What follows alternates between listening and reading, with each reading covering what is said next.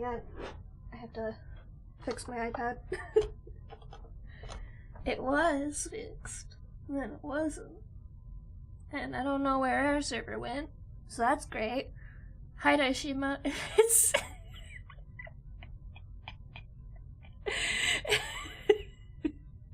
What? Actually, hey, since you're here, let's test that chat shit out. How's this working? Oh no, how do I... how do I block restream bot? That's not good. Is there a way to block users in this thing?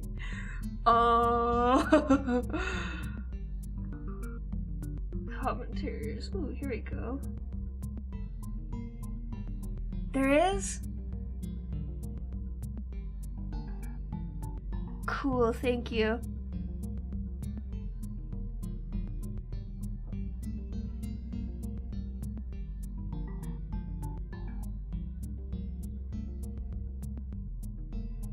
That is very disorienting. But I have my chat box back. I'm excited for that. It's so much fun to have a chat box and see the chat on screen. And hopefully trust my chat to be good to me. I fixed all my stuff already. And oh, where's the cat cam? Where's the cat cam? We've got Mia today. Oh, why is it like that? I forgot. Shit. Hang on. Oh, it's rotated. Nope, that's not the right thing. I don't know what I'm grabbing. Hi, Kira. I'm having technical difficulties. Don't mind me. There you go. You can see Miss Mia in the corner. Oh, thank you for resubscribing. You very much don't have to. Yeah, so I don't have alerts at the moment. I don't remember how to put them together. I had them through Stream Alerts, or Stream Elements, but I'm trying to remove Stream Elements entirely. 3-dot settings, comments, users should not be exported.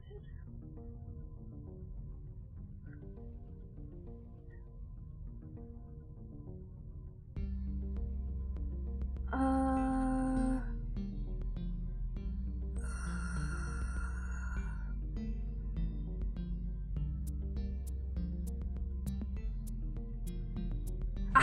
Thank you. Okay. There's several things that have 3 dots.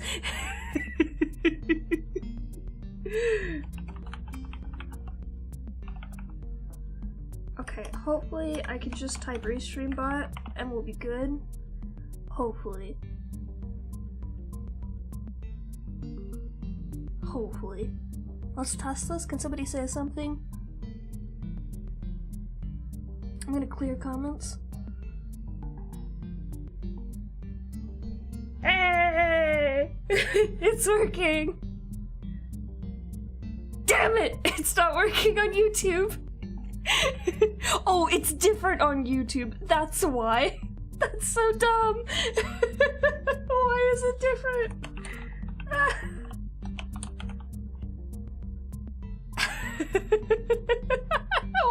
Why does the YouTube bot have a space? Hi, don't mind me. I'm testing this new chat box, so I gotta do things. Yes, I bothered Daishima directly. I wasn't intending to fix my chat box during that conversation, by the way, but because you brought it up at just like the perfect timing, I finally have done it.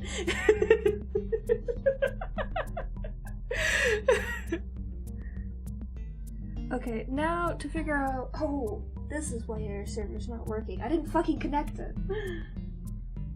How's y'all's days going though? I know it's been a week. I know. But we can still take joy in our day to day. Yeah, I was messing with it. I won't lie, I was trying to get persona colors to work. But purple. I did not get persona colors to work in purple. But I'll mess with it later. I'll fix it up. It also doesn't help that it is just kind of tiny. Here, like if I make it bigger, but like it gets blurry. Like that's not just my eyesight messing with me, isn't it? I don't know why it's blurry. It's okay though. This is just the test. This is just the test. Also, sorry, my camera's on the other side where my iPad is, but the screen OBS is on is so far away. Fuck you. I'm gonna peek through the chat.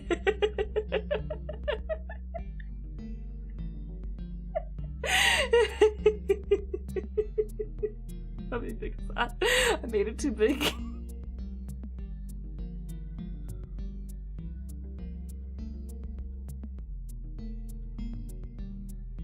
Ooh, okay, thank you. That is very good to know. So if I do like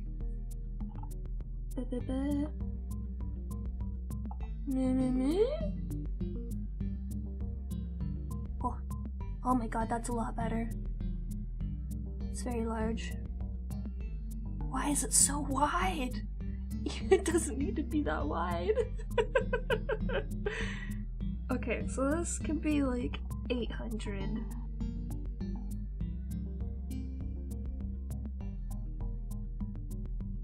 I'm changing the width of the web source! Fuck off! It's still like not great, like for some reason, I don't know, it doesn't look right. It's just very tall. It's better.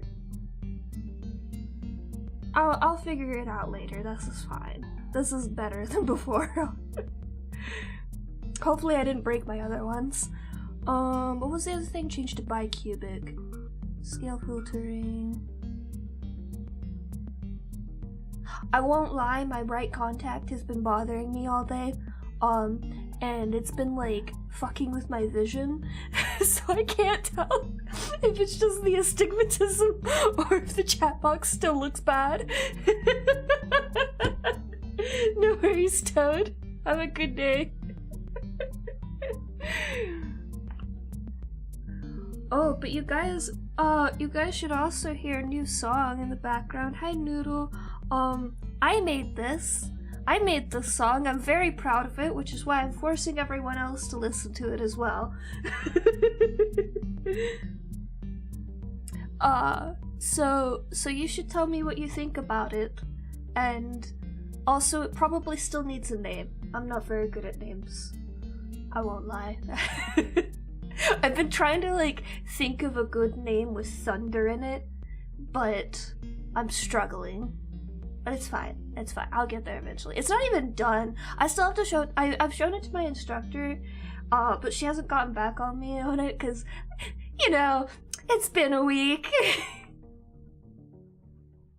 Yeah, I sent you the shorter version of it. I made it the loop a little bit longer, and then I tweaked like some of the background percussion stuff so that it loops nicely, even though it can also stand on its own as like a full song. It was doing a weird click thing though. When I exported it and it looped, it would do like a weird little click to it, and I was just like, what the fuck is this? But yeah, let me go ahead and swap to art, and oh Jesus Christ! Oh no, I'm trapped! Oh no!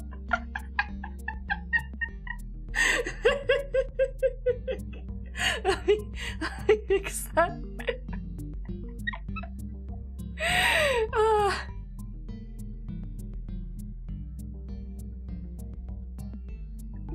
It is, it's truly an unjust game.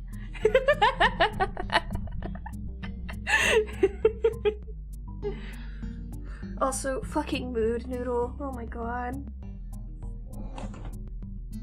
The lady who delivered my groceries today delivered to the wrong house, but she like, I don't normally get like little updates like when they arrive at the store and when they're coming over and stuff, but she sent me little updates every time and I'm too nervous to reply to them, but I was like, you know what, that's sweet. That's nice of her. I'm gonna put chat behind me Because I'm more important than chat. And I'm not afraid to say that. Oh my god. Oh my god. Oh my god. You guys gotta look at Miss Mia though. Hold on. Let me pull up my camera thing. Loud, please. Thank you. Also fix the focus on it. Can I zoom in any more? No. It won't let me. Dang it. She's so cute though.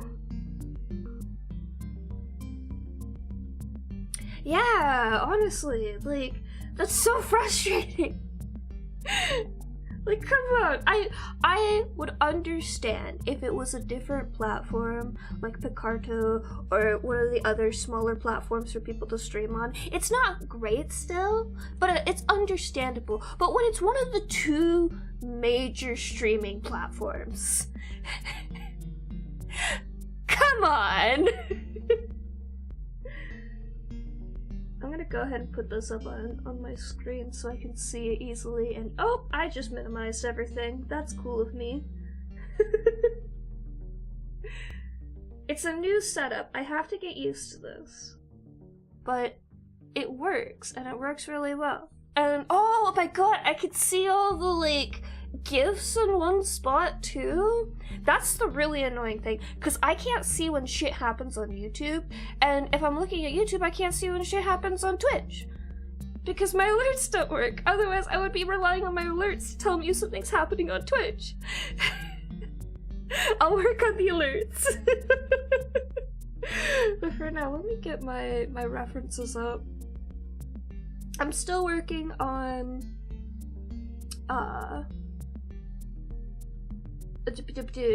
oh my god, Restream Bot still shows in here. Can I filter this too?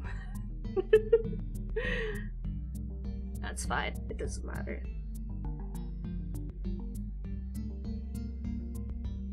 It really is trivial, like, genuinely trivial to regex replace anything. Like, it's so trivial. Regex is actually one of my favorite things to mess with code, so I'm delighted if you've brought it up. There we go, that's Laura. That's the bitch. Hi, Miss Mia. You're not Miss Mia. Oh, hi! Oh, I didn't even see you there. Oh my god, we have both kitties. Hold on, let me turn my camera.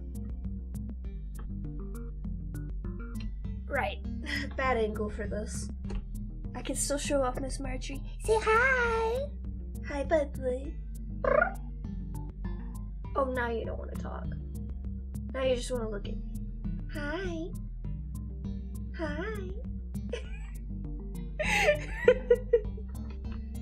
I had hot dogs earlier, that's why the ketchup bottle is on my desk.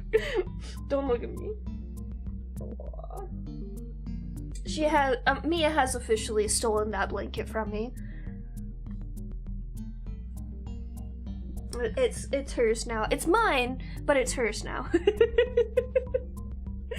I'm okay with this. Okay, I have to fix this guy's, like, cringe motherfucker hands here before I move on to the next frame. I'm getting there, though. I'm slowly getting there. Also, Kira, your raffle prize, I have an idea starting to form, but it hasn't fully formed yet, so that's why I'm not working on it immediately. But you're gonna get something fun for sure.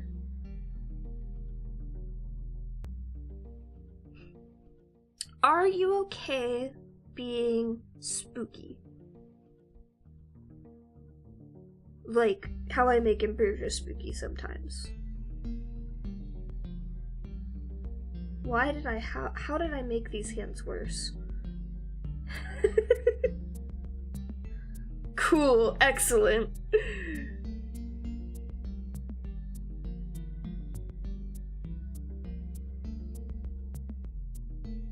Oh, hell yeah.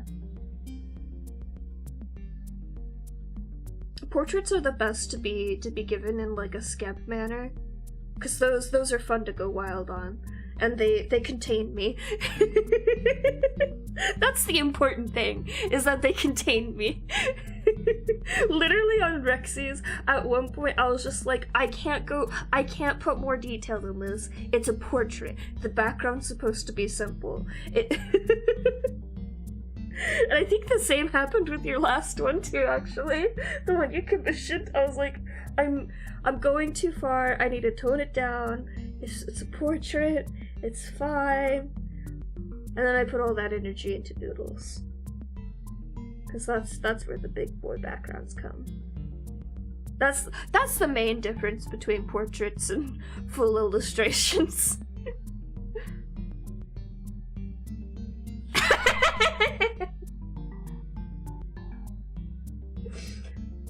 I think that's so funny that this has just happened so often.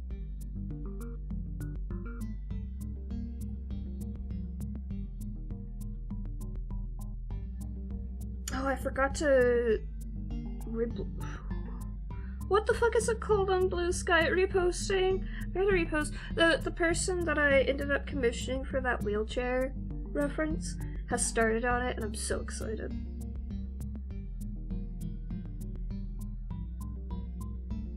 Which, it's good that they started on it, cause I need that wheelchair for the animatic. I shit you not, I started trying to draw Emrick's wheelchair, like, in one scene, and I drew for about 5 minutes, and I was like, nah, fuck this.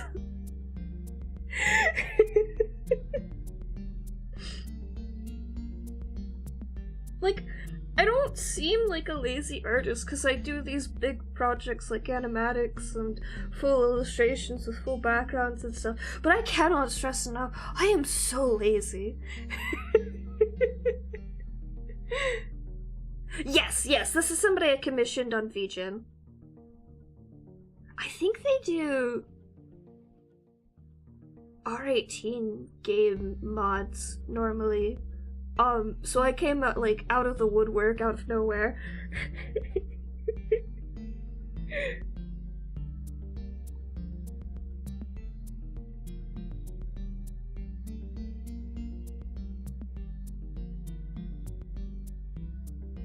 Hi, how's it going, Cass?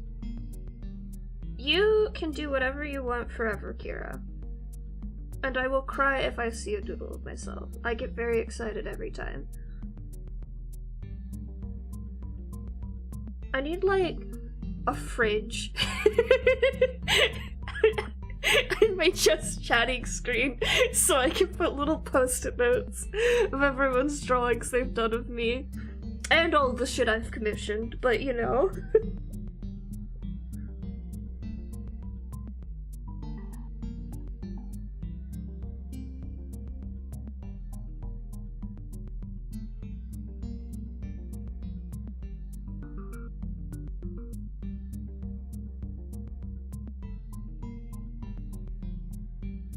You know what? Fuck it. That's good enough.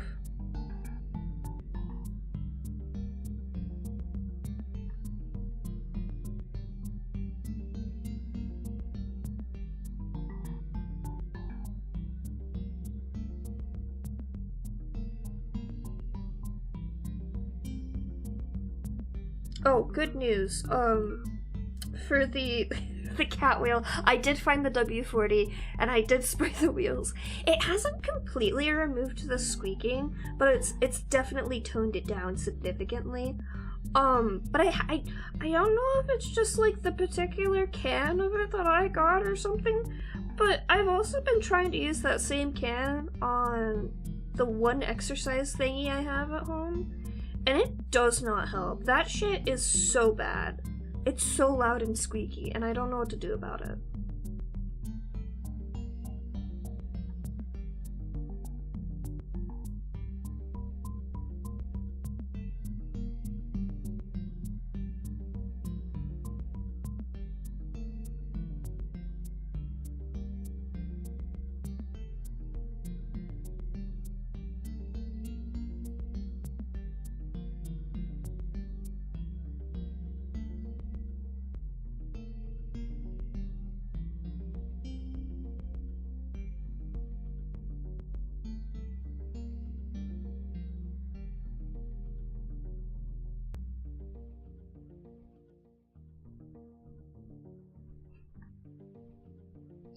Miss Mia. Miss Mia. Miss Marjorie. Hi. Hi. Are you a sleepy kitty? Marjorie definitely loves the wheel. Oh, interesting. Yeah, I don't know shit about anything. When I complained to my dad, cause he's got like good exercise stuff, but I don't think he has a binge. Cause he's into like exercising, unlike myself. I am trying to get back into shape and I am failing miserably at that. But he told me to get some WD-40 and I did that and it did not help. It may also just be, so the place that is squeaking so much on my machine is like behind this big plastic panel that's impossible to fucking take back off. And like the place is really hard to reach and behind that plastic panel thingamajig. But I swear I have soaked that thing. And it still didn't work. It didn't do shit. So I don't know if I just completely missed it or if just I guess I needed a different chemical. Yeah, now that I've gotten rid of my couch, I'm probably gonna get like a smaller chair or something to read in. But there's not enough room for a cat wheel, that's why I got that one. Also because Marjorie's a menace. But mainly because I have room now. I've got a huge stack of boxes I also have to clear out, which will help as well. I'm really bad about boxes.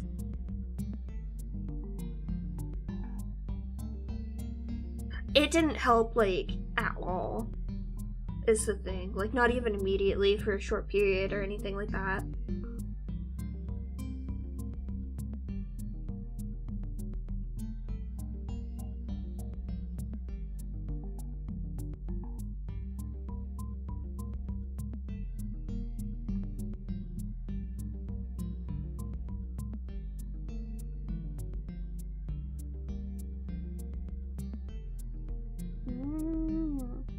I think it's metal on metal for specifically what's causing noise on that machine, because it's definitely like someplace with like a gear or something where it's just the different metal parts moving together. That's what it sounds like. But that's also good to know.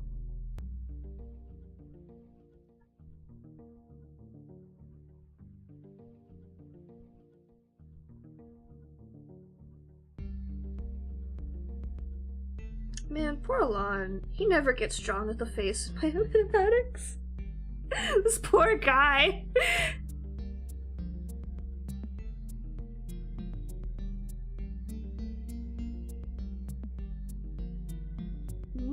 Okay. I'll look into a silicone spray. That might be what I need. The WD-40 definitely worked on the cat wheel at least. That's sounding much better. So we've got that going for us.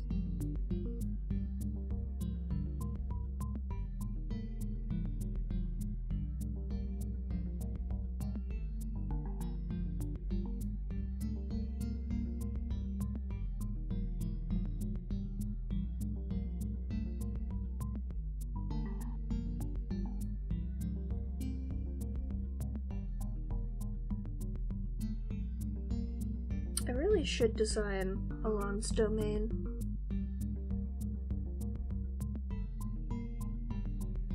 I've never thought about what his domain would look like.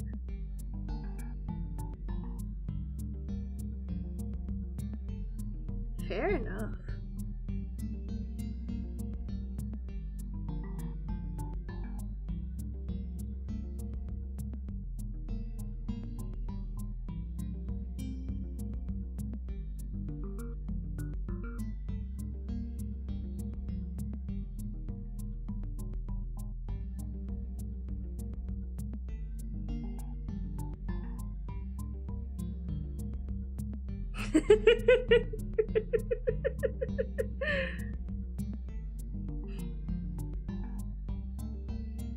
I need to catch up on Jujutsu Kaisen. I keep rewatching the one of the honestly all of the openings. I've been rewatching a lot of anime openings recently. I've been critiquing them to myself. Which sounds stupid. But like hear me out. Your opening to your anime is your eye catcher. And if it's not good enough, you're doing a shit job.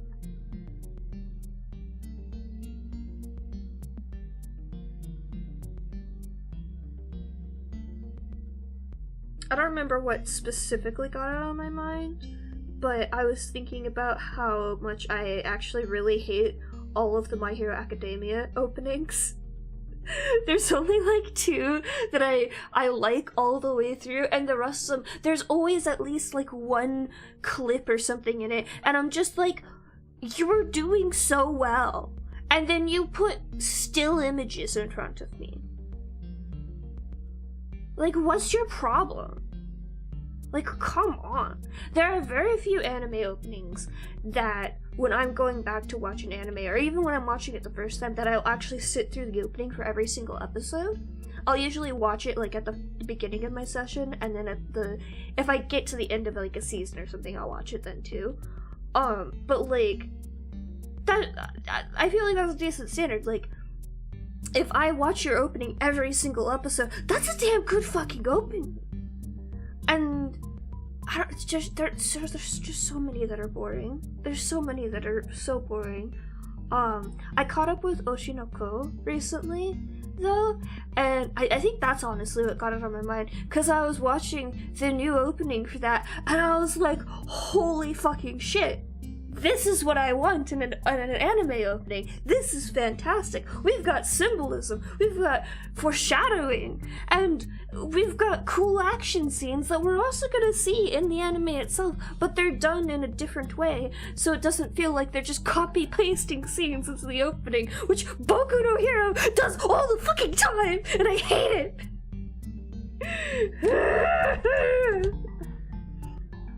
Openings are sometimes when I go take a bathroom break or something like that, Daishima. But I tend to have like 4 to 6 hour binge sessions where I'm drawing and I have anime in the background, so I'm not gonna watch the opening every single time.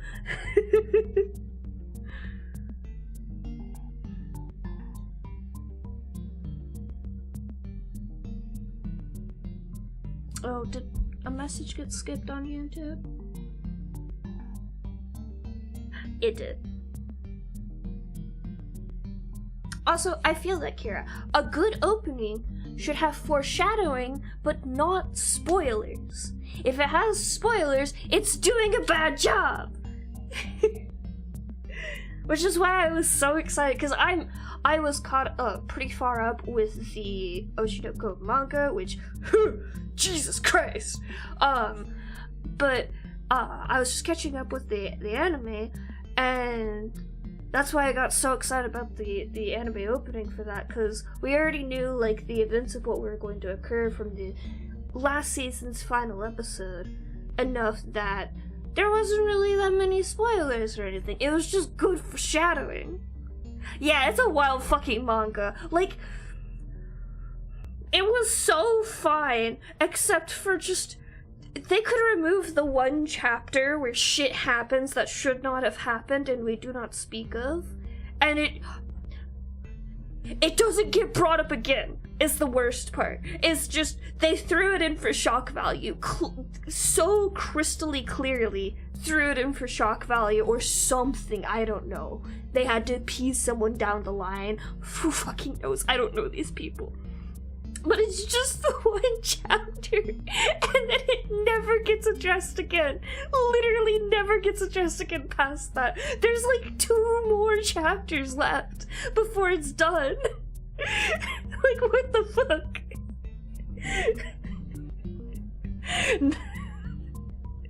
Why did you have to put it in?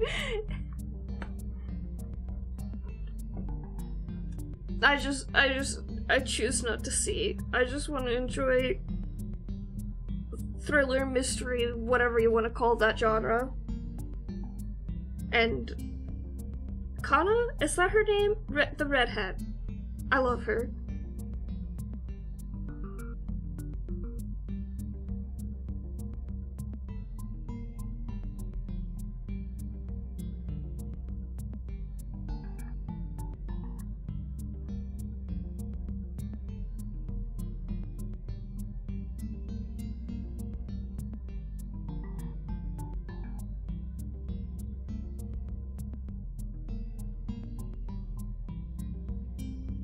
what else was I catching up with? Oh, I'm still catching up with Blue Exorcist, which, holy shit, they're continuing the manga canon?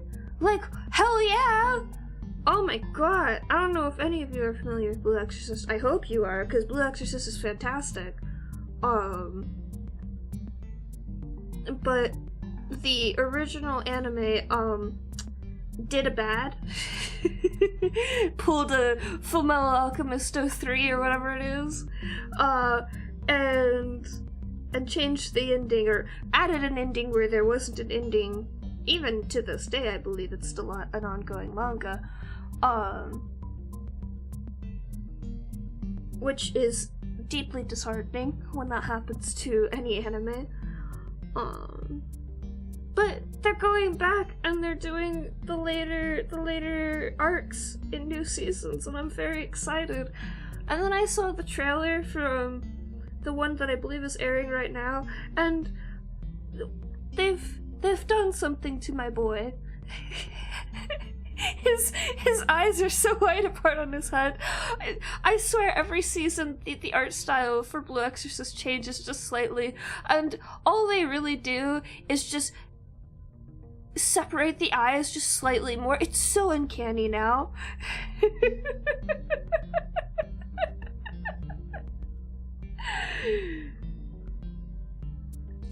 Blue Exorcist is so good. It's one of my big inspirations, I would say, probably. Just because of how influential I was at the time? That's not the right word. It was one of the, like, big ones that I was, like, reading / watching when I was a kid. Alongside stuff like Fullmetal Alchemist. I need to turn off this light. It's so bright. A little bit, yeah. But it's just the eyes. Like, the rest of it's fine. They just, like, widened the face too much during the Kyoto arc, and then just kept doing that in the next arc. And, like, I'm currently watching the Illuminati arc, and it's still, like, fine. It's a little uncanny valley in that one, but then I saw I don't remember what the next arc is called, Snow something or other. I saw the trailer for it, and I'm just like, dude, there's at least 5 inches between his eyeballs. That's way too much distance. Come on. Please. Please fix my boy. Rin doesn't deserve this. Give him back.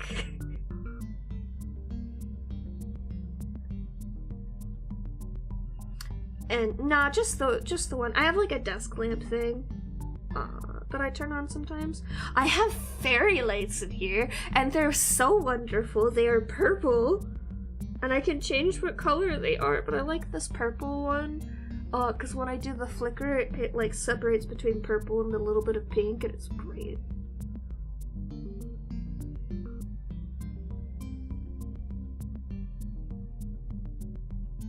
I need more purple things to hang on my walls.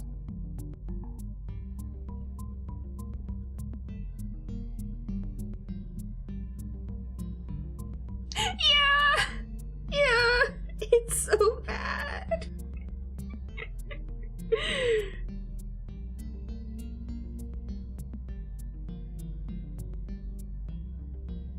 Still, though, I'm very excited because the Kyoto arc is my favorite, at least of what I've read so far.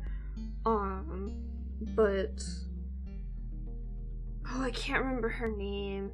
Snake Sword Lady. I'm so bad with names. She's one of my favorite characters, so having an arc that, like, delves into her backstory and stuff was just very exciting, so I'm very excited to go and watch that season when I get to it, eventually.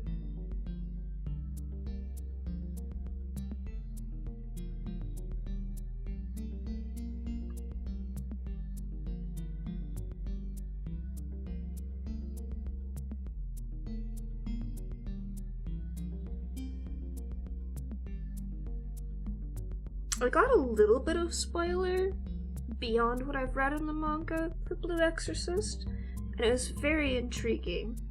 but it was also kind of just like, hey, huh? What? What the fuck's going on in there? Not in a nasty way or anything, just more of just like a very confusing way of just like, a lot has happened, hasn't it, huh? I really should catch up more often. I feel like that for Tower of God too, though. I'm still like 100 chapters behind. That's fine, I'll catch up. I need to catch up with the anime too for that. It's so good though. I'm so happy. Because you don't expect webcomics to get animations. But like Tower of God is perfect for long form animation, like the stupid long hundreds of episodes type.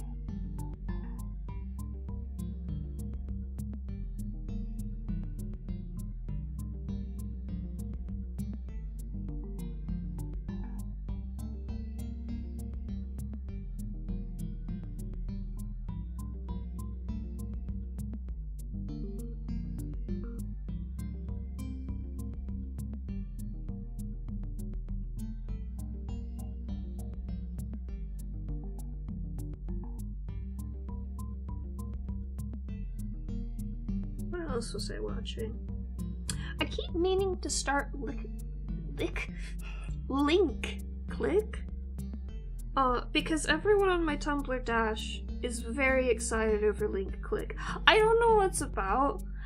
I know there's photography involved, and I know there's time travel involved, but the summary for Link Click is very unhelpful, I would say, in regards to the plot, when combined with all of the like gifs and spoilers I've seen on Tumblr, and I'm so confused what it's about. I'm so confused. I do not understand. I don't want to say anything because I don't know how spoilery it is, but is there a time loop happening in there somewhere? I feel like there's a time loop happening in there somewhere.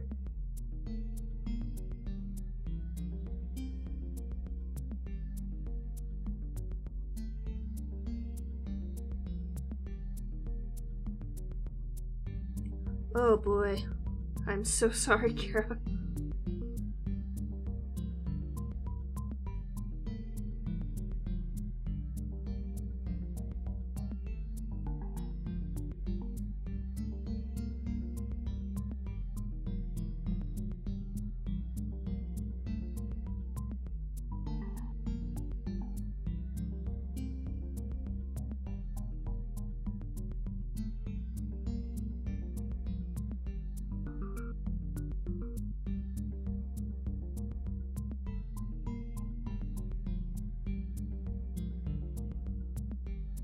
Yeah, that is very amusing, Dai. That has been my life since I started multicasting. This is why I have both Twitch and YouTube up at the same time.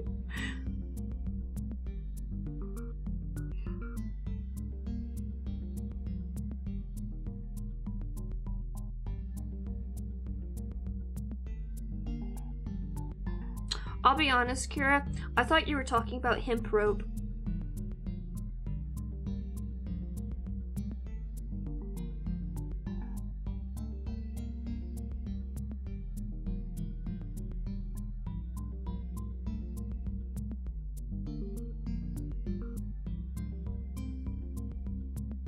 Yeah, I'm just using the one chat thingy for just chat.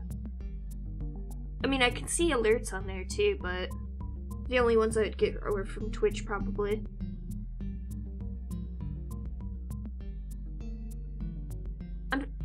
Oh! No, it is not just for chat. I am using Restream to multicast as well.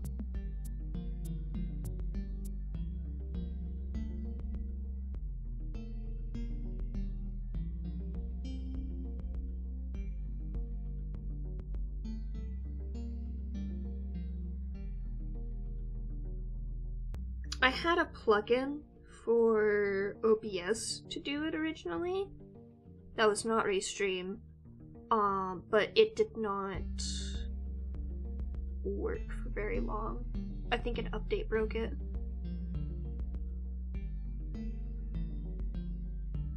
Either that or I was trying to play a game that it didn't have enough power to do. The problem is I sometimes do game streams, and my computer's good. It is fairly high-end, but it still struggles with stuff like that.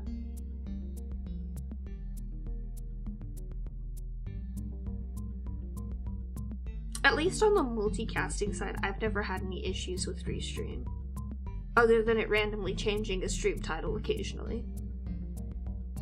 Oh my god, it did it again. I just noticed. Why didn't no one tell me? Guys, you gotta tell me.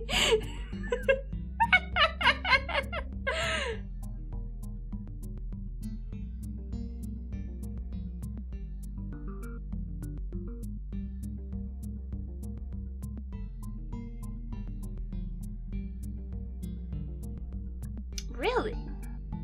That should be fine then. That shouldn't increase anything at all. That's just another output, and that's fine. I'm on Google Fiber. If Google Fiber has a problem with that, I have bigger issues. YouTube was fine. So the YouTube one is always fine because it's always a new, video technically on YouTube, but on Twitch, it'll sometimes change my stream title on there when I go live.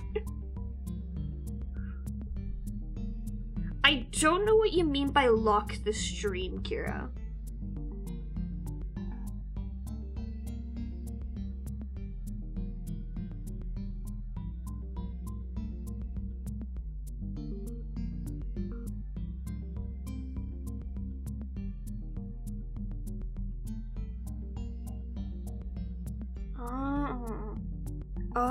Oh, I see now. I understand. That's a Twitch issue. Yeah. I was like, oh no, did I break something with Restream? No, that's just Twitch. That's really silly.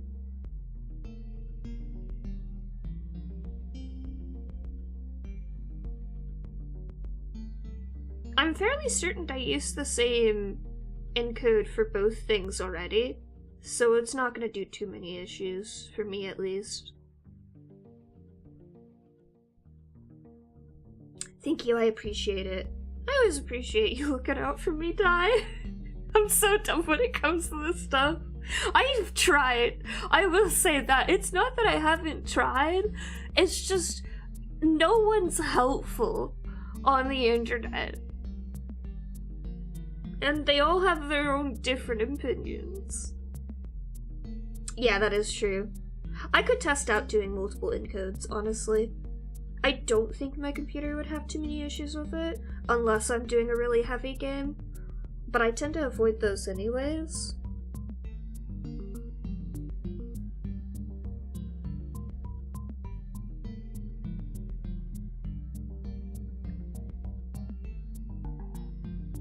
I think the heaviest game I have right now, honestly, is like Persona or Kingdom Hearts 3.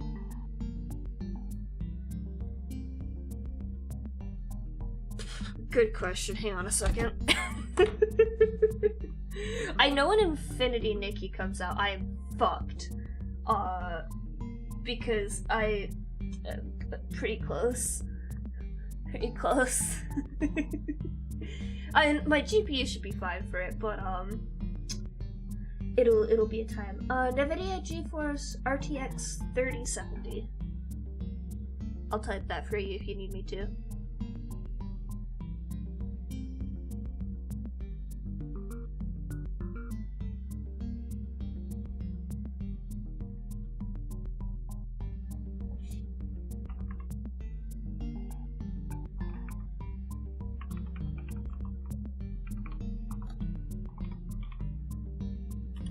Don't worry, I got you.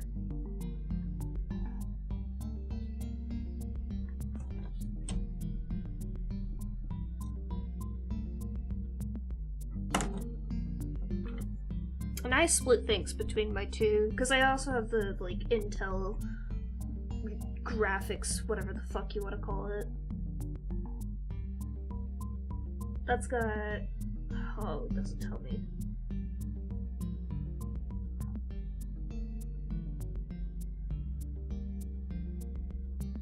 I've got a decent amount. Aw, oh, fuck yeah. I'm so glad there's someone here that knows more about this than me. I have had issues in the past, but I was probably doing something wrong.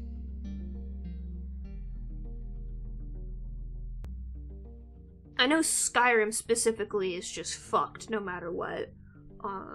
But I've had issues with other games. I think mainly... was it Minecraft? I've had issues with Minecraft, but I think that was poor stream setup. Yeah, honestly. See, the problem is sometimes I just start clicking things, and then I forget that I've clicked a bunch of things.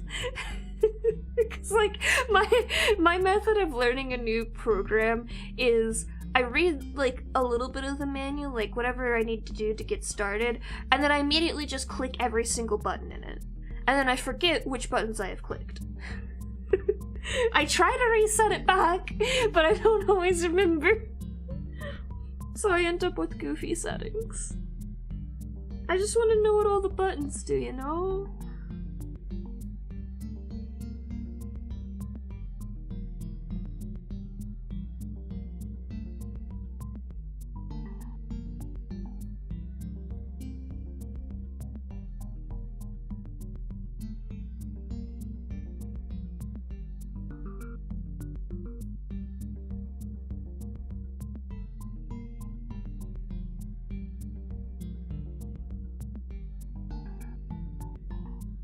I think I'd be okay. I think I would have to play a pretty hefty game to have issues.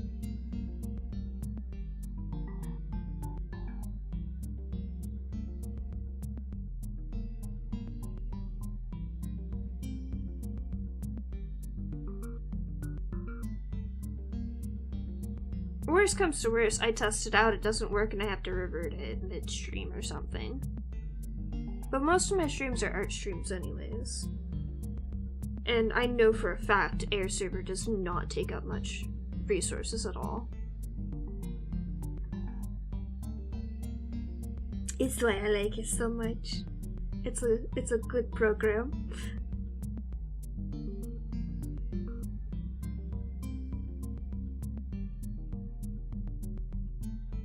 Ooh, that's nice.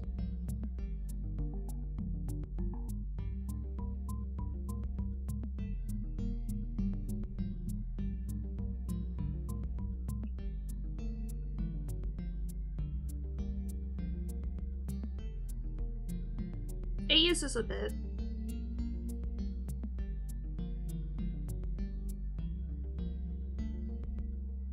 It has a window that actually shows what's on my iPad screen on my computer, which is what you guys are seeing. I'm just using the window capture for it.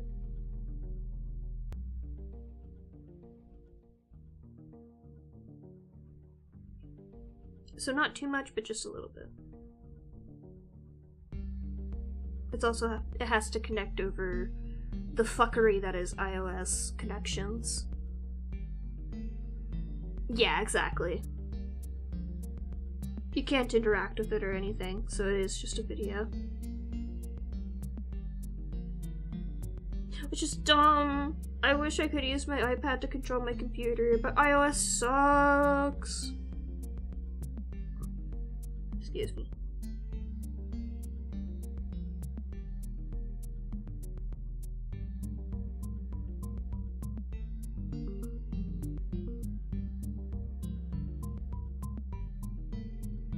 Yeah.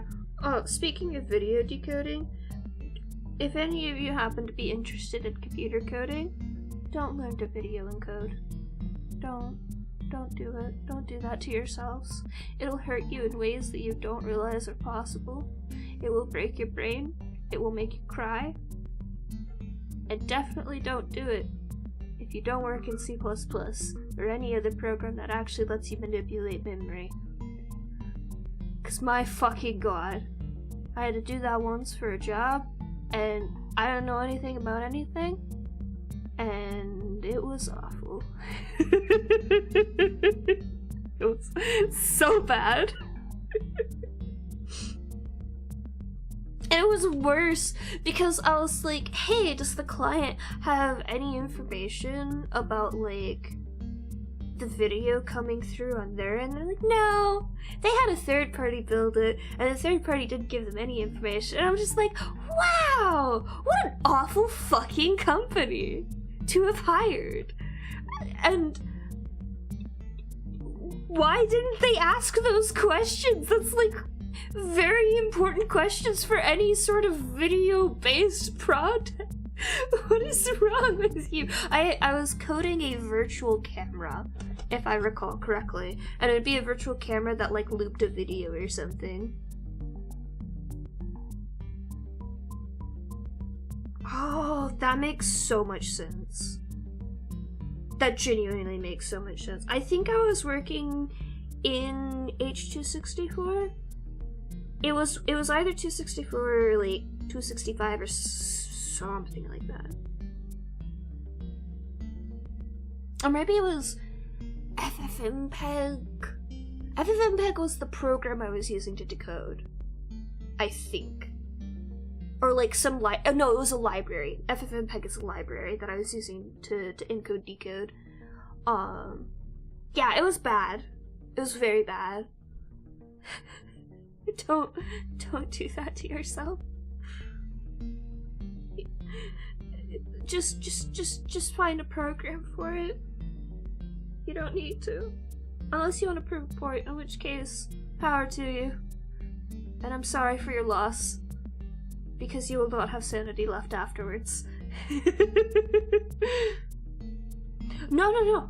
FFmpeg, fantastic. It was delightful to learn it for the project. I don't remember anything about it at this point, but if I saw it again, I'd totally be able to figure it out easy. It was specifically the client's program that I was trying to interface with. I had zero information about what kind of video it was and how to decode it and what to encode it to show it in their program. Like, what was supposed to happen was... Oh, let me think. It's been several years since then. I think it was, like, their program would have, like, a camera connection, and it would connect to whatever program we were working on, and then that program would send back a video file, and it would pretend that it was a camera feed. But I didn't have any information about what that camera feed was supposed to be designed architecturally in code.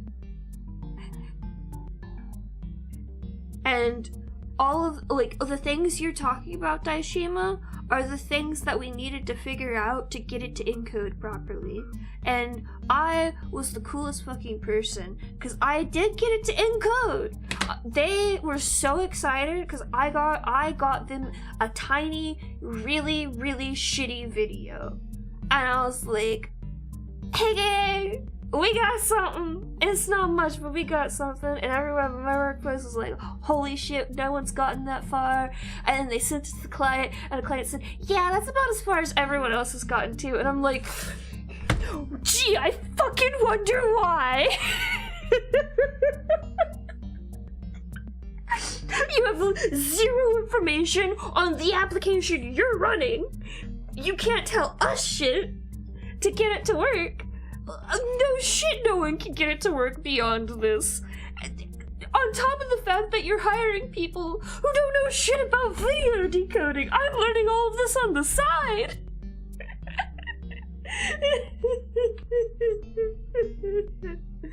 Oh, it was so bad. Don't do it to yourself.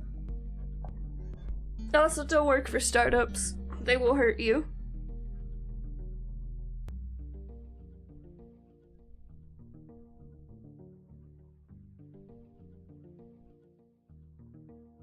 It's all good. I'm still proud of that. I'd use FFmpeg again.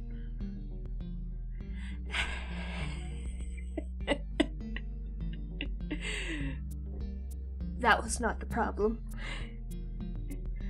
Part of the problem was that they were hiring C# people and .NET people to do a job that needed to be done in C++ or another lower level language, because video encoding takes a lot of fucking memory.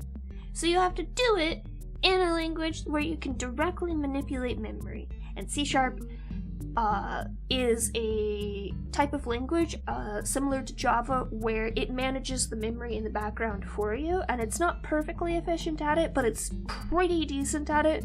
So if you don't have anything that's like needs specific allocations for memory, it works great. But video encoding, especially with large videos, like anything above 360p, you need to be able to do memory allocation to get it to run properly in any way, shape, or form. So it was running at like 30 FPS at 360p, but because I didn't know C++ that well. I knew a little bit because we did a little bit of C++ work at school, but I didn't know enough to do what they needed it to do. So I was doing like half of it in like really, really shitty C++ and the other half of it in C#. It was so bad. It was really bad. Like, the fact I got anything at all was a fucking miracle, because I couldn't find any information at all on how to interface with the stupid fucking program. That was the problem, was that we couldn't interface with the program properly. We only had like vague understanding of what needed to be done to do that. And the person who had worked on the project before me had gotten a decent way into that, so he had all that kind of set up properly enough for me to get started on it. And then I basically just sat down for like, I think it was like 4 months, just trying to get that video to be encoded and decoded properly. And I finally got it. And yeah.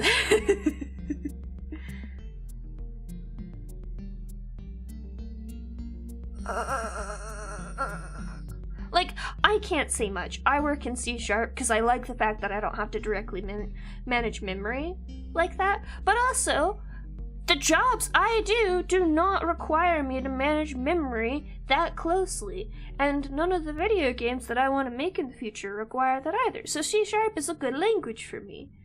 It's that business people refuse at like a core level to try to understand tech in any way, shape, or form, and so they hire the wrong people to do the job.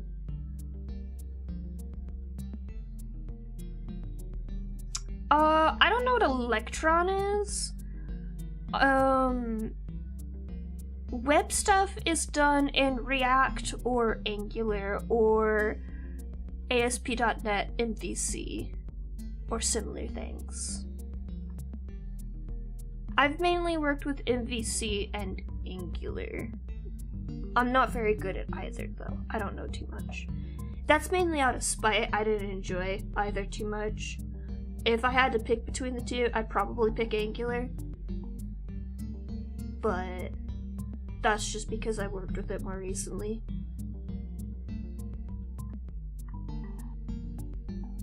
I honestly would probably be better at MVC though, because that's like more integrated directly into Visual Studio. I know I worked with MVC in college for a little while. I don't remember if I enjoyed it though. I probably didn't, because I really hate web code. I like HTML. HTML, totally fine. CSS makes sense to me. JavaScript can die and crawl back into the hell that it came out of. Fuck JavaScript. I don't like weakly typed languages. Weakly typed languages are stupid. And I get the point, but I think the point is stupid, and you could do the same fucking things in a strongly typed language and not run into all the issues that a weakly typed language has, and it would be fine. But no, we had to build the internet on fucking JavaScript. And now I have to interface with JavaScript if I want to do anything on the web. Because fun fact, anything else on the web is just JavaScript, HTML, and CSS all wrapped up in a nice little bow under 15 other different covers, but it all boils down to that in the end, no matter what you do. Because that's what the internet runs on. Fuck the internet. Sorry, I'm a little bitter over that fact. I think it's neat, but I still hate it. Oh god, now I'm thinking about networking again, and I really don't need to think about networking.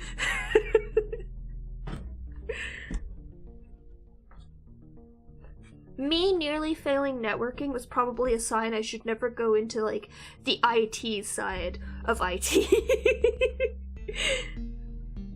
No, it's not. Specifically because it's weakly typed.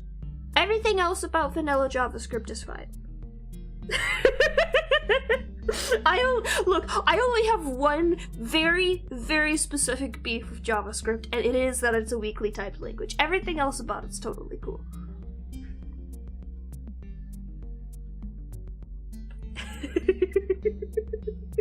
Look back here.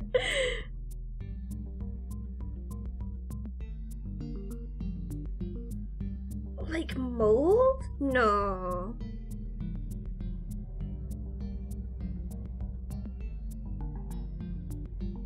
I wouldn't do it like mold. What is it like? Oh, now you're hurting my head.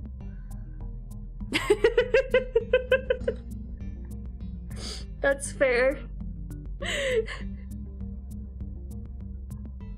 I'm like 3 seconds away from a full rant in only technical terms. Which is, I feel so bad. Oh, I see. Yes, Cass, you are correct. I see.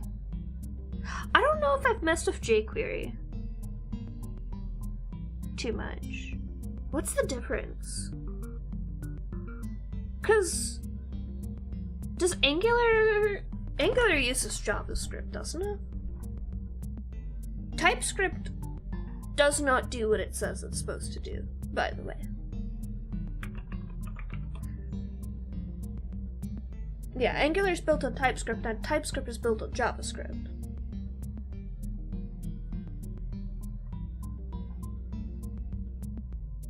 Now, JavaScript is different from Java, for everyone who is not a technical person like Daishima and I.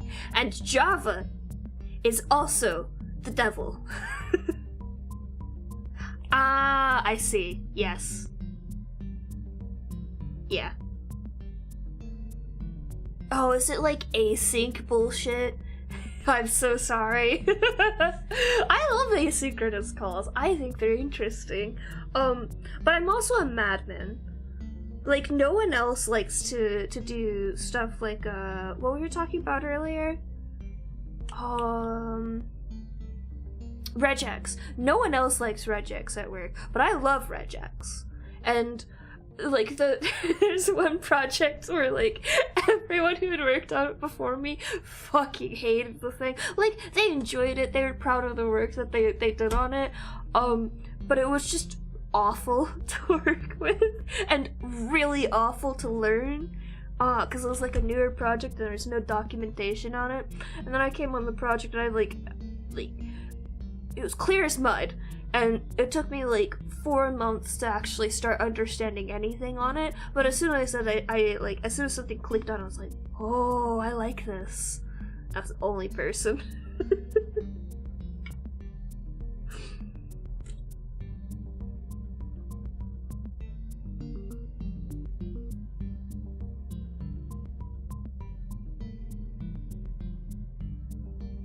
That makes sense. Asynchronous calls are very, very, very useful and used very often.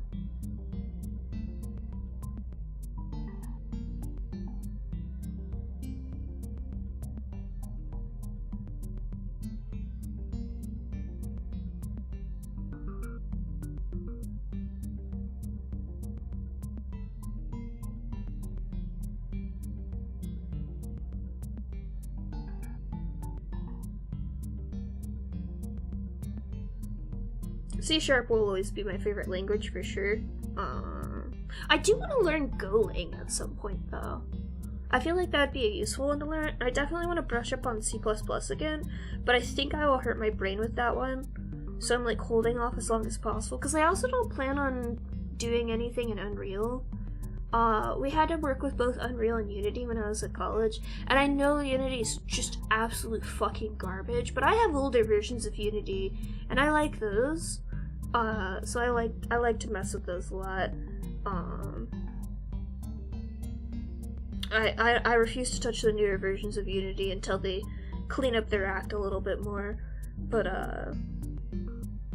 I tried to use Unreal Engine at college, and I don't think my teacher understood how to set it up properly, because I learned after the class that you had to set up Unreal Engine in a very specific way, or it would just fucking obliterate itself and then crash your computer. And I learned this because every single day of that class, for the first 10 minutes, all 30 members of the class, including the teacher, would spend that 10 minutes trying desperately to not have our laptops crash and try to set up for class. I only ended up ever making one thing in Unreal Engine, and it was just kind of like a walking simulator through like a cyberpunk city. It was all done with like free downloadable asset packs and stuff, and it was just so bloated. Like every single asset was so bloated in regards to like just actions you could do with it, or detail, or just everything. And it's just, that's everything I hate about game development, especially nowadays.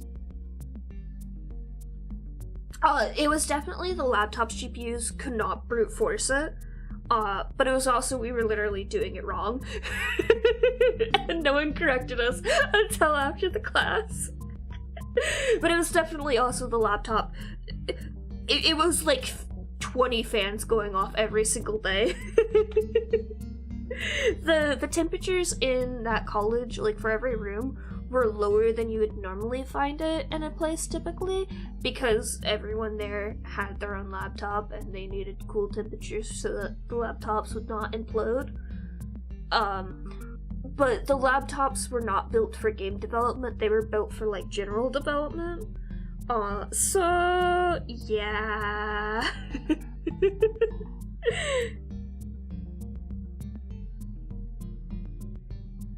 In general though, like that's what I really didn't like about Unreal is just that everything feels bloated on it.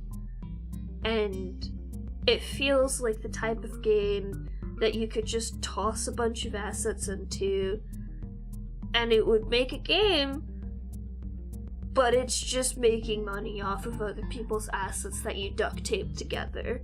And like, I'm personally a big fan of MMD videos on YouTube, and a lot of those are also just taking a bunch of assets that you find across the internet and putting them together in a fun way. But I think there's a difference between a 3-minute video on YouTube and a full game that you start charging people $15 for. And out of the two of those, fuck the people charging $15 for a game that's just an asset flip.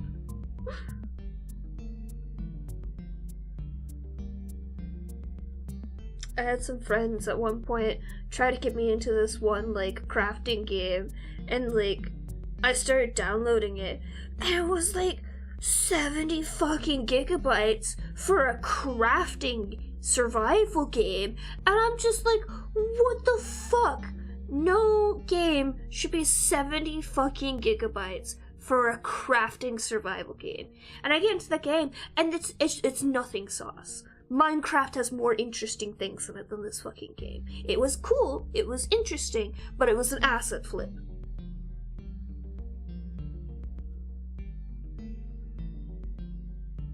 Oh, yeah, if I was familiar with Unreal asset packs, I probably could, like, pick them out so easily. But all of those friends were so excited about this game, and I didn't have the heart to tell them that it was just a dumpster fire of a game, and it was trash. It was so bad. And, like, I'm sure if that game is continuing to be funded, that they would at some point not be an asset flip, because I believe it was an early access or something. Like, it wasn't a fully released game. But still, like, if you're that far along and you're still using assets from an asset flip, like, that's bad. That's bad.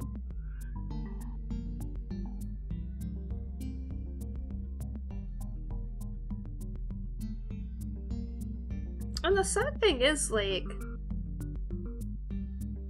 you can make an interesting game with purchased assets, I feel like. I don't know of any game specifically that is like that. I know one that feels like it is like that. But I don't know for sure. I don't think it is actually a game where they just bought all of the, like, 3D models somewhere and then just did the code. Because the actual gameplay of it is really cool and interesting, and it's definitely unique, so it's definitely not an asset flip as a whole. It's just like they used a bunch of assets other people made. And I think that's fine. You don't have to be an artist to be a video game coder. But don't just download a bunch of things and slap them together and call it a video game. Because that's not how that works. Also, I gotta look up how many gigabytes it is. Because it's definitely more than 70 at this point.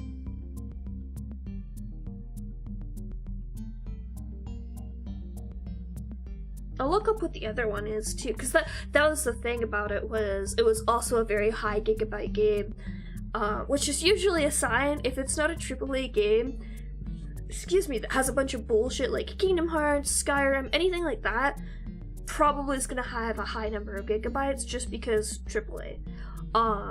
But if it's an indie game and it's got more than like 30 gigabytes, something's wrong. Something is wrong with that game. Like, there's gotta be a reason for it to be that much. Let's see. Oh, here's another good comparison. Calico, also an indie game, not an asset swap. They did all of theirs in-house. It's less than a gigabyte.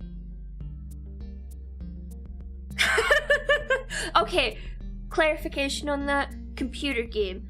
Hoyo specifically has to keep their games small because they are mobile games. And I know calling a 30 gigabyte game small is a stretch, but I play Shining Nikki, and I'm pretty sure Shining Nikki is like 50 gigs at this point. Let's see. Baldur's Gate. Jesus fucking Christ! When did Baldur's Gate become 150 gigabytes just to install it? Because it was not that originally. It was under 100. What the fuck?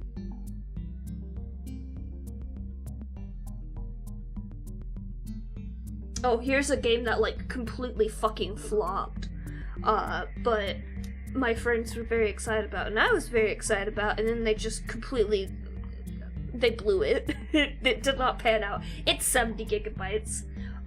Gee, I wonder why it flopped.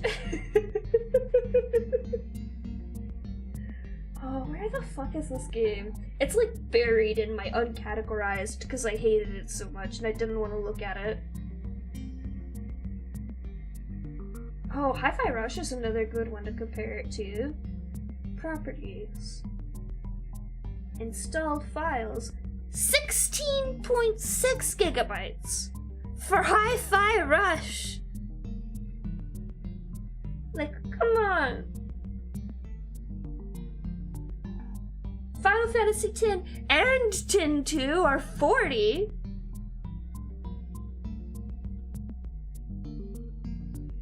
Oh my god, it's disappeared. Did I hide it?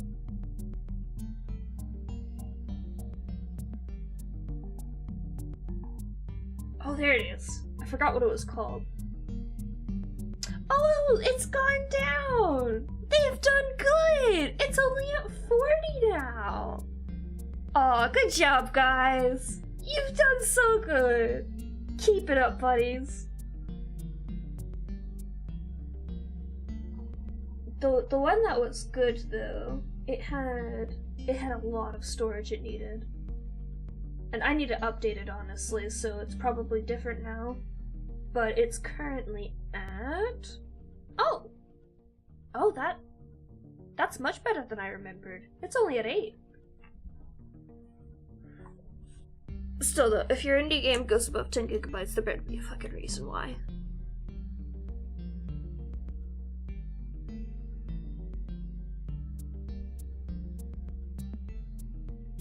I don't know. Maybe I'm just so harsh on file size because I personally hate photorealistic games. I think going for a realism in your game is just putting a time bomb in it. Because one day, somebody's gonna make a better photorealistic game, and your game is gonna look like trash from that point on, and there's nothing you can do about it. So why bother making it photorealistic, and instead pick a style and stick with it. Go hard on it. Make it something incredible. It doesn't have to be unique, it just has to be good. And good style is timeless.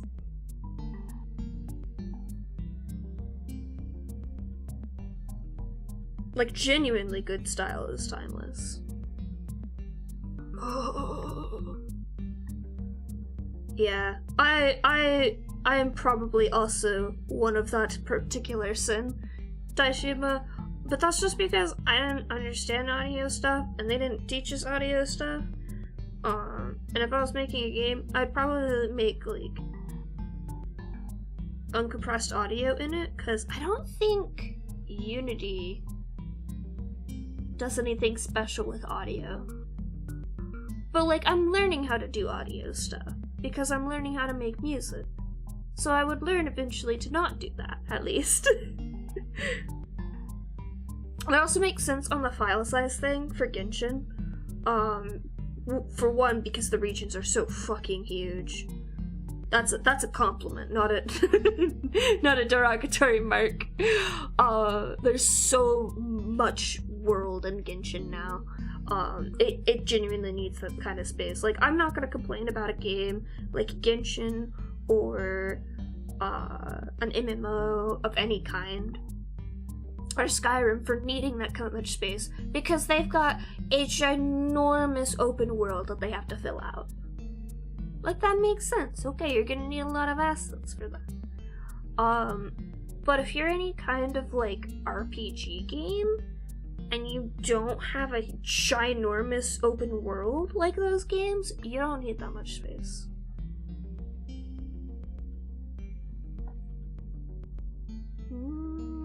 Where does MP3 fall in that, then?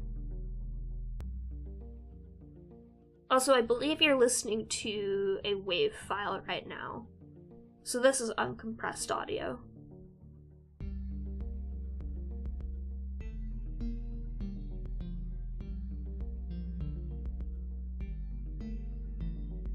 Fuck if I know. I mean, I'm illegally modding my game. I don't really have room to speak on Genshin. Only visually. I just wanted to put people in pretty outfits, and Genshin doesn't let me do it enough. Which is sad. I'm like the core audience for selling pretty outfits to, and they are failing to sell pretty outfits to me. Like, come on, Genshin. Like, I play dress-up games daily. I'm such an easy sell on that sort of thing, because I love customization. Like, I think Blue Sky's gonna have some, like, monetization later where you can customize your page. I will pay for that, because I like customization. Is FLAC basically the PNG of audio, then, by the way?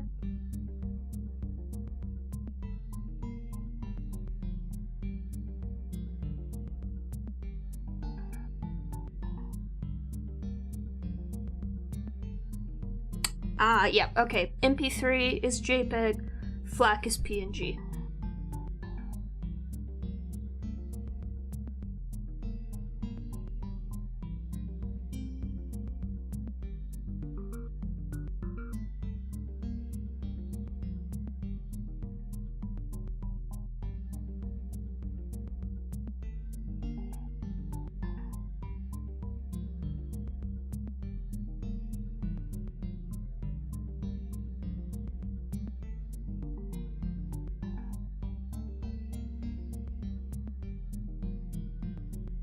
It's really funny learning music, having a math and computer science heavy background on top of an art background and not knowing shit about audio.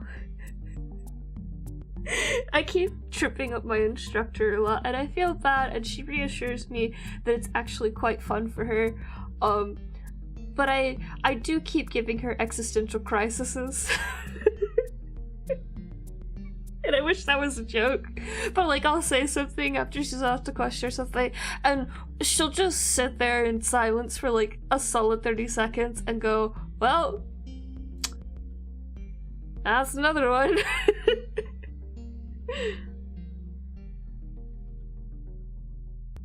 That's good to know. Okay, so I can use Wave for my stream files.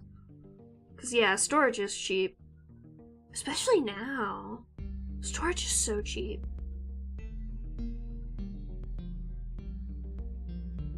And I can fit like...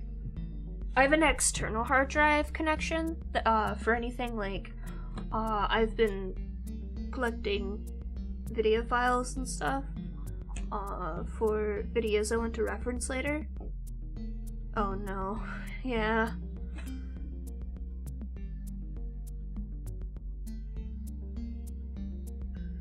I don't want to think about things. But like I've got I think like at least 2 more connections for hard drives in my actual case for like permanent ones. I could plug in my non-permanent ones into my actual computer, but I think we harvested these from an old laptop of mine. Actually, multiple old laptops of mine. So I kind of want to keep them external, you know, just in case.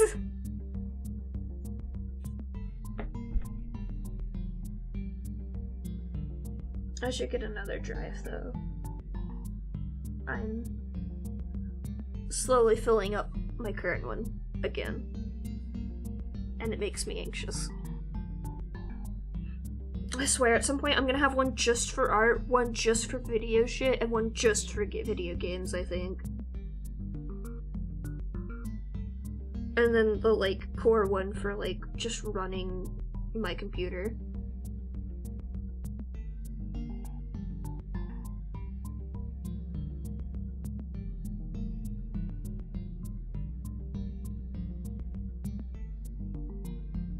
I've already got it kind of split up in a weird way where like some of my applications are still on my old hard drive and some of them are on my newer one, and then all of my storage for media and stuff is on my newer one because that one I think is a terabyte. I got really scared when I had to get a second one, so I got a lot of storage, which was good in hindsight.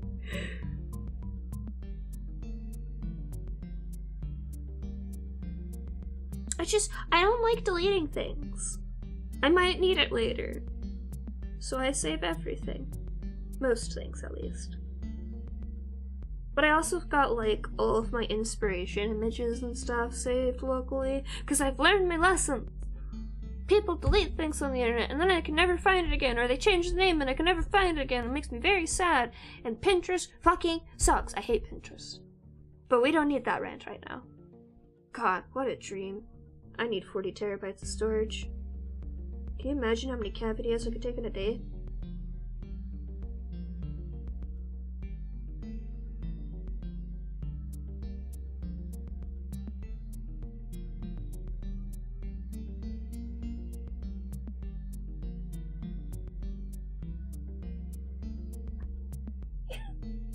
Why are you sitting there, baby? That's like the tiniest shittiest cat bed. It is literally half your size. Can you even see her on the camera right now? You can just barely see her. Yeah, what are you doing? What are you doing?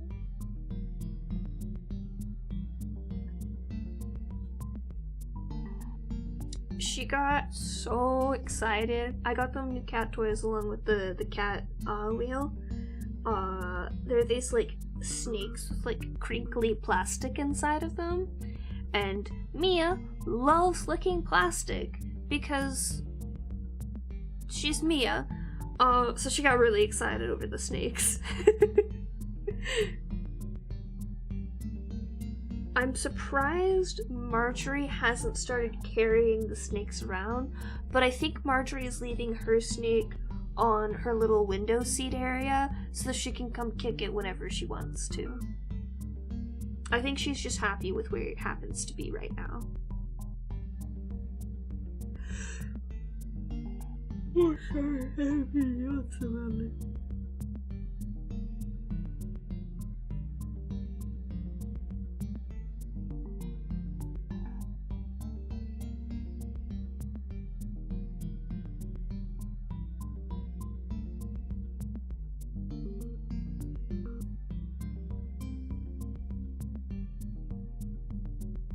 Holy shit!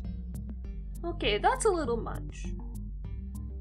Unless you're like saving your entire anime collection, then that's probably not even enough. That's what I'm trying to do right now is I don't know what is happening. Some sites that I've regularly used are suddenly not working very well, or like not loading video well, and I don't know why. And then I'll swap back to YouTube and YouTube will be perfectly fine. I'm like, what? Huh? Why?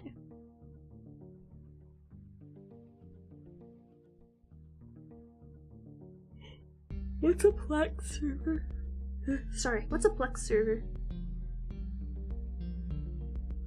Also, yeah, professional would make sense as well. Oh, is that a torrent thing?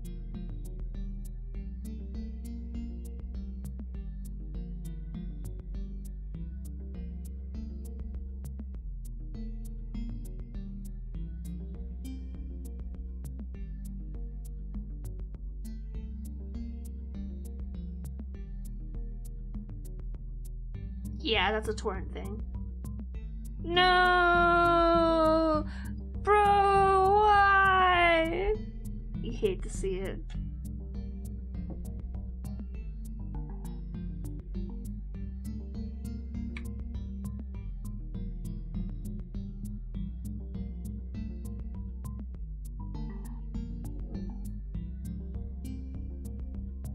Yeah, rip in fucking pieces.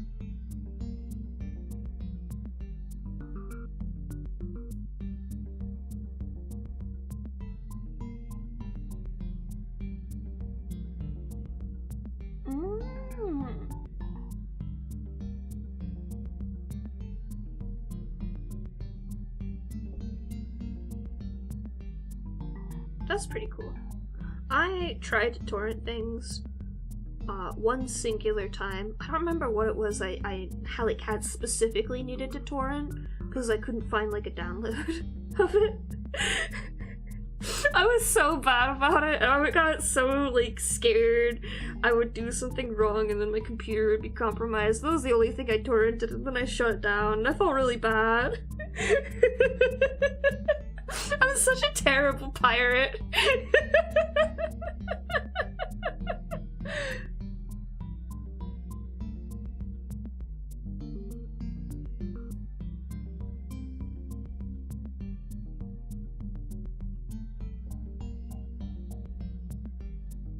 No, hang on, I'll take a look in a moment. I'm just trying to get this color right.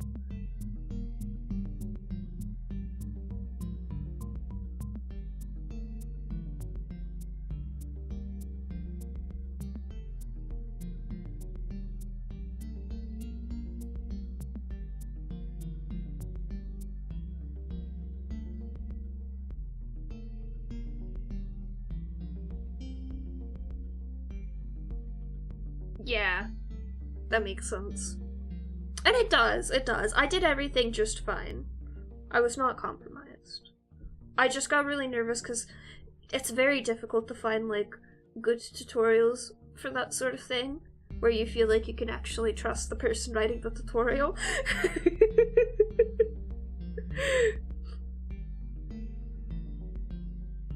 But yes, indeed, in Weeps we trust.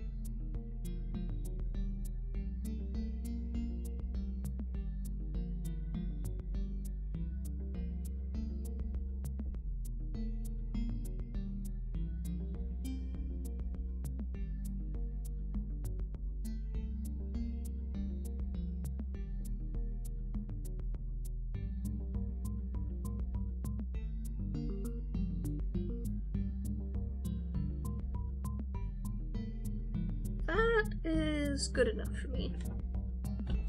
I love Alon's god design. He's a pretty goddess. I might need to adjust the colors on it though. Ah, you added me to the collection, oh my gosh! Oh, that's so cute! I saw the other ones on Blue Sky, they're so adorable.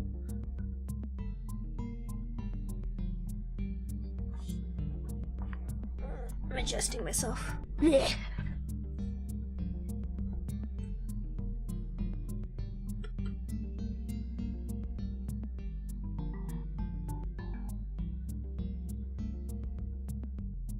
Oh, I'm thinking about the fridge now. Which reminds me, like, I love my stream background. Do not mistake this for, like, being tired of it or anything. But I've been thinking about redoing it and making another one. But also, it's just so good. I don't know. I have to think about it. Oh! I can actually tell you quite specifically. So, the things I'm doing are not very good examples of an actual animatic. An animatic is the step between a storyboard and a full animation. Like, the initial, like, draft of an animation is kind of what you could describe it as. It's before you get, like, in-between frames and stuff like that in there. It's a lot of keyframes, mainly, with a few in-between frames, to my understanding. But it's kind of like a proof of concept, essentially, past the storyboard of, a project, essentially. I am using Animatic for SEO reasons.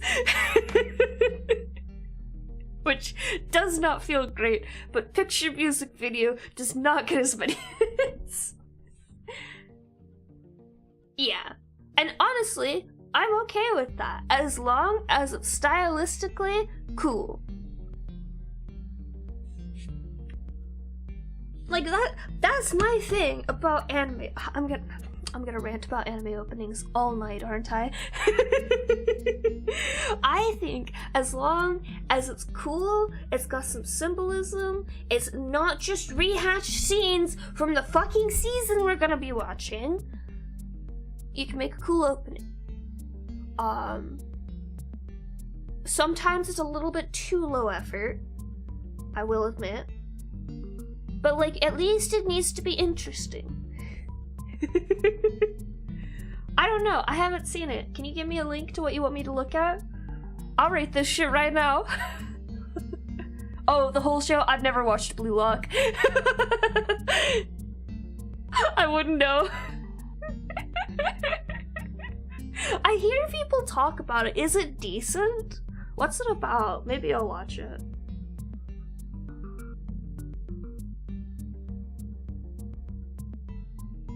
But like a good example of like a rehashed but reimagined opening is like one of the Beastars openings is stop motion.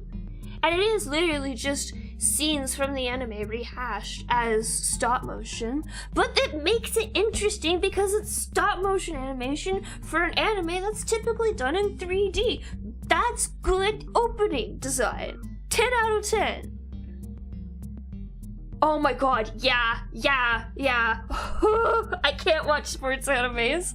I can't. I really can't. I think the only sports anime I could stand was fucking Yuri on Ice, and that barely counts.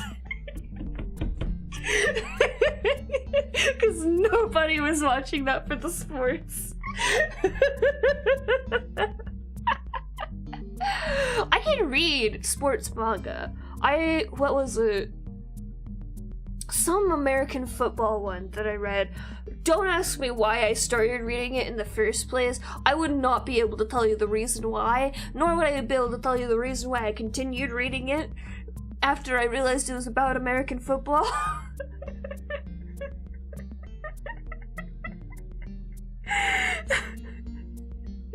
But it was interesting. They made it intriguing, and I was like, oh wow, maybe these sports animes, like, maybe that's why people are so into Haikyuu. And then I tried to watch Haikyuu and I hated it, and I was like, wow, this is really boring.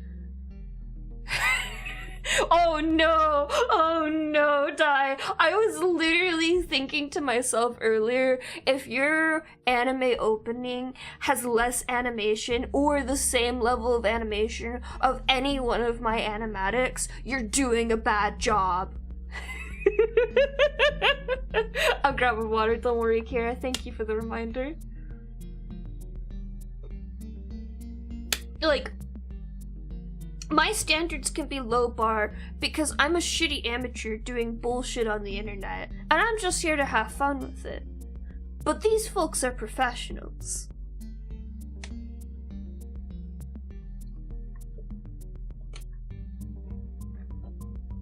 Really, Mia? On stream? The look she just gave me! Why are you cleaning your butt live on the internet, Mia? Yeah. Don't give me that look.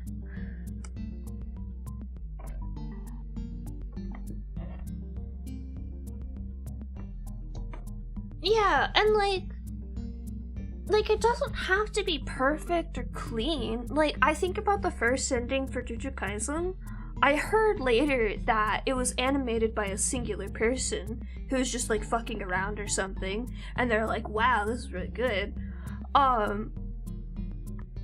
But like, it's messy, it's artful, it's stylistic, and it's fucking great because it is those things. It's also a very simple ending, and that's fine. It works for what it is, and I feel like more people should do that. It can be lower effort.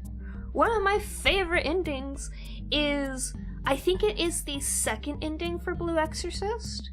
I think it's called Wired Life is the song. And the ending itself, I think, has exactly 0 animation. It's literally just a slideshow. But it works for what it is, and since it's an older one, I give it slightly a pass, but not really. But like, you can be simple and stupid. It just has to also look good. That's fair. That's honestly fair. If your animation, like, style and detail is better, I feel like lowering the frame rate is fine as well. I do get very peeved when like 90% of the screens are just like frozen frames for like 5 seconds each. Like, I feel like going to B-roll background footage and stuff like that makes total sense. You're gonna do that no matter what. That's just a part of film. But doing it for nearly every scene is too much. Yeah, don't go to 1 FPS. Come on, you can do at least 2.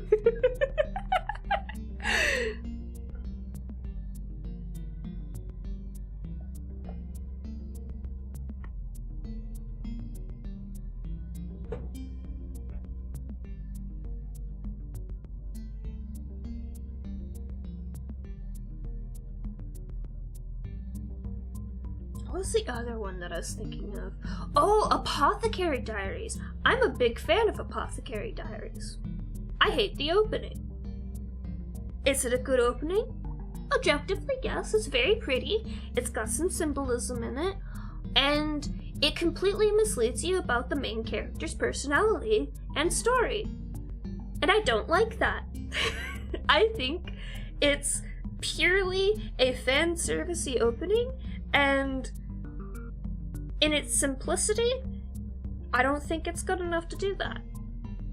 Especially because, notably, Apothecary Diaries very much subverts the main character being fan servicey, and it's very weird to see the opening be fan servicey of that character. Like, she wears the outfit in the opening at one point, but it's if it was an ending, I would give it like I would give it more leeway. I feel like endings always have more leeway because that's your credit scene. They should still like have a good vibe to them and whatnot, but you can get funky with it, I feel like.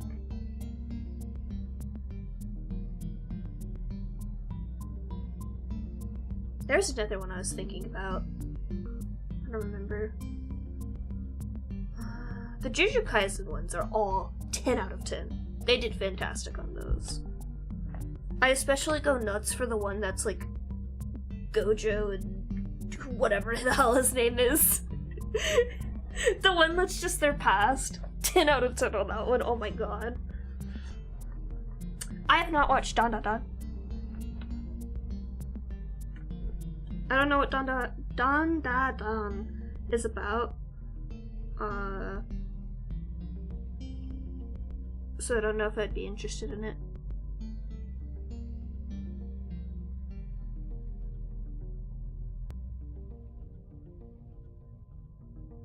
Oh, I see what I've been doing wrong. Oh my god.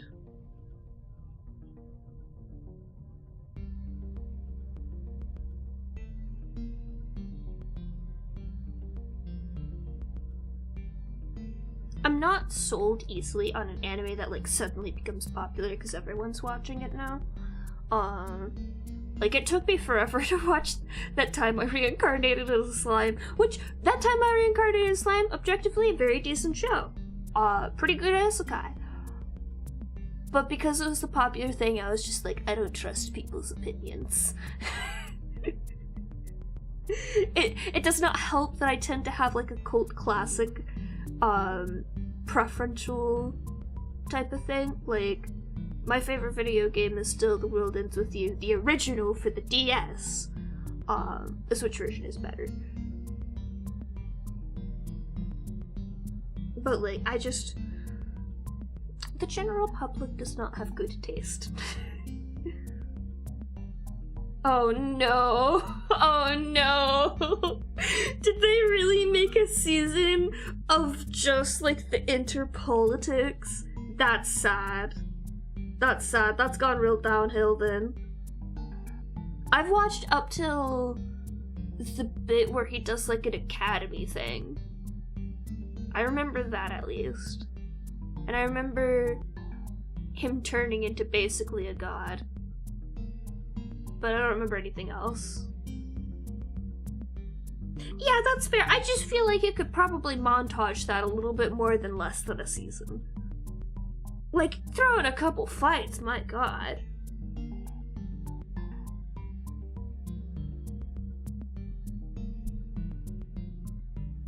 I was reading the manga for it. Was it like all of the demon shit? Is that all the meaning? You pain me, Cass. How dare you bring up both of them in the same sentence?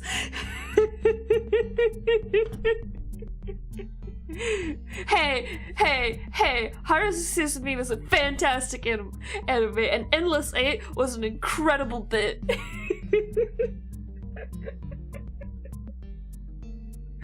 If that's what we're referencing, I hope it is.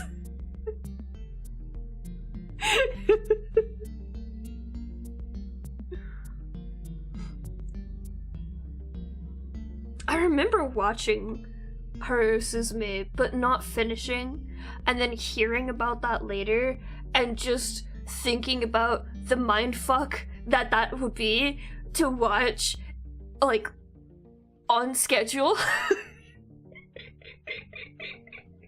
Yeah, that's the best part! That's such a good fucking bit! Like, just huge kudos to those people. They knew what to do. That's incredible. Like, that is top tier anime bullshit, and I love it so much. Because I don't think it hits the same if that was a live action thing.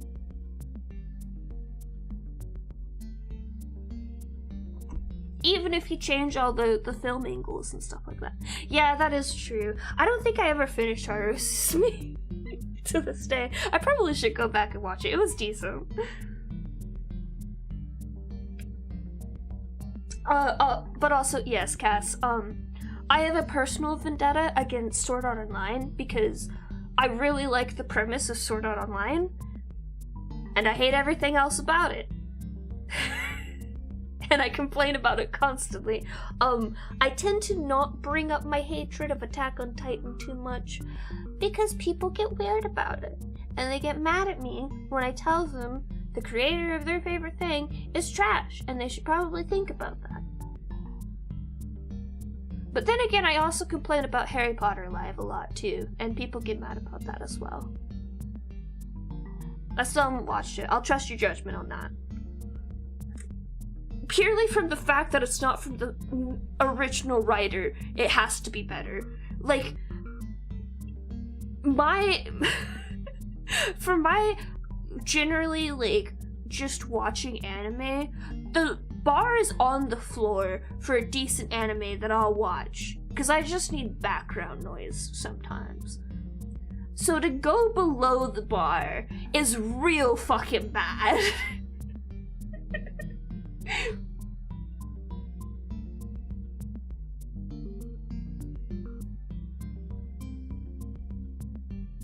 I'm trapped in an eternal cycle still with Sword Art Online. I don't know what to call it. Enthralled is a bad way to describe it because I'm not in love in the slightest with Sword Art Online, but I'm compelled to watch every piece of Sword Art Online because it is one of the first animes I ever watched, and I do have to see where the fuck they take this. But it's so bad every time. It really is. They literally take, like, past the original Sword Art Online, they just take the same premises over and over and repeat them. And it's so bad. They don't do anything interesting with them.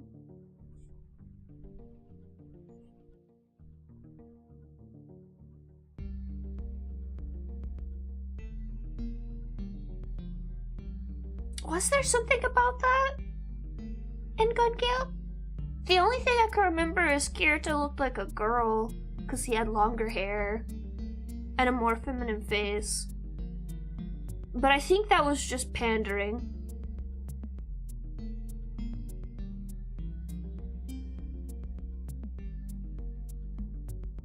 They're doing a remake? No! No!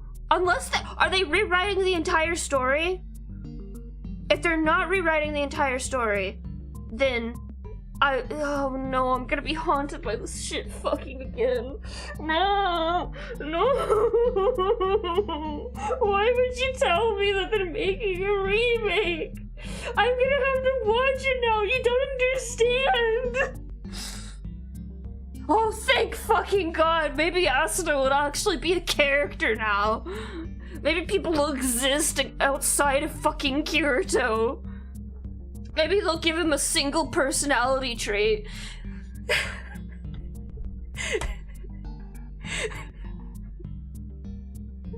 I'm gonna break my fucking desk. Out of sheer fury. With the knowledge that they're doing a remake of Sword Art Online. It's so bad. It's so trash. I don't even have, like, I've never read the actual, like, novel it's based off of. And I refuse, because that's just too far. But all the animation stuff is the stuff that I'm compelled to watch, for God knows what reason. I don't know why. I've tried to stop the compulsion. It doesn't work. It haunts me to this day. And, like, I would say it's a compulsion to finish things that I've started, but I think it also is just mixed with my pure spite for Sword Art Online, basically. Really? Oh, okay, I'm intrigued. That solves one of my problems with Sword Art Online. That definitely solves a significant portion of my problems, depending on how much he's improved, and how much of a piece of shit he's remained.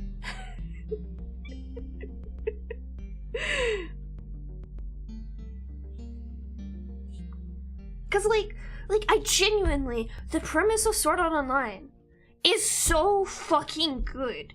I think like the entire first episode of it is actually still really good. It's just you get past that and it's nothing. There's no personality. There barely feels like there's stakes. And it's a fucking death game. Why doesn't it feel like there's stakes in a fucking death game? And it's not pandering or fan service, because Danganronpa is balls to the wall, god awful about fan service and pandering. And it still feels like there's stakes, knowing even that you are the protagonist in the death game, and that you're basically immune to any plot bullshit happening. It still feels like your life's on the line. But no, for the death game anime, there's no fucking stakes in it.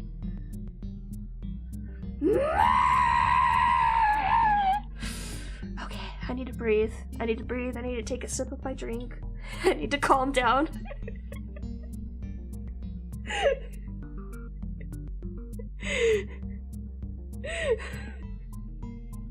I'll take any improvements over the original anime.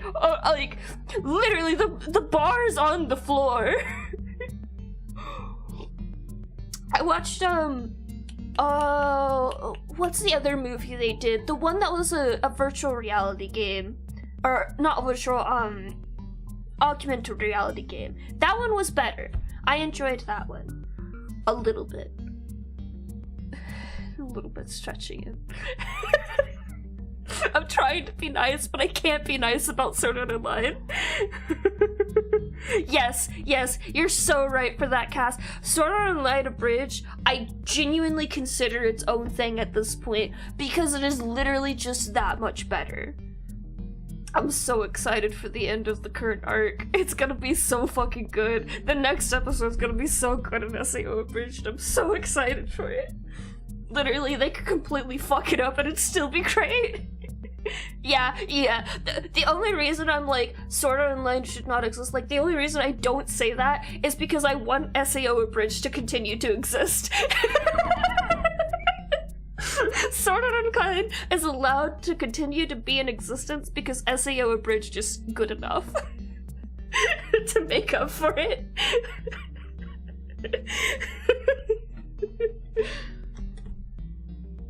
It's still going. They're still making episodes. It's genuinely still going, and it's so good. They're getting close to the end of the Alfheim arc.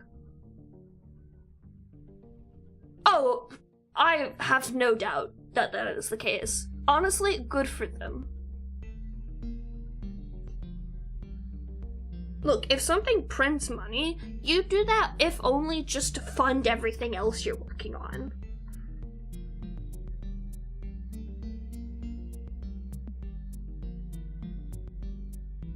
Like, to be clear, my beef with SAO is with the original writer. Because all of the things that are wrong with it boil back to the original novel.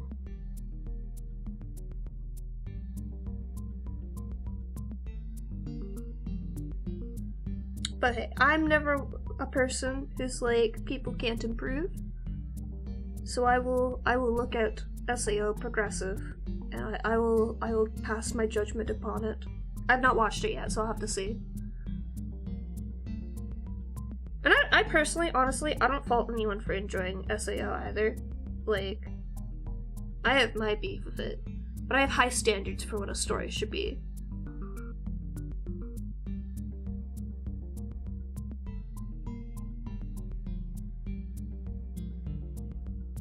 Cause like at the end of the day, like, I'm so, what's the word? I'm obsessed with it because I want to like it.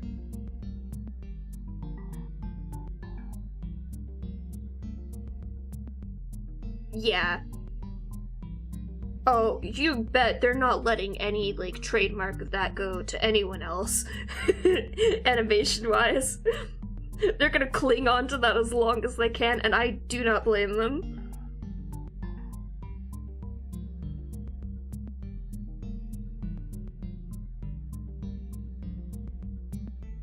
Like, I've tried to watch and, find other, virtual reality game stuff, but it doesn't hit the same. Because none of them are also death games.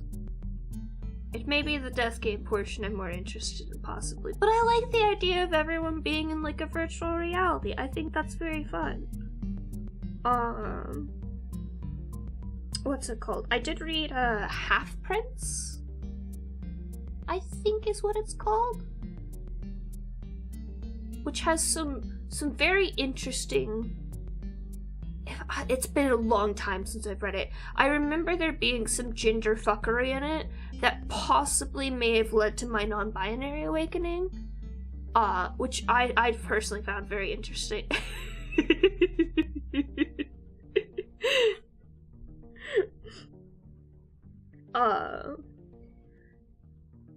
But I do recall it not being, like, perfect representation or anything like that, because, you know.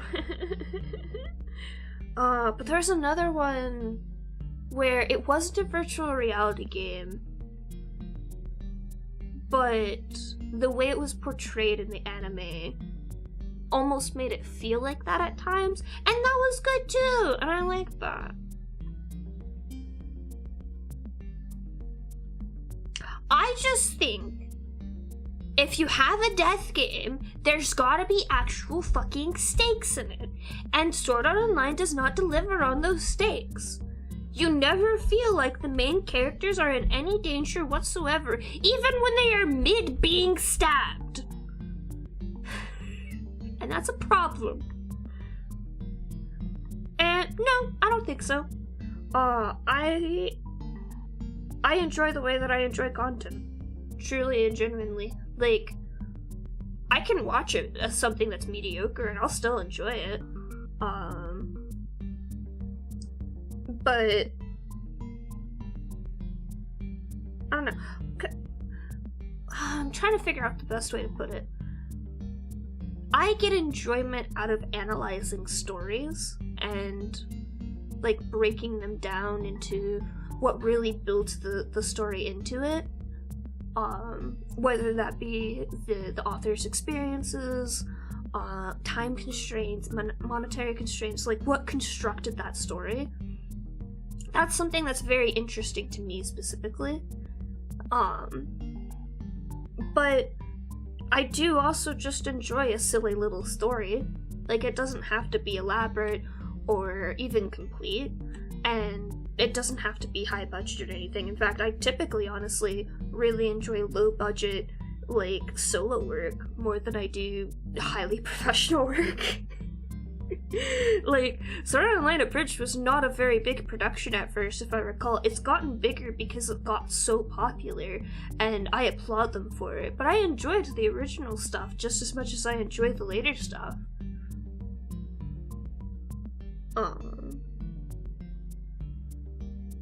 But I think I would not enjoy watching or reading or any of that. I think I would enjoy a significant portion less if I was a full brain dead person. that's, that's a bad way to word it. If I went full brain dead on stuff, I feel like I just would not enjoy stories as much as I do. And I think that would be awful, because stories are basically my life.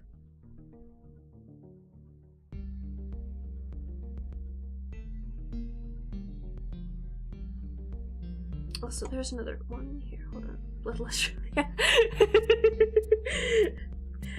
To be honest, I am personally, like, trying to get myself to kill more of my own characters, because I'm really bad about letting my characters, like, cheat death in a lot of ways, and I feel like there's not as much stakes as there should be. Like, there's a point, I think, in my story where it should go from everything's high stakes, you could die at any time, to, oh, we're with the big boys now. It makes sense that they're not at, like, death's door in every battle or whatnot. And I'm trying to finagle that more, so that it makes more sense in the context of, yeah, some of these people are actual mortals, and some of them are gods and deities.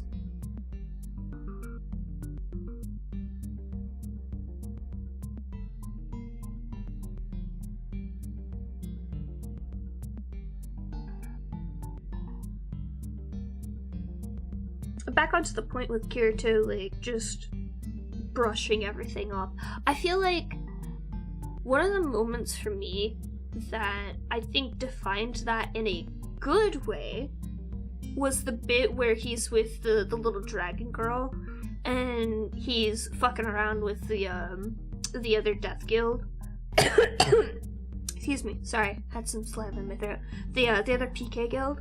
And they like attack him over and over, and they're like, what the fuck, his health's barely gone down. Like, I feel like that was a good moment. That was great. I feel like they could do more with that in that moment, and they didn't. But that's whatever. I feel like that moment worked, even in the original. I liked the way the CO Bridge did it more, of course. But it just, that sort of thing loses its touch later. Like, another good moment I feel like was Heathcliff cheating in their duel. Like, that was clearly cheating. In the original duel that the two of them have. I liked that moment too. I think that was also another good moment where it's just like, oh, that's kind of weird. And it hints towards future things.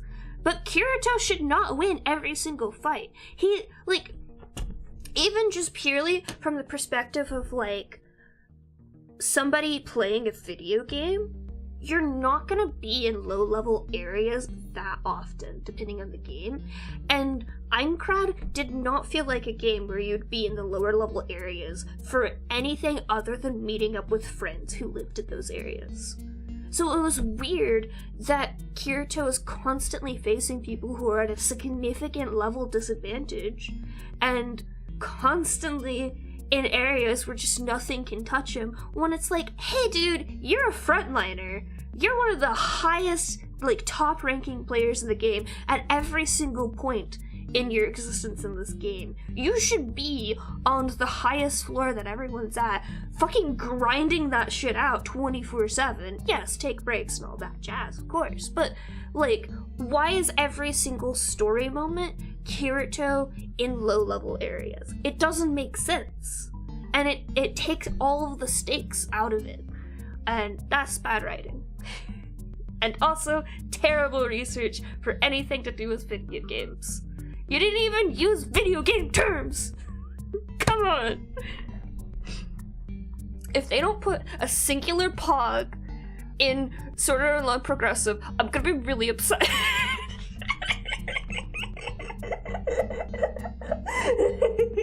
I'm joking.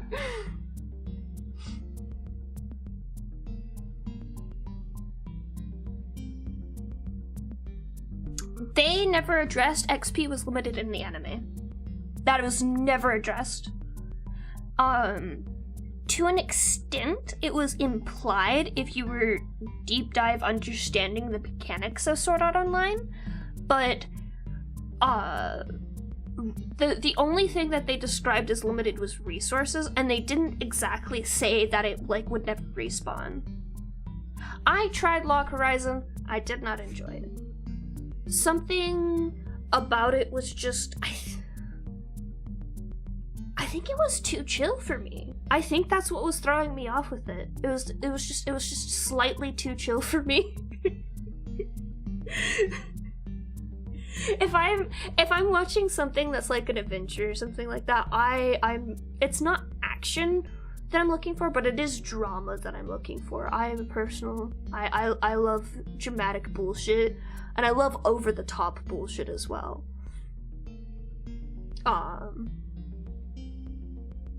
Like, I'm actually genuinely surprised that Free Reign still appeals to me, because it's the total opposite of what I typically watch. There was like, no, you're totally fine, Kath. There's like exactly one time it's commented upon, and it's literally in like the first episode when Kirito was telling the redhead dude, hey, come join me, I'm gonna go skip ahead a few villages and do a bunch of shit ahead of time. But like, if you know anything about video games ever, first off, that doesn't make any fucking sense. Shit respawns. That's not how MMOs work. That's not how video games work as a whole. So that doesn't make sense right off the bat. But also, like, it still doesn't make sense that he would be in lower level areas anyways. Because if XP is limited, then he should be fighting the bigger shit. It doesn't make sense. Also, they did specifically have things that respawned in the game, such as like the Santa Claus boss. Like, there were rumors about the item that had to have spawned because somebody else had killed it before. So what do you mean XP was limited? You've clearly got things that say it's not limited because things come back to life. The entire writing of Sword Art Online is bullshit!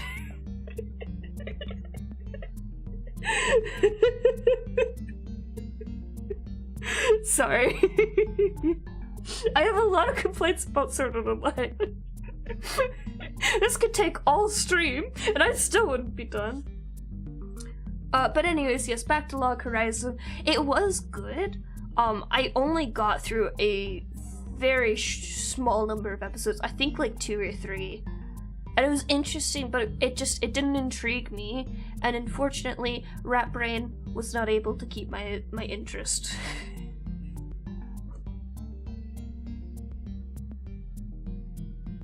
I have had Log Horizon recommended to me, though, several times.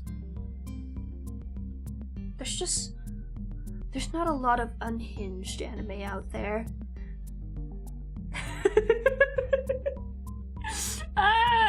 It's so easy to like set me off on a rant, and it's only on stream, which is the worst. But like, if I'm at work, I'll be so calm, I'll be so chill, I'll be in my corner minding my fucking business. But the moment I come on stream, I joked about this on Blue Sky, but literally like before a stream, like the 30 minutes to an hour before a stream, I am meditating, I am chilling out, I am vibing the fuck out. I am not doing anything.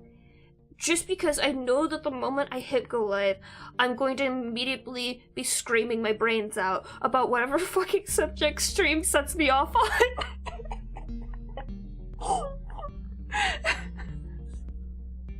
It is? What is Don Don Don about? Like, give me a very, very short summary. It doesn't have to be anything detailed. I've literally seen like a couple character designs and the title. I have considered actually watching Chainsaw Man. I haven't watched Chainsaw Man yet, but it seems like the kind of unhinged up my alley.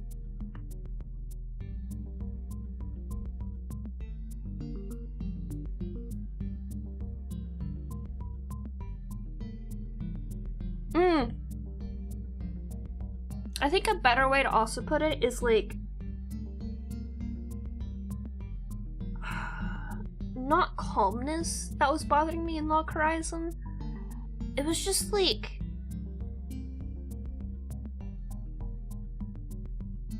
a lot of anime has like a lot of joking around and stuff, even in serious moments, and I feel like there wasn't a lot of it in Log Horizon, which is not a strike against it, it just makes it not appeal to me personally. Oh yeah, that's right up my alley. Okay, cool, thank you.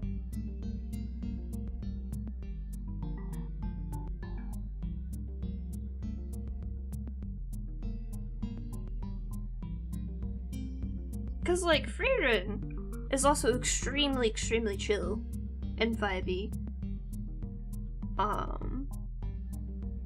But, like, there's just, like, this, like, slight unhingedness to Frieren specifically that is very funny.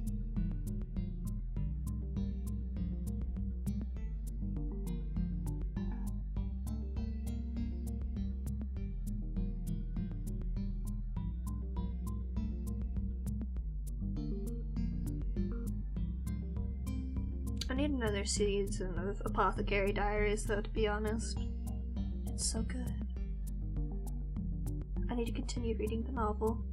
I found a translation of, like, a bunch of the volumes, and I've been reading through it, and I forgot about it. It's in my files somewhere. I need to go read through it again.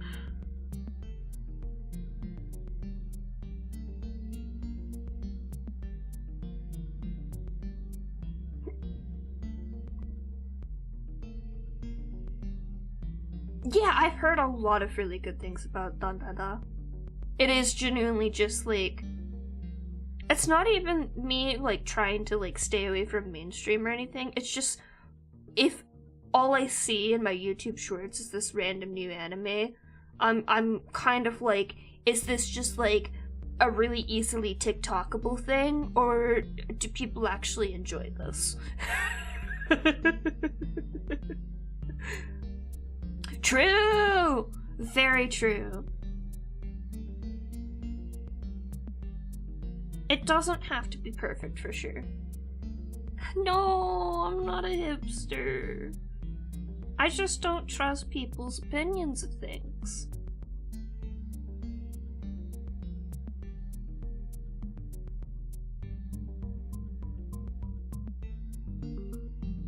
I'm trying to remember which anime specifically was the one where it's just like, I don't trust anyone's opinion of what a good anime is anymore. It was before that time I reincarnated as slime started releasing, though. I know that for sure. And it wasn't Attack on Titan either. You're so valid for that, Cass.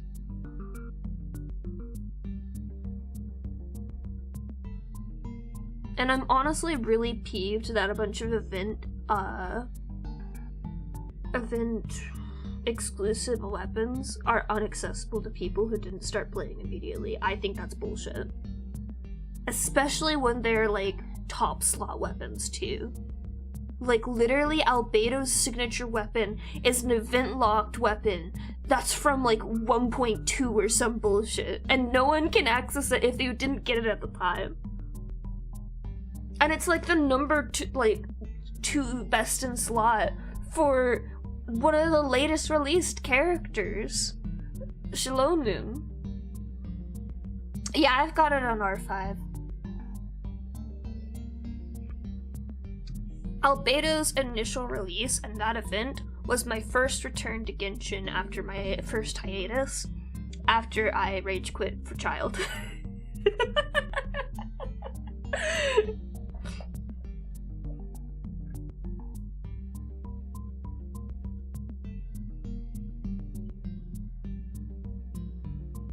Oh, I triple crowned my Farina today! I forgot to mention that! She's triple crowned, she's beautiful, she's perfect. I just gotta get better artifacts for her. I feel bad for stealing Nouvelette's artifacts. Repeatedly. Technically, the Gilded Troop set is better for Farina as a support character, but if you're like me and you're playing Farina as an on-field character, you want to use the other artifact set from that domain, which is Nouvelette's best in slot. So I just steal his artifacts sometimes now.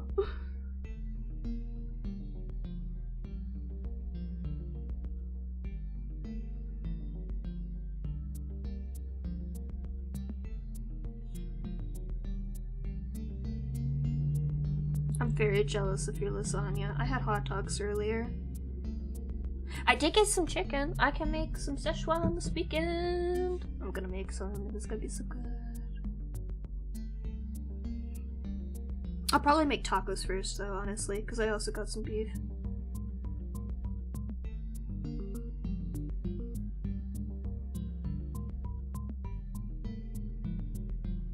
This is gonna sound really absurd, probably. I tried an enchilada for the first time the other day. I've never had an enchilada before. It was good, but it was a lot of sauce. I feel like if they, like, used half as much sauce, I would like it more. Because it was, like, drenched. It was soaked. And that made it harder to eat. But I don't like a ton of sauce in my food anyways. That's probably why. I just feel like it gets everywhere and then it makes everything soggy, and it's just like, I don't want soggy food. I want saucy food.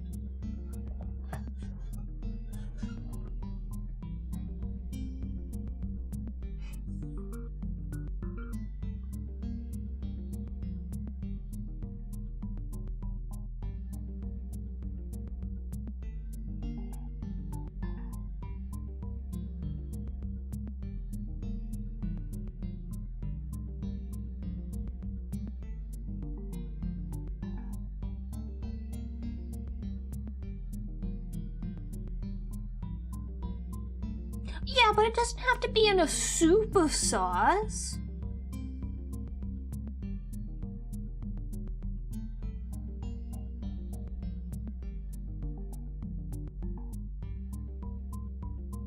It literally, like, felt like they just, like, poured a bowl of soup-sized amount of sauce into it, and it's just like, okay, half as much of that, and that would have been perfect. Like, it would have been seasoned with sauce, like, it would have covered all the enchiladas, and not drenched the entire to-go box.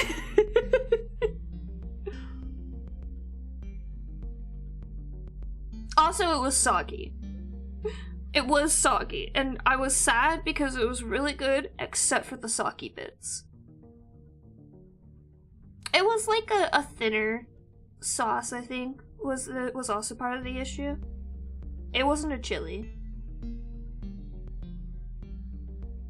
The sauce was good though. I approved of the sauce.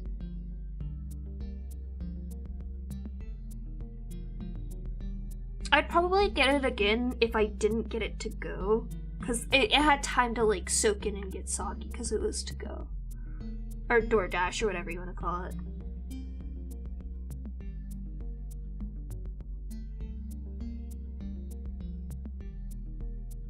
I'm just picky, really picky about texture like that. But I'm also the kind of person who, similar to what Noodle described, like, I don't like a lot of sauce in my food. Whenever I make Szechuan, I feel like I don't water it down as much as, like, my dad does with either soy sauce or water.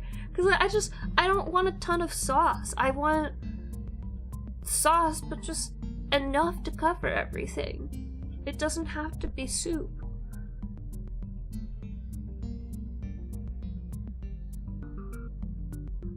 I like soup when it's soup. Not when it's not soup. That makes no fucking sense.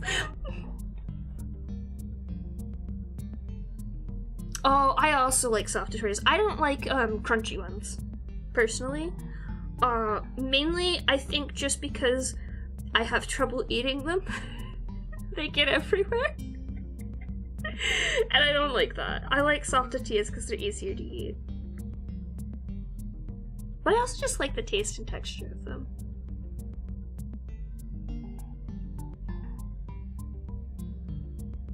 Notably, I'm not limited to, like, only flour tortillas. I like all all the different types.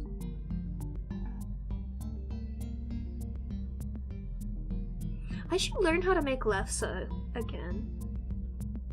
I was taught, technically. But I haven't made it in a while, so I don't quite remember. Oh... You're wrong, but you're valid.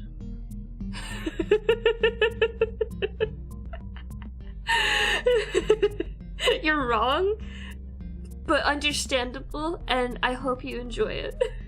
Every time. Sorry, I'm not... My opinions don't count in food because I'm an incredibly picky person.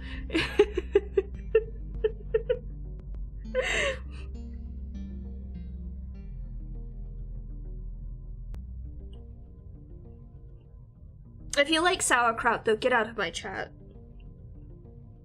That's a lie. I'm joking, I'm joking, I'm joking. You don't have to get out. You don't have to leave. But I would like an explanation.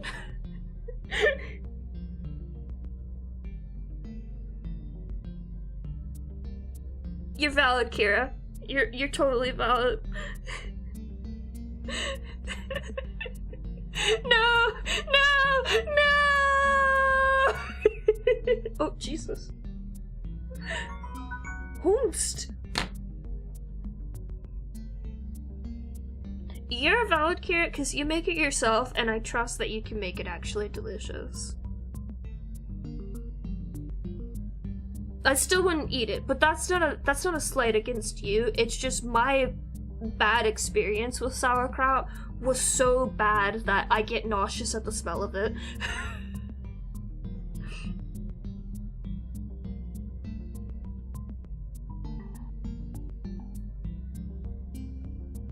Like, I don't, literally, even if I wanted to try it again, I think I physically would not be able to.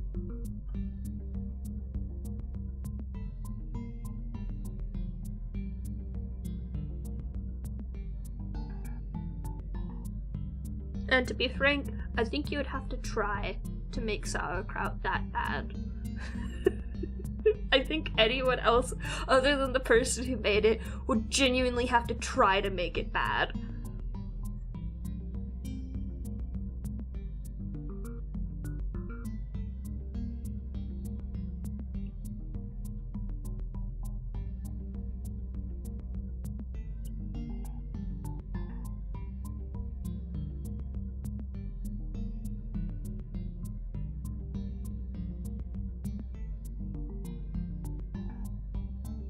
It literally made me throw up. It deserves the shade.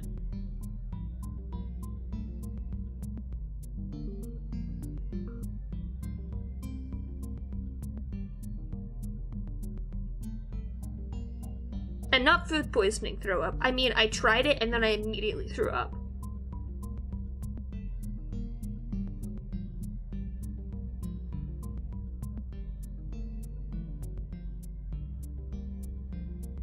Very nice. I'm so sorry to be describing my horrific experience with sauerkraut while you're trying to make food in this moment.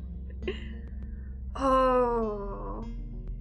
Okay, I don't like the taste of sauerkraut, but the taste of sauerkraut mixed with like a chili oil, if that's what you're describing, that sounds like it would be a good mix of flavors for someone who is not me. But that sounds like it would, like, that's a good flavor idea.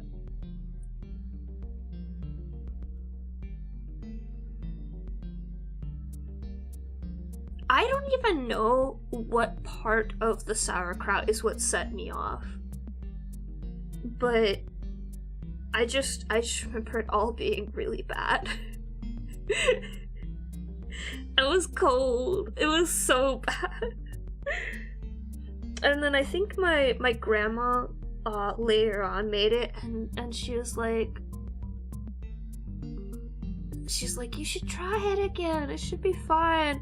And I had to look her in the eyes and be like, you don't understand. You could make the best sauerkraut in the world. It could be 5-star reviewed. I would not be able to eat it.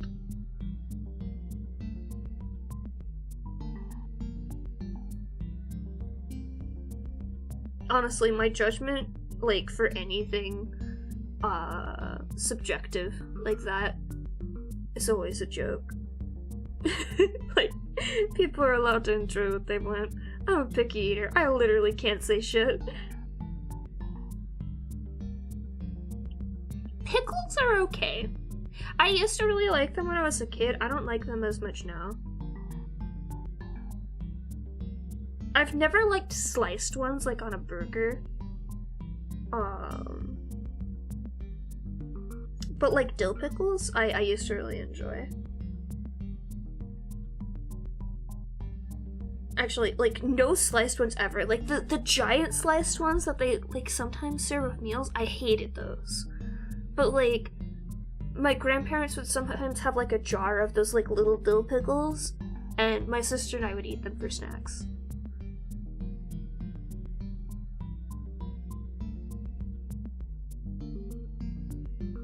You are one of the few people in the world, Kara, that I would attempt to try to eat sauerkraut again for.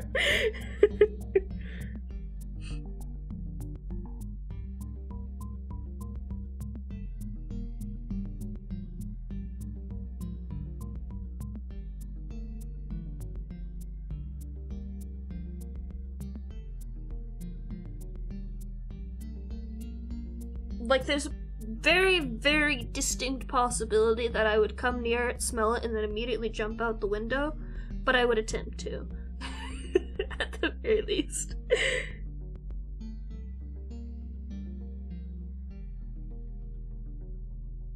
Hey, I'm getting there. The line art is the slow bit.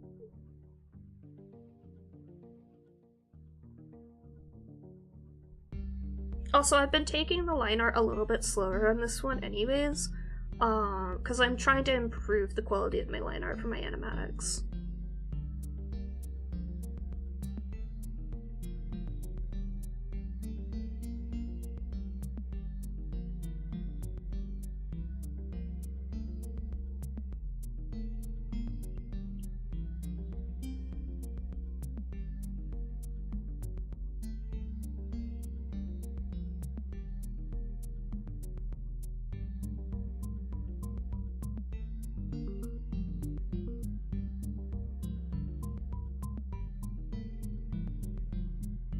There's something about the hair that I don't like.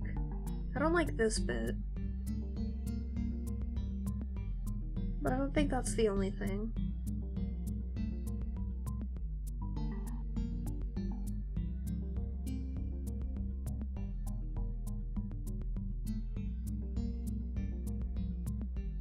Oh, after this, I'm gonna do some studies on different anime eyes, actually. And stylistic eyes in general. I want to change my eye style. Hey, you're valid. Isn't that like a common craving for estrogen stuff, too? It's at least something I've heard of.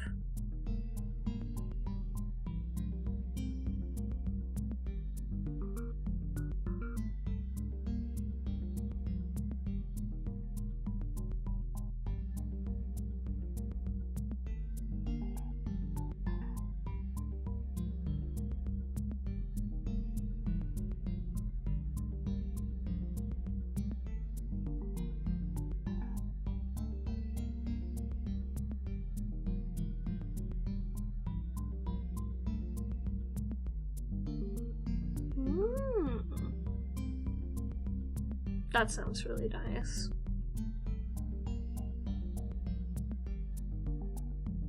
Oh, that's really cool dye. You guys are so good at cooking. I feel like a terrible adult. I don't cook most nights. I'm trying to get better about cooking more, but I'm really bad at it.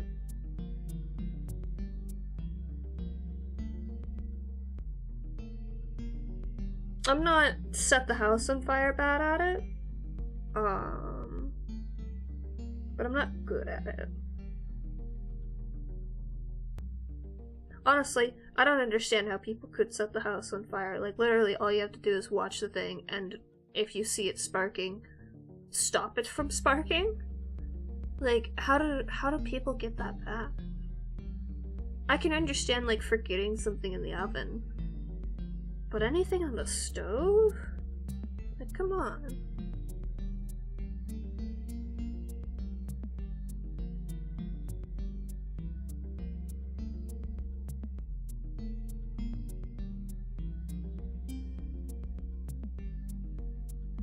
I will admit, I'm bad about, like, going to like go to the bathroom real quick, or like taking out the trash real quick.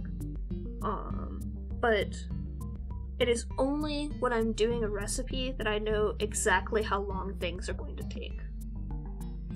Like, if I'm making my Szechuan chicken, I know the moment that I put the chicken into the pan to start cooking, I've got about 5 minutes of time where I don't need to do anything at all. I can do a couple of chores real quick. And then I'll come back, and then during the rest of the steps, I'll usually do the dishes at that point.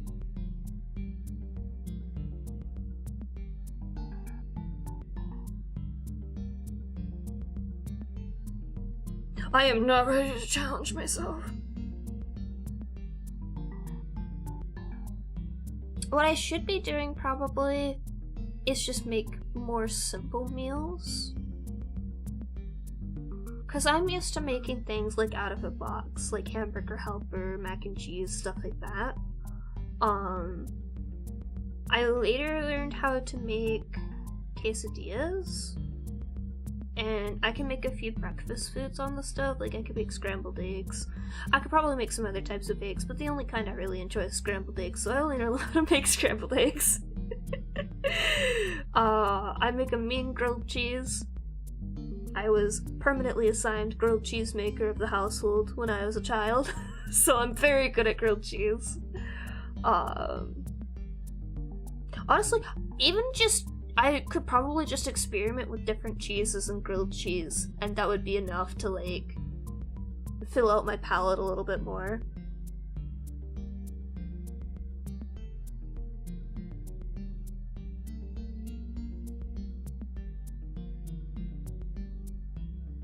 I don't need a grilled cheese press. I make that shit in a pan, and it turns out fucking fantastic.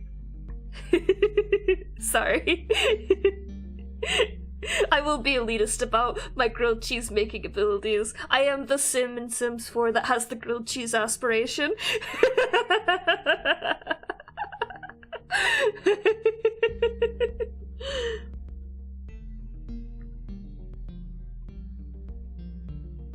You're so valid and totally understandable. The worst part about making grilled cheese is every single grilled cheese you make in a session is going to require a different amount of time to cook properly.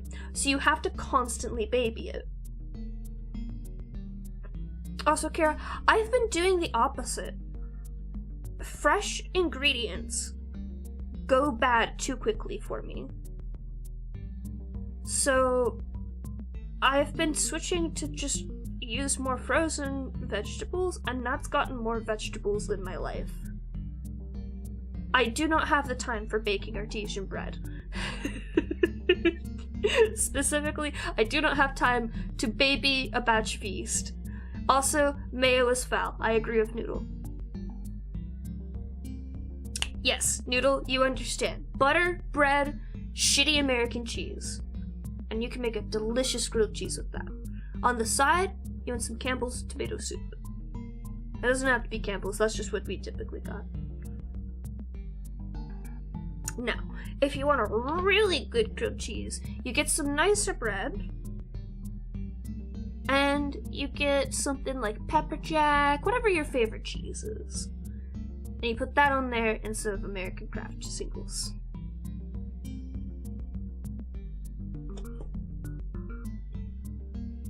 I don't trust myself with baking.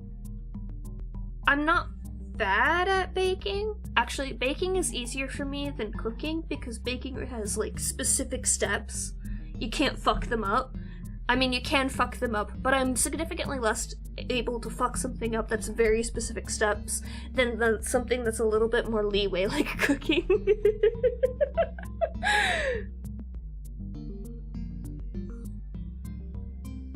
I don't have...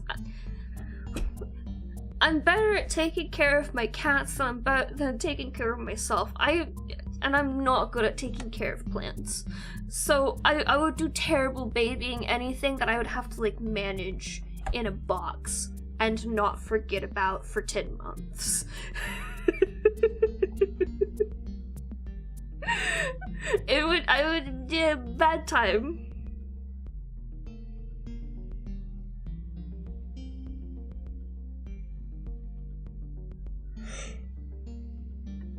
If I could get something that's like a single batch for making artesian bread, I think that would be a good way for me to do it. But if it's multiple batches, I would be afraid of it going bad eventually. Even if it has a really long shelf life. My memory is so bad.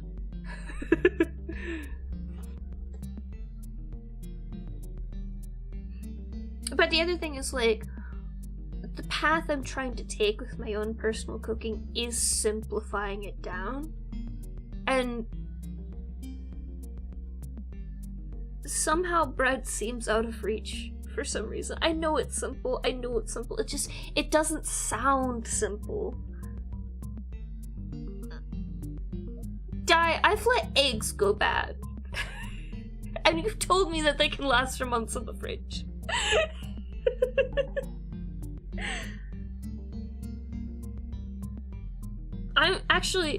I think there's like a packet of apple juice, not a packet, like a set of apple juice that was in the back of my cupboard for 6 months, and then I forgot it was in the back of my cupboard, and I found it and I was like, oh, this is probably good still, right? No. It was not good. It was bad. I think there's still things in my cupboard that are from my old apartment, and that was like a year and 6 months ago. I'm not good at remembering what's in my pantry. I cannot stress enough how bad my memory is on a regular basis for stupid, easy things. A lot of my meal planning is literally like planning out my week and then deciding midway through the week that I actually didn't want to make that anyways, and then making something else, and then forgetting that I had ingredients for the first thing, and then finding those ingredients rotten later, and then being really upset with myself. Yeah!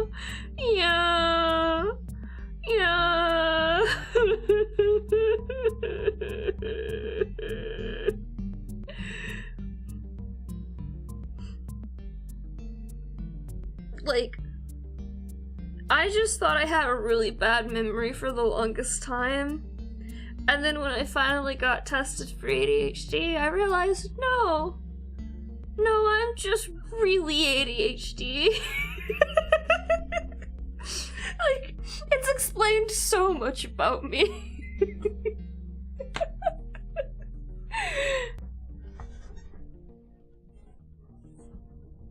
Oh my god, that would be really cool. I don't drink at all. I don't have problems with it or anything. I have no interest. But there's somebody that keeps popping up on my YouTube shorts that makes like mead and stuff out of random things. And it's so intriguing to me. Like, that's a cool idea. I think the latest thing he made, or at least the latest one that I've seen, was like some like super fancy honey from like Australia or New Zealand or something, and he is making mead out of it. Yeah, honestly, it just sounds neat. See, that's the kind of thing I could get into, because you could pop that shit on a shelf, and as long as you did it properly, you could leave that forever. Yeah, I think it's the guy that has his own bees. I think I've seen some clips intermixed in of him talking about his bees, which I think is neat.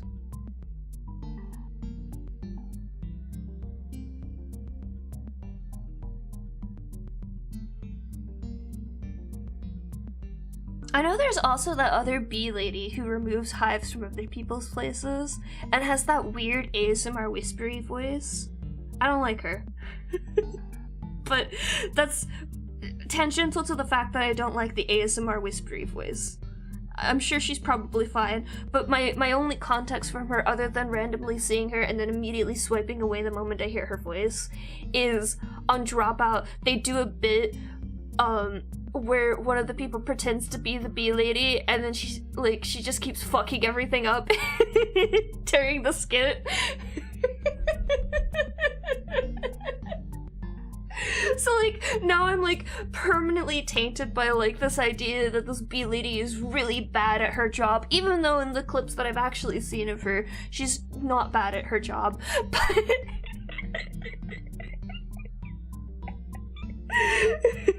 it's just that's how my mind works. Brain bad. Who is messaging me? Who is emailing me at 10 p.m? Oh, it's Noodle. It's Noodle opening vegan commissions. Hey guys, you should go commission Noodle.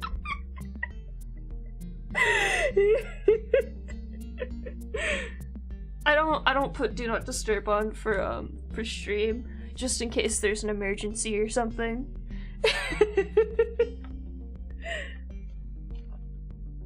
Oh, actually, I have a really cursed fact, I think, about my food preferences. I don't think I've tried honey on its own. I know I've had it, like, as a topping on a couple of things, but not, like, a huge amount of it, so it kind of blended into the rest of it.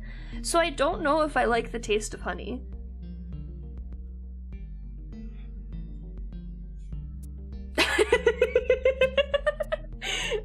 That actually sounds like fun.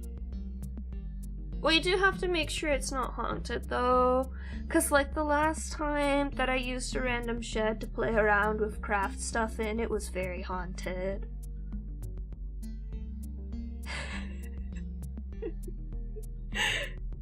No, you're fine, Noodle. There's no way on Vegan to only get email notifications for a specific subset of people, and that upsets me greatly. Cause like, I don't mind people like re-upping all of their stuff constantly or like having a bunch of commissions open constantly, but the thing is like, the people that I know always have commissions open. I know that they have commissions open, and I'm just waiting for my paycheck to commission them. That's true, maybe the ghost would like the bees. Oh my fucking god, blue sky, please! Blue sky!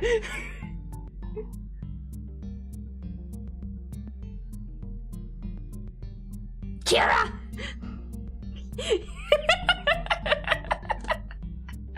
You did that just to fuck with me, didn't you?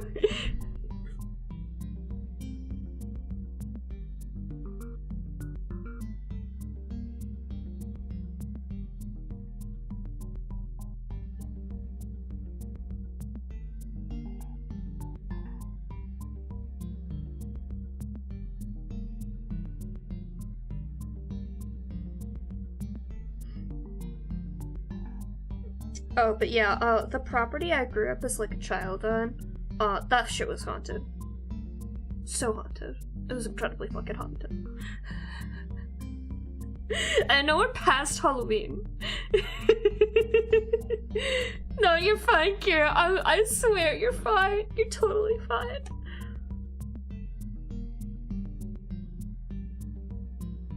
Literally, if it bothered me, I would turn my phone on silent.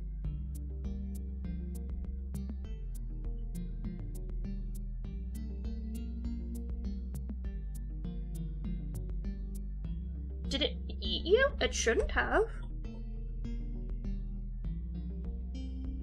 Oh, it didn't even let me, like, approve a link. What the fuck?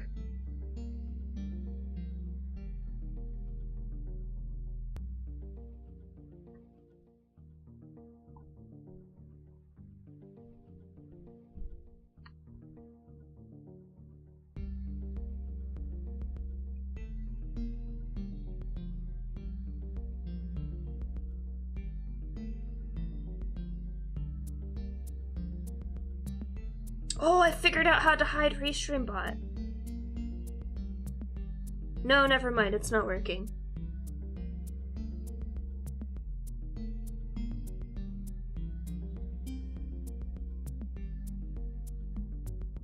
Oh, not in stream chat. Okay, I see.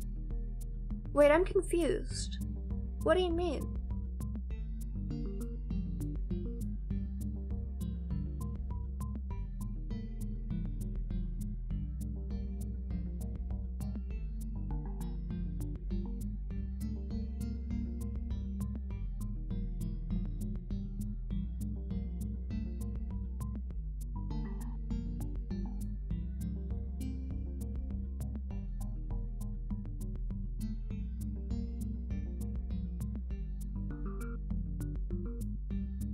I know Noodle was able to link something on there. Oh, thank you. Oh no, my right contact is bothering me again.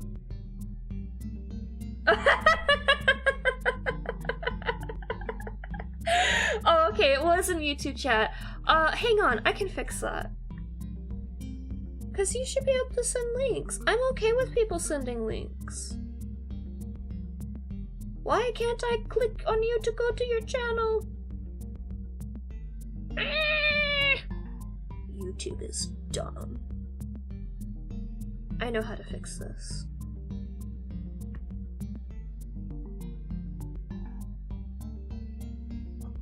If anyone else has trouble with links, let me know. You should be good now.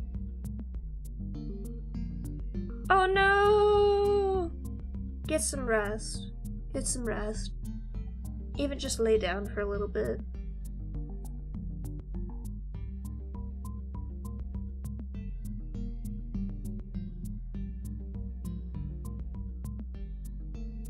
How the fuck do I hide Restream bot in here? Not shown.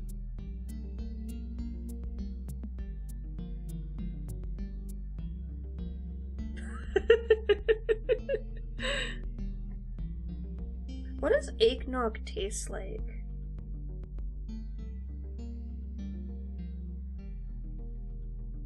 I've never had it.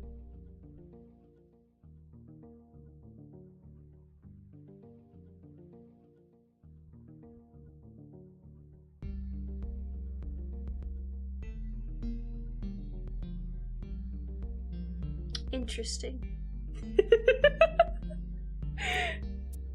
Understandable.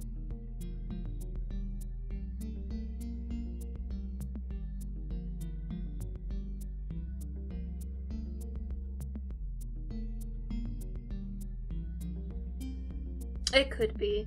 That's so weird. YouTube is stupid. Oh, okay. That's not too bad.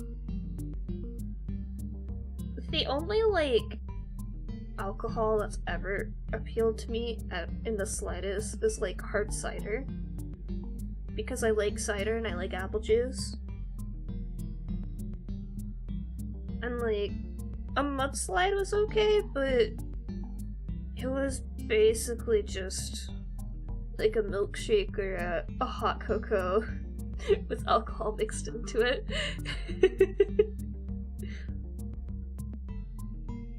Yeah, but even like virgin versions of any drink, they don't really appeal to me.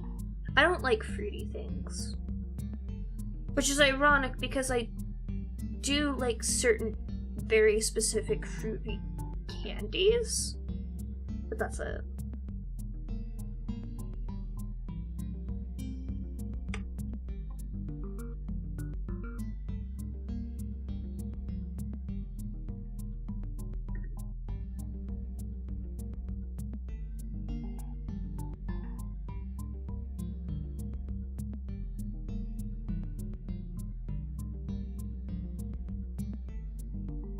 What happened?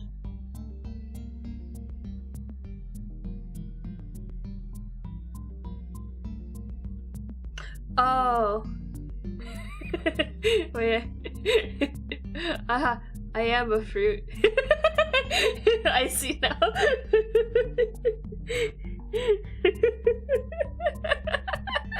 Dang it! Prime opportunity.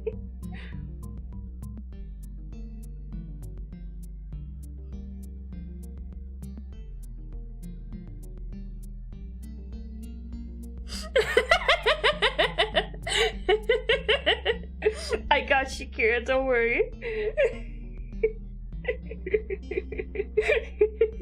True.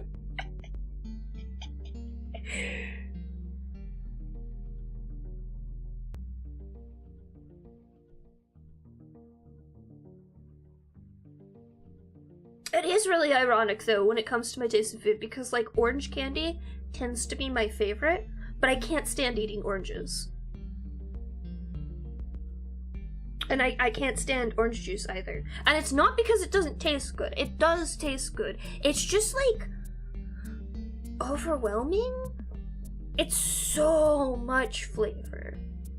And the smell is really strong, too. But it's a good smell, and it makes me really sad, because anything orange candy, or, like, orange flavored, it's just, I can't be around it. The orange sweet tarts are my favorite.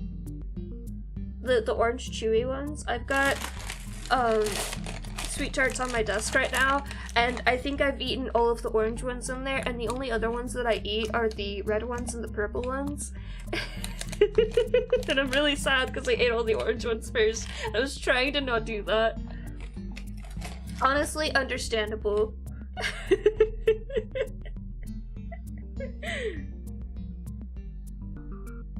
The aftertaste doesn't bother me either with oranges. For actual, like, the fruit, it is the texture that bothers me, because I don't like soggy things, and, like, oranges are really soggy fruit on the inside. Oh, and it's a really bad texture experience for me personally. Yeah, I don't like the mouthfeel. But it really is just the smell and taste of it is literally just instant sensory overload for me, and it makes me really sad because I used to drink orange juice on occasion, but I can't be around it anymore. Someone used like orange scented cleaning products near me one time, and I had to leave the room, and I felt really bad and really embarrassed about it because I like the smell. It's just too much. That's fair. Red and blue tend to also be my favorites when it comes to artificial flavors. Sometimes pink, not usually pink. It tends to be either red or orange first though, cause like Jolly Ranchers cherry flavor, that's the good one. Airheads, the red ones, the blue ones, the green ones. But it's usually orange or red, orange or cherry. God, you have the best opinions, Noodle. Green apple, delicious. Lime, terrible. I will full stop say I fucking hate lemon flavors. It's too sour. I don't like sour. I sour foods in general. I enjoy Sour Patch Kids, but only the orange, red, and blue ones. And like that's the only sour thing I can think of that I actually enjoy. Wait, hot and sour soup. I do enjoy hot and sour soup. But like everything else, when it's sour, it's super sour.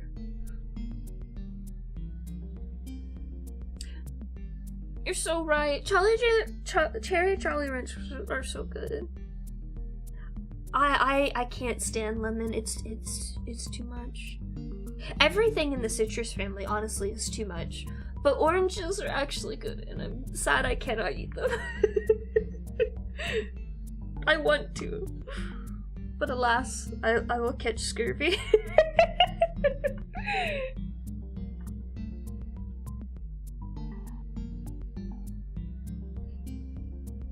It's very funny, despite being a picky eater. When I was a kid, even when I would go to the movie theater and I'd get like the box of sweet tarts, it was literally a game of Russian roulette every time of trying to eat only the orange and the red ones in the dark theater and like holding it up to the light of the movie and be like, is that orange or is that yellow? And if it was yellow, I would have a very bad time. You're so legit for that noodle. You have to find a good hot and sour soup. Most places make it fucking nasty. It's covered in salt. It's horribly mixed.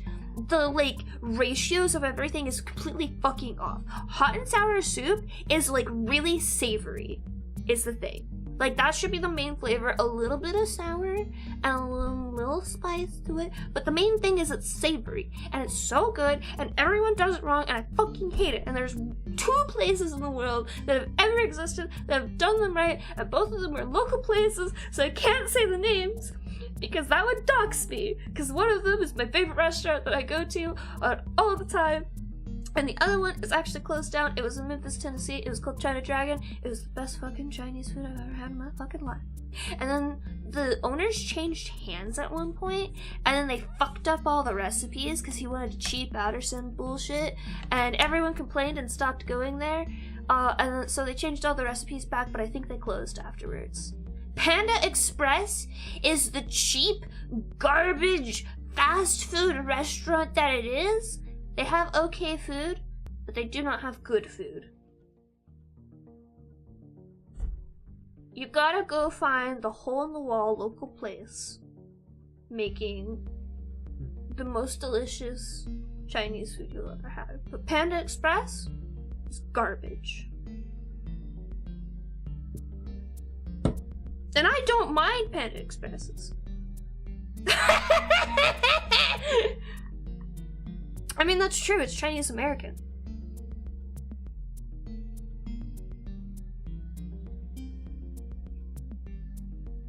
Yeah. Very true, very true, very true. I would say specifically Panda Express Chinese American food isn't even true Chinese American food. It is the gentrified American fast food chain store garbage of Chinese American food.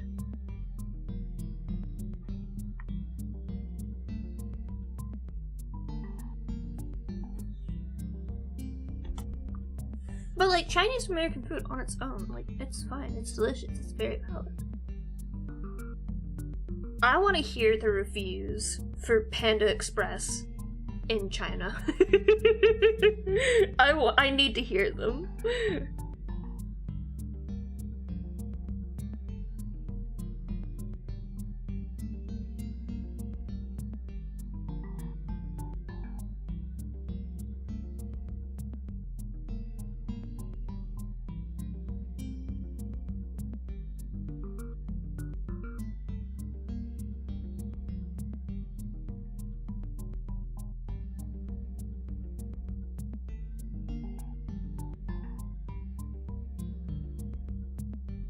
Boo!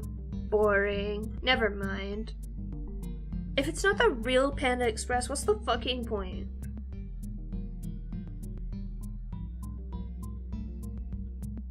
Yeah. No, I believe it.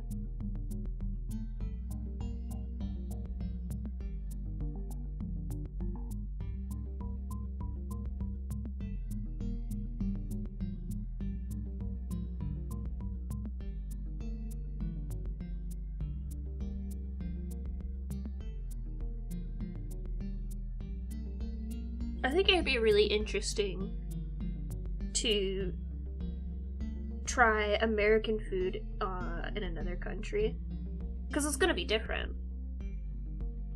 I want to see like the differences. I think it would be fun,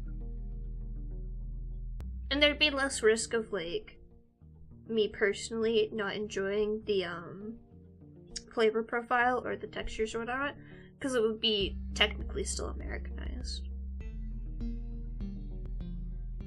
Oh, she wants to hang out. Really? That's interesting. I've heard that there's some differences, but not like major ones. I have heard that there are some that are just higher quality versions as well. Because Americans have no eye for quality when it comes to fast food. I have heard that as well, yeah.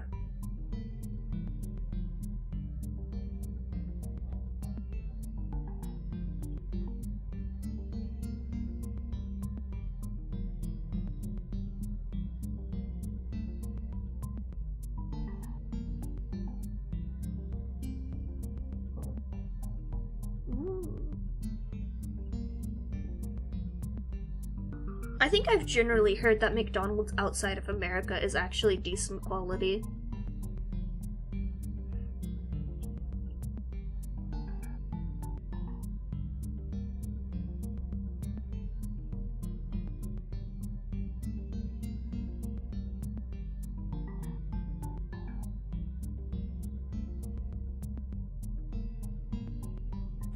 Wait, empty space where?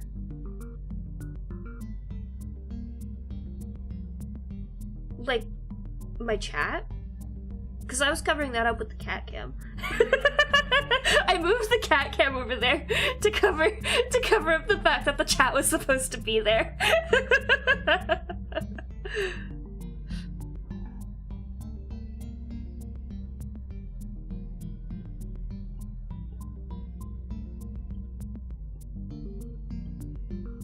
Wrong layer.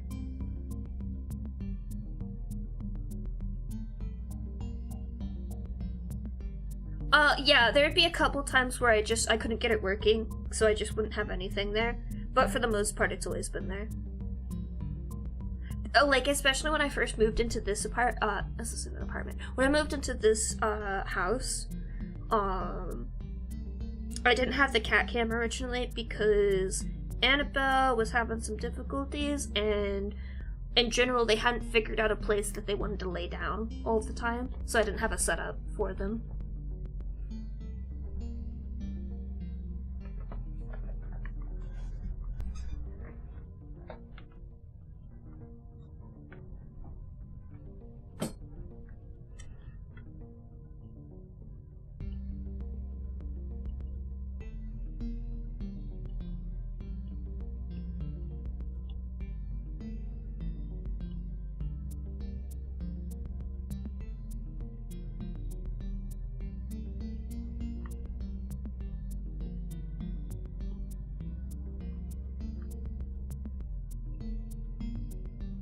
I am really sad because the chat box I have for Stream Elements was really pretty. But it's specific to Stream Elements. And I don't think I could convince the person who made it to make it for this. It looks like there is like some ability to customize the CSS for this chat box, but I don't feel like it.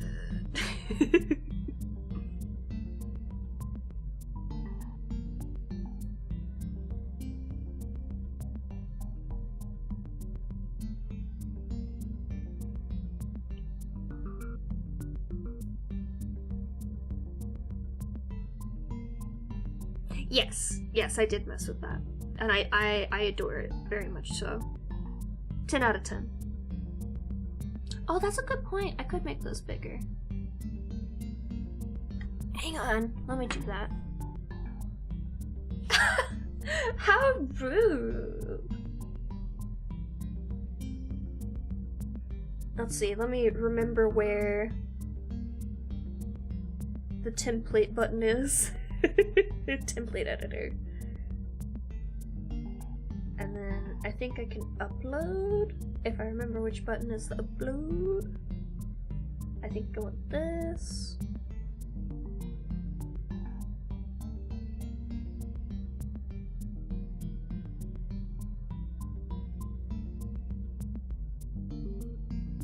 Well, too bad! I'll forget to do it later.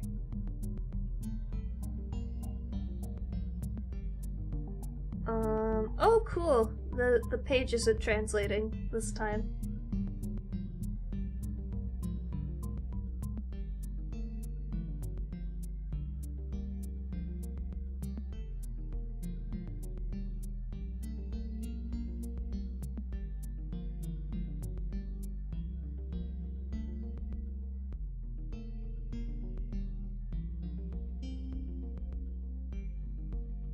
I literally do not have Chrome installed.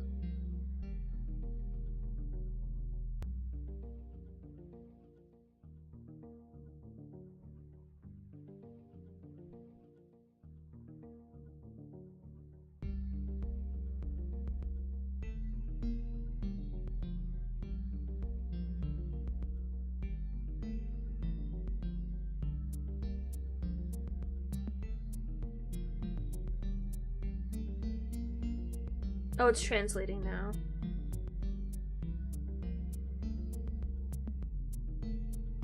I have an add-on for it. It looks like emojis are tied to the chat size, the font size. I mean, I should probably make it bigger anyways.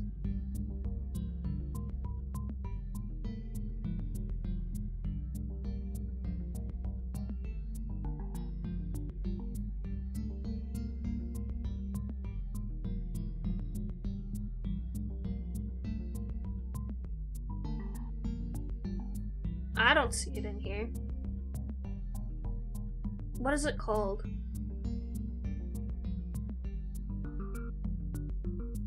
There's a image thing, but it's not emojis.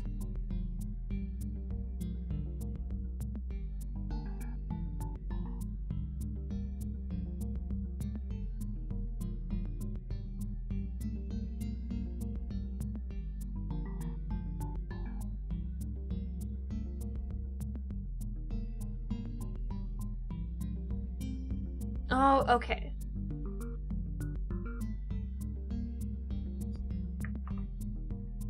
If I go in here, I go here, and I do that, and okay, and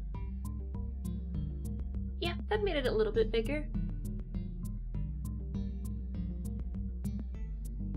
I think that's just super chats, because other emotes went with font size, but that's still much more readable anyways.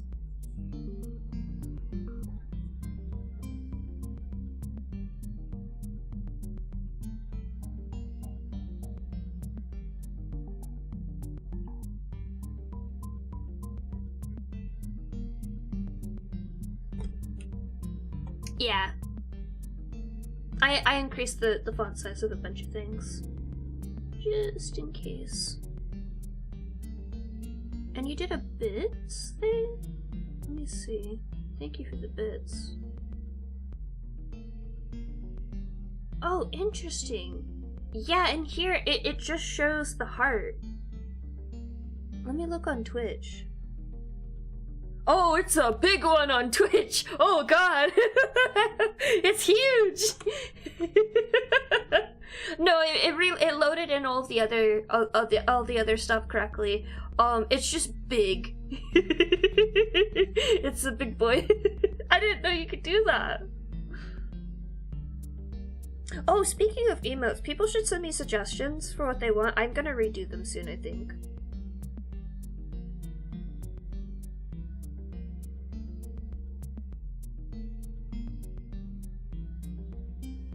Yeah, it's just a big, it's a big boy on Twitch. I think it's just because this is like a mixed chat thing, so it can't do everything perfectly. Or maybe it's just a newer thing? I've never seen that on Twitch. It's so chunky. I wasn't expecting it. I got jump scared a little bit by my own emote.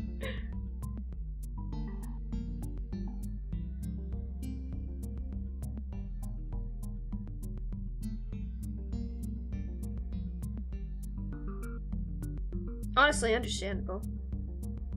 Oh, why is it highlighted? Why is it purple? Huh? What the fuck? What is that? What is Why is it glittery? It's not glittery, it's just vibey. What? What the fuck? What the fuck? Huh? Oh. That's wild. I know you're fucking around, but who's gonna pay bits just for that on a singular message?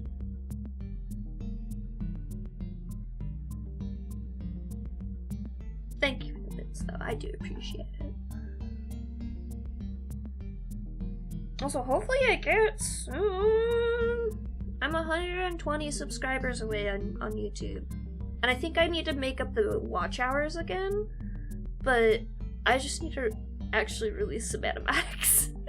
Actually have some videos. Let me check.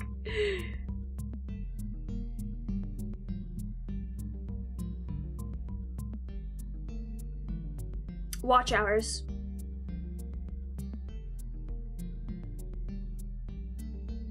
If you have 500, you have to have the watch hours. And I usually don't have the watch hours whenever I check.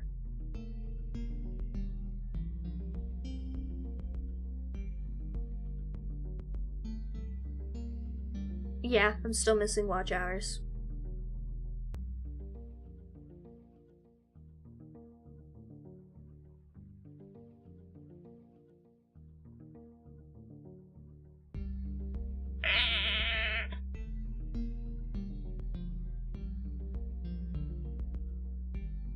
Yeah, that's true. Okay, I see. Ah! Jesus, Marjorie. You startled me, baby. I'm at 1,000 watch hours. That's not too bad. Because that's in the last year. And my videos are very short. I mean, my streams are long, but... Yeah, very true. Because, like, a bunch of people will sub and never watch a video. I'm definitely not one of those people, and I'm totally really good about keeping up with all of the people I follow on YouTube.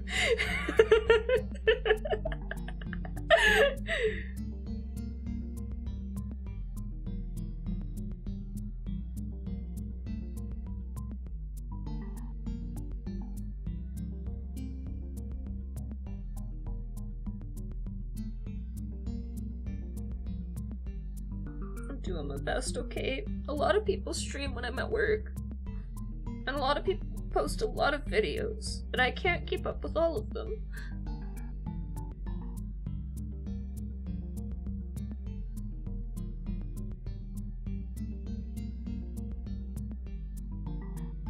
Yeah. The villain one and the hot shit ones popped off enough to, like, give me a really decent chunk. Like, that's a big part of the 1,000 watch hours. I just need, like, 1 or 2 to pop off like that. But that's okay. I'm patient. And thankfully, it's a 365 days rather than, like, a month or some bullshit.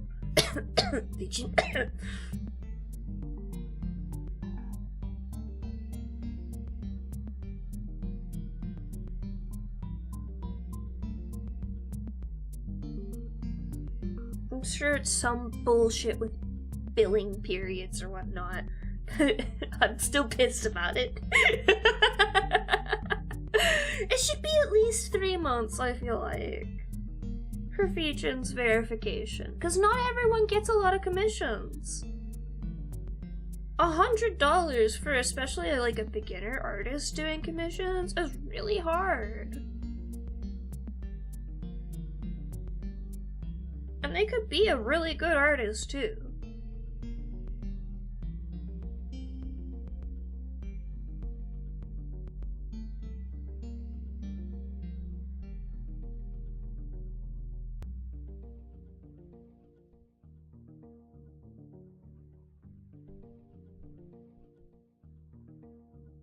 Oh, but yeah, that's another reason why I'm trying to be a little more patient with the liner of my animatics.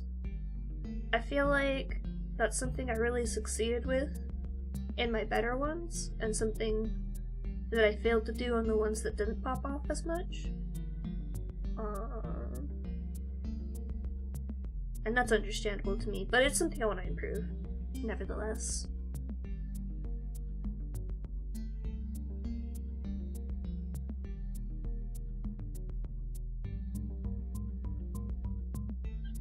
Yeah, Noodle, I get you. Daishima is like the only person who commissions me regularly. And I'm okay with that. I'm not somebody who needs a lot of commissions or anything like that. But it's frustrating, because, like, I know that experience of just not getting commissions. And, like, the only way for those kinds of artists to get verification on Vijin is to have, like, $100 slot and pray to God that somebody comes by and is like, yeah, I'll drop $100 on you, no biggie. Out of nowhere. Also, yeah, your streams are really good ones, like your cooking ones especially, are really good ones to be VODs. Simply from the fact that, like, that's the kind of thing somebody would go back and rewatch. Or even just, like, go back and watch without interacting directly in the chat. Which, honestly, I feel like is a big proponent of why you've been as successful as you've been. And I think that's a very good thing. It's also, like, your personality and your niche and all that jazz, too. But I feel like your cooking streams have really done a lot.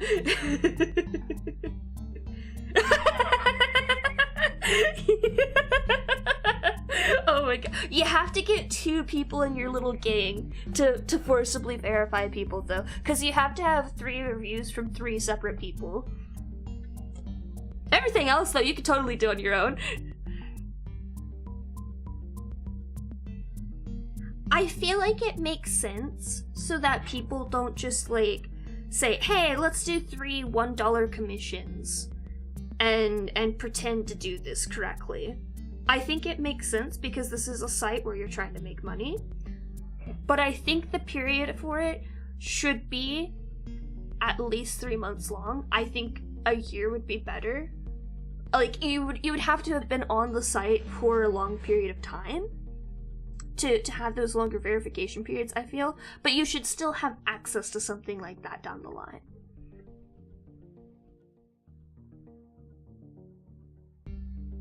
It's not great, but it's a way for them to verify that you're a real person being commissioned by real people, because $100 is not an amount of money to sniff at, essentially.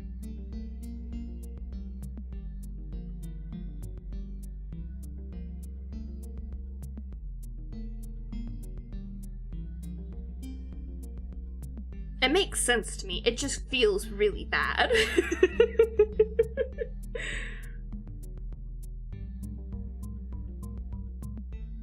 I suppose the other way you could do it if you really wanted to go the full fraud route, Dai, is you could just make 2 more accounts on there. Dai! Oh my god! Exactly! Like, that's the thing. Like, it was literally, like, 2 or 3 days off. That was the worst part. Was just, like, I messaged them, I was like, hey, it's literally, like, 2 or 3 days off the month deadline. And they're like, go fuck yourself. And I'm like, okay, fuck you too, I guess. Like, zero leeway. And it's just like, hey, gang, I fulfilled all your shitty little things. Verify me. Yes, it is because I did not finish the commission fast enough and give Noodle the time to review it before the month passed where I had obtained all the money in the one day. The time limit on the $100 in a month ran out before Noodle finished reviewing me, and I think it actually ran out before I had actually submitted the final.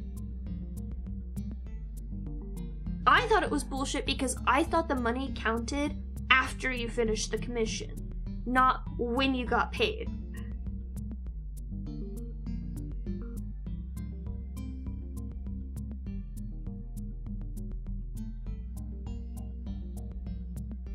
Because that basically puts people who are slower artists in a position where they have to get 4 commissions, not 3, to get verified. And that means their requirements are extremely misleading, and I don't like that.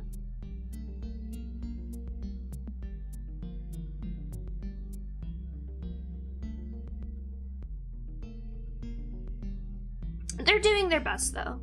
It's okay. I'm sure they'll work out all the kinks, and it'll get enough people verified that it's probably fine, but it's still frustrating. Thank you, I appreciate it. I'm just a silly little artist doing silly little videos about my original characters.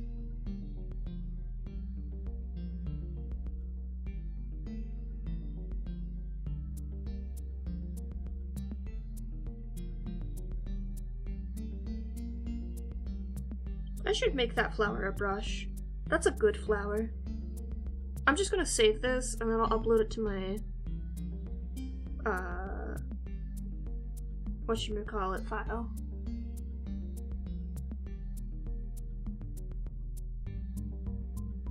I'll be as modest as I want to be. Fuck you.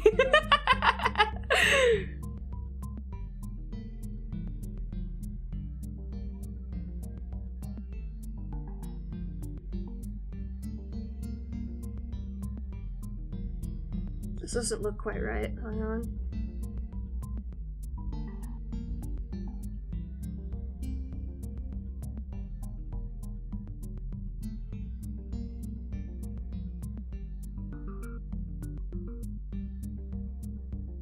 There we go. That's better. Not perfect, but better. I really am doing Alon dirty by never drawing his actual face. This poor man. Doomed to be faceless. I can't draw it in this one because I'm not showing anyone's eyes. As like, I don't know, symbolism. Everyone's wearing masks. And the previous time he's shown up in an animatic, I was doing like a cool stylistic bit, so he didn't get to have eyes then.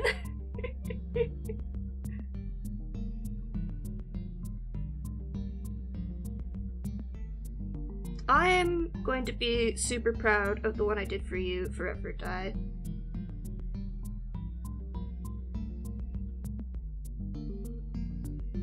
Ooh,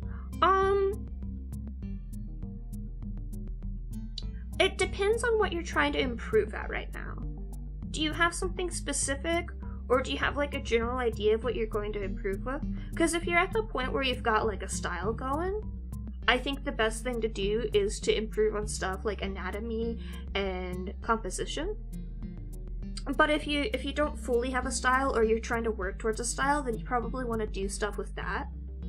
It also depends on the kinds of things that you want to draw. Like, I draw a lot of people, so I practice a lot of things with people, and I draw a lot of backgrounds of nature stuff, so I practice a lot of that too.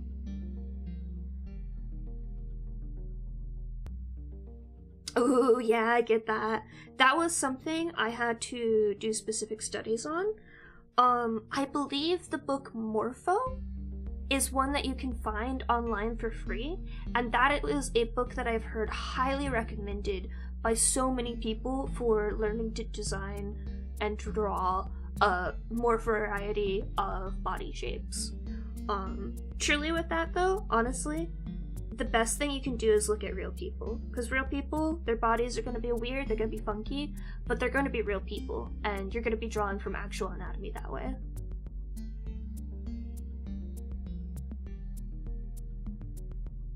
Yeah, it is, Dai. It was worth the search. It was worth the search, and it was worth having now forever the meme of it.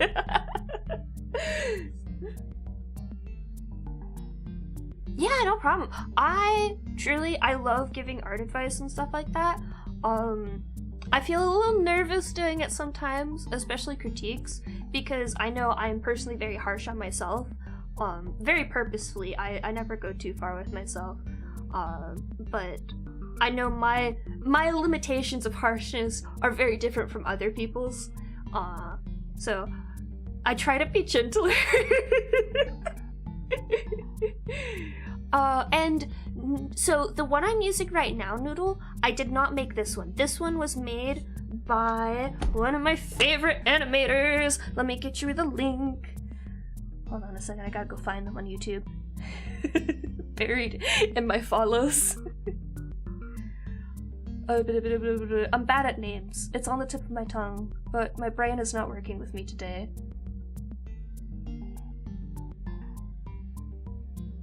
There's Something Soup people. And Something Soup is great. You should go watch Something Soup. Where the fuck are they? Hold on.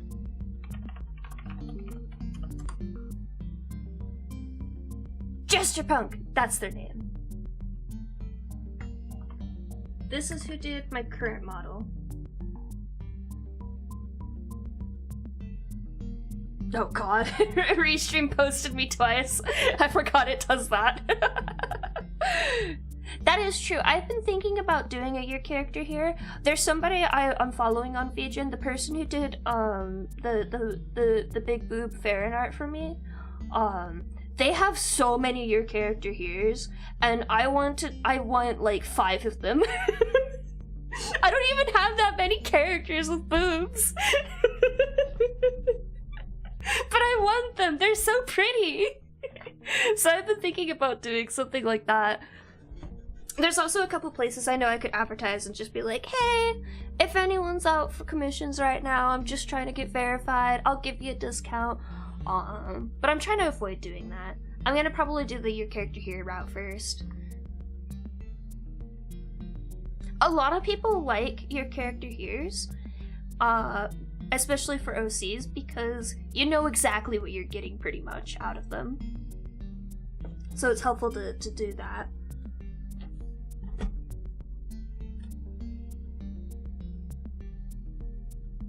And I think artists tend to like them too, because you don't have to think too hard. That's true as well, yeah. And it's just because it's cookie cutter, it's a lot easier to paste the next character in. And they're reusable. Oh, but on your question, Noodle, I made the PSDs for my previous models.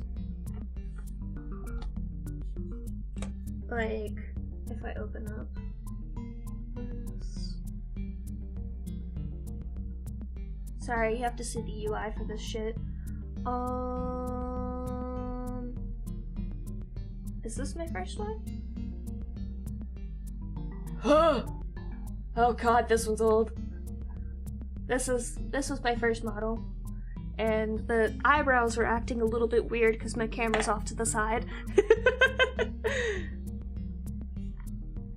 Fuck you, I don't want to use Sprout. But yeah, this was my first model. I changed the bangs and a couple other things on it. Oh my god, all the settings are off. Oh, it's so bad.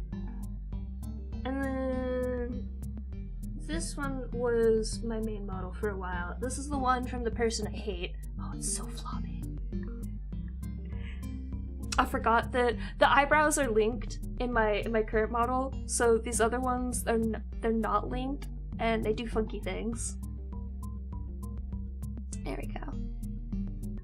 It's so bouncy. Like, the worst part is this model, I had to go back and be like, dude, can you tone down the bounce?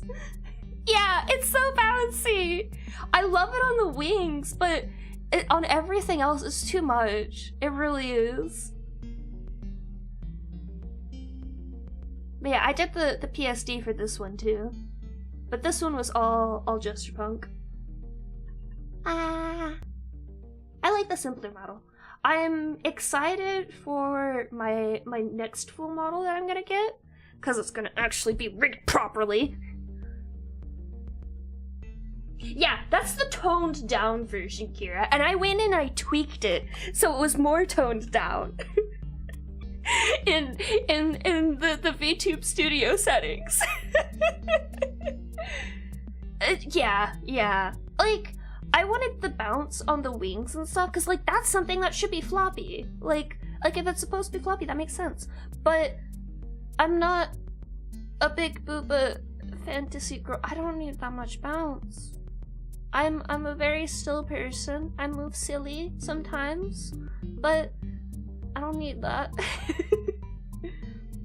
That's the guy that got called out for basically doing your character here with VTuber models, though. He's the guy that was using the base. People got real pissed off about it. Which, good, I've been complaining about that model for a year.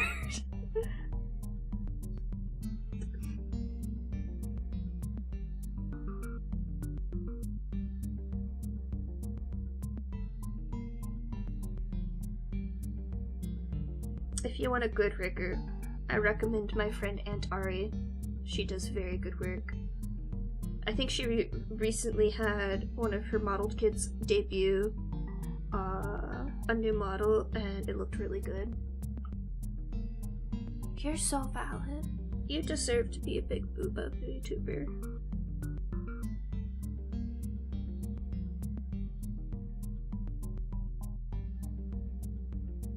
I think if I put boobs on Ambrosia, I would have a heart attack. That's so true. It really is true. Like, all the ones that started out kind of like okay-ish have gotten a lot better too. And the people that were already good have gotten a lot better. I'm still not over you telling me about a bunch of people complaining that rigging's hard now when they're the cream of the crop of the rigging community. I'm gonna be writing that for months. Oh no, oh no. Hey. It's a valid question. It's a valid question. Don't use what I use. Don't do it. Don't do this to yourself. I have a toxic relationship with this program. This program is called Sketchbook, originally Autodesk Sketchbook. It's only on the iPad. Don't use this. I mean, if you're like casual and you don't plan on doing anything too complex and you just want something to mess around with, it's a good program.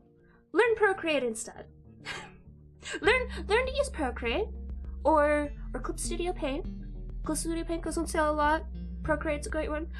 All three of these programs are nice because they're one-time purchases. But if you start using Sketchbook and you're like me, you will never be able to learn another art program again, and you'll be trapped forever within the confines of Sketchbook, and you will never escape, and it will be a bad time. And then you'll tell people about your process later, and you'll say something like, oh yeah, I have the entirety of this animatic in layers in this one file, unorganized, no names, no folders. And then they'll look at you and they'll be like, why would you do that to yourself? And you'll have to tell them, you'll have to lean in closer, and you'll have to tell them, it used to be worse.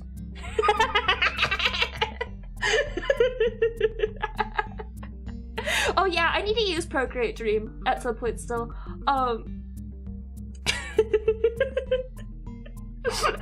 Sorry, I had to warn you. It's a good program. It is Sketchbook Autodesk. It's on the iPad. I've used this program for practically my entire art career, and thus I have a toxic relationship with it, and I can never leave.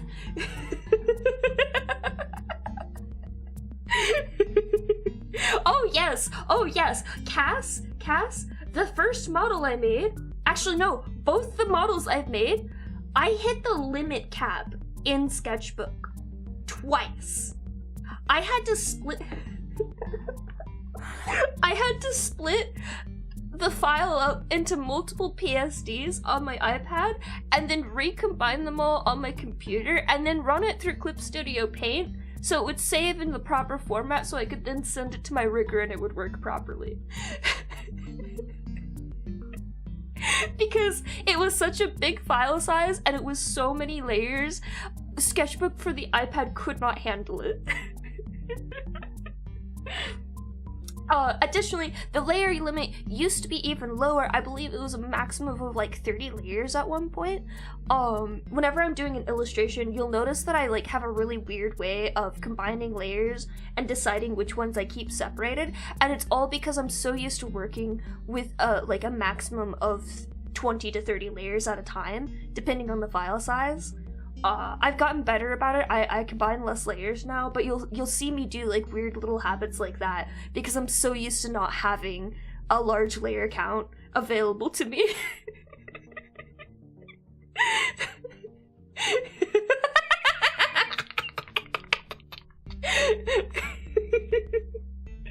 Additionally, I used to not have access to custom brushes. I would just have to work with the ones that were in Sketchbook. I drew everything by hand, and I still draw most things by hand. The recent like sparkle brushes and foliage brushes I've been starting to work with have been a godsend. There's not like a whole lot of custom brushes for Sketchbook. There's a decent few out there, but they're very specialized to like specific artist profiles because not a lot of people use Sketchbook. That's another reason to use Procreate or Clip Studio instead. Resources.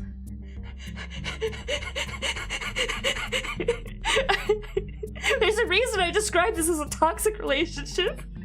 It's bad, okay, it's bad. I know it's bad.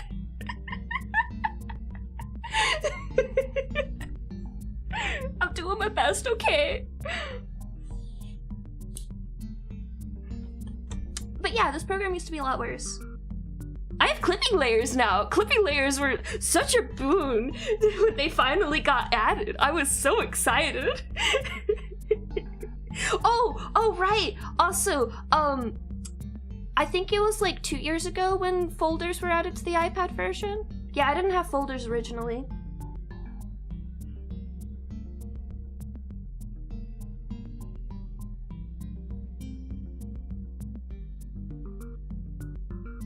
Oh, and certain blend types that are in Sketchbook aren't supported in PSD files, so I have to remember which layers have those specific blend types when I move it to my computer, and resave the file with the correct blend types again.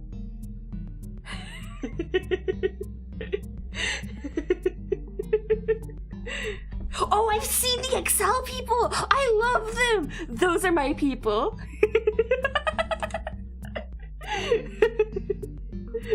Oh, I forgot to close that.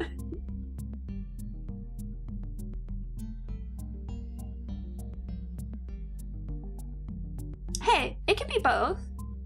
There's people who make art in Unity. One of my favorite 3D artists does all their shaders and stuff in Unity.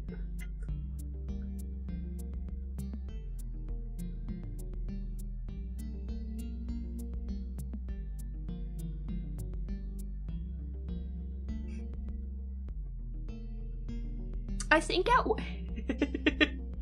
this is not gonna help my case. At one point, I couldn't find a video editing program at like a price point for a broke college student, and I was too scared to torrent of a program that was paid, and I might have almost tried to turn Unity into a video editing program at one point in time. It didn't get very far. I found VSDC not long after that and saved myself from a lifetime of pain. I did almost turn Unity into a 3D video editing program.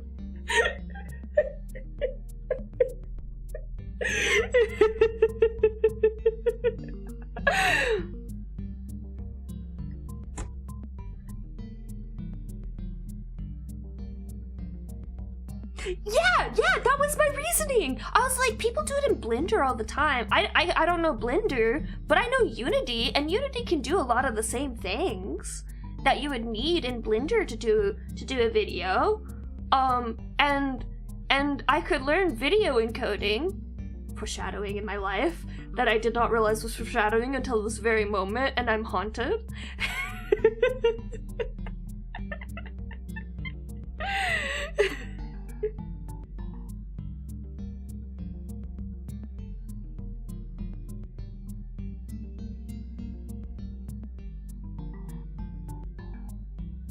The only reason it didn't happen was because I had too much homework to finish it, and also finish whatever video I was working on at the same time. So I continued researching programs and I found VSDC, which is decent. It has a lot of the things that I needed in an editing program that I wanted. I think they're on some AI bullshit now, but it's completely optional, and I pretend I do not see it in the corner of my eye every time I open the program now.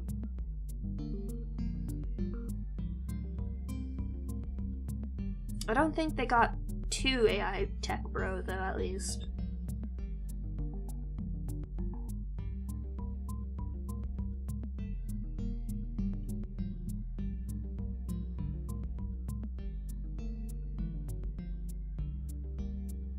I think it is actually like filters and stuff like that, rather than full-on AI, but I wouldn't know, I don't mess with it.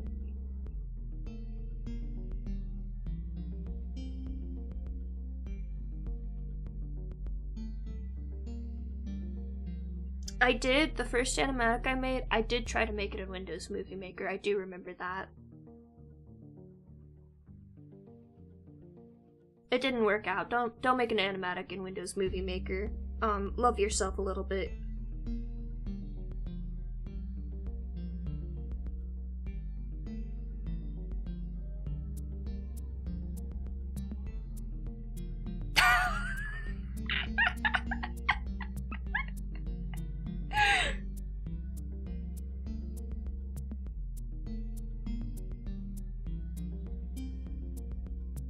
I personally feel for the people who are using Canva to make things nowadays, because Canva's TOS is fucked up.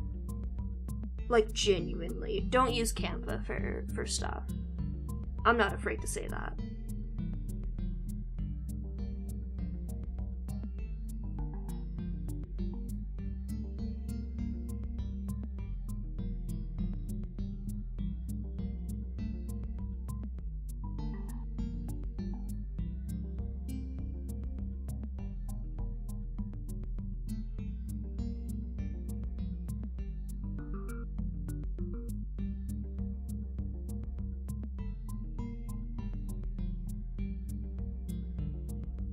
I'm actually kind of sad, because there's a lot of, like, really nice templates and stuff for Canva. And as a whole, as, like, a site experience, Canva's really nice to use. I have used it before. But then I heard about the shit that they've got in their TOS for, like, intellectual rights for anything you create in Canva, and I think anything you upload to Canva, which is worse. And it's bad. It's bad. Don't use something else.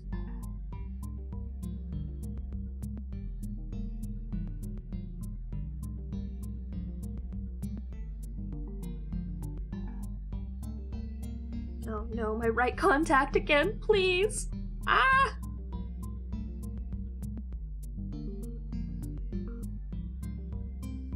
I might need to put eye drops in.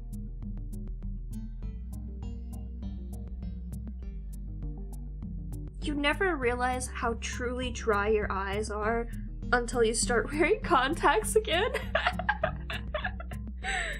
Oh, goodness. I think I've mentioned this before, but I feel like such a dork whenever I'm riding to work on my scooter, because I've got these, like, big, bulky goggles on. But I have, like, the bright highlighter, high-vis helmet, big, bulky goggles that can go over my glasses, and then I'm wearing, like, a nerdy button-up shirt and riding on a scooter. I look so stupid. I think it's funny, but I do look incredibly stupid. Also, have a good night, Cass. Thank you for sticking around. Get some good rest. I'll be here tomorrow. The music might change between today and tomorrow, because I do have my lesson tomorrow on Saturday. But I am proud of the state that it's in currently.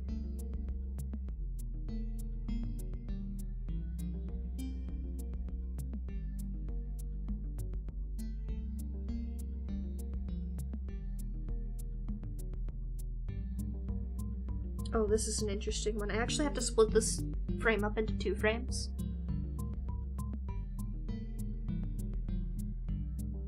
I'll do the Ambrosia side first, though.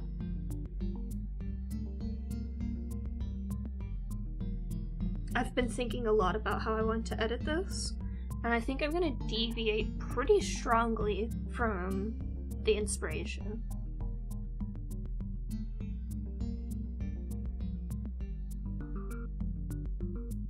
Hang on a second. I'm all good.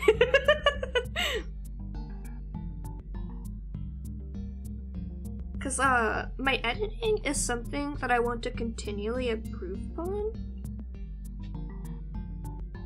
And I could go simple. I could just go straight up harpy hair original animation.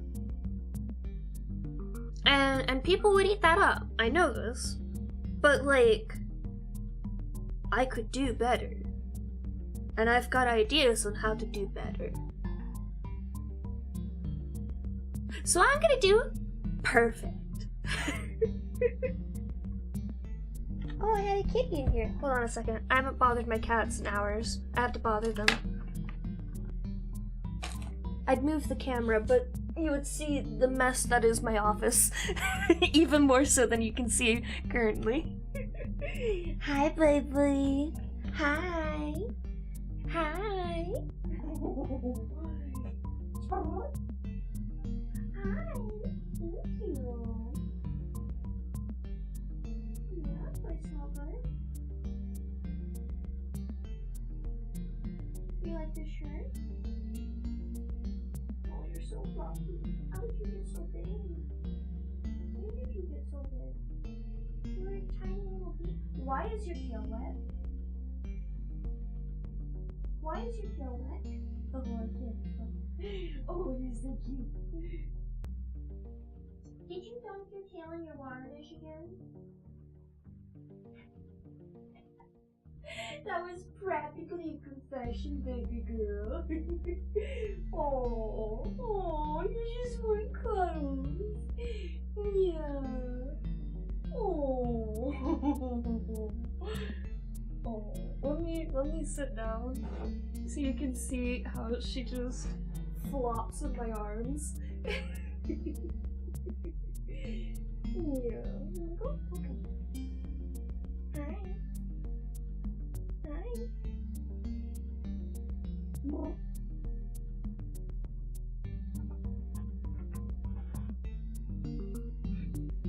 Oh, she's so cute.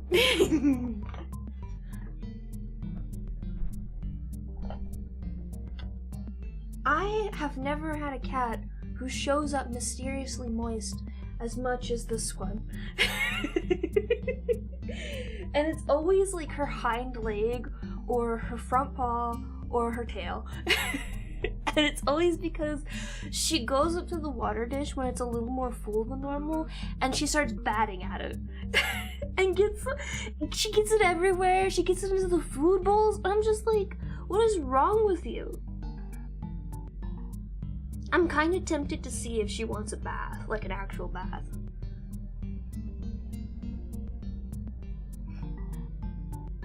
You're just a silly kitty, aren't you?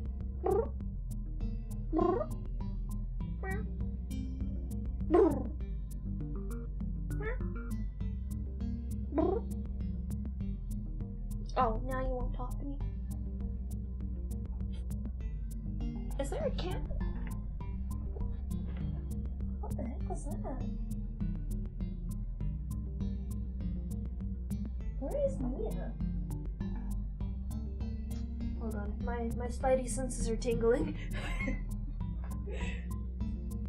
Miss Mia! Oh no!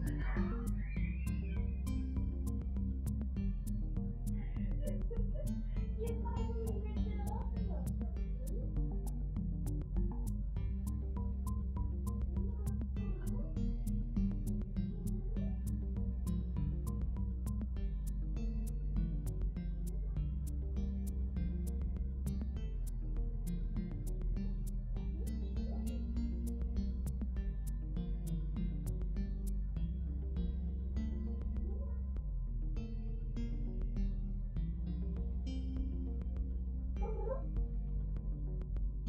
Oh my god, I can't find her. Did she find a new hiding spot? She's in the house. Everything's totally fine. It's just she's found a new place to hide. Baby girl. Oh. Oh.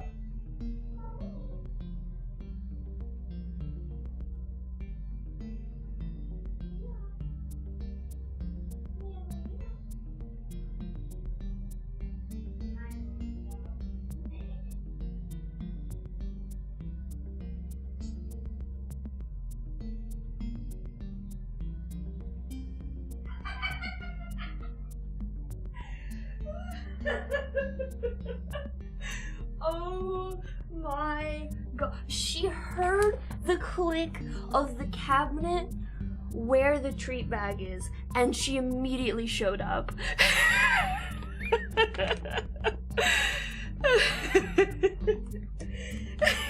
You see them being little shits to each other.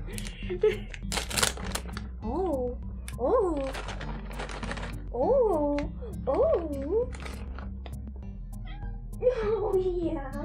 Oh. You want treats? Okay, one of you come up here. Thank you. Good job, Marjorie. Here you go.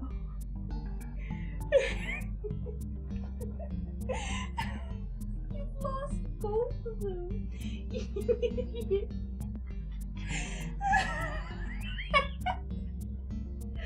Oh my god, you're so dumb. No worries. Thank you, I appreciate it. Do you see their faces? They're already begging for more. No, ma'am. No, ma'am, you got plenty yesterday when I was trying to convince you to go on the cat wheel. Yeah. Yeah.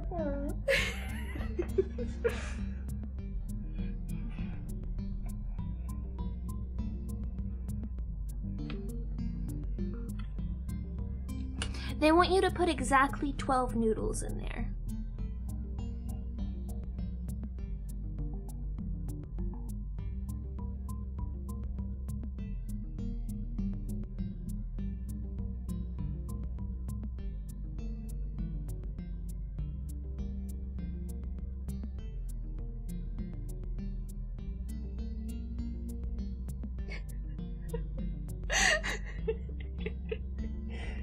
You can't see her, but Marjorie is right next to me, patiently waiting.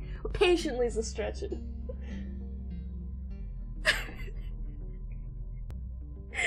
God, they're so funny when it comes to treats.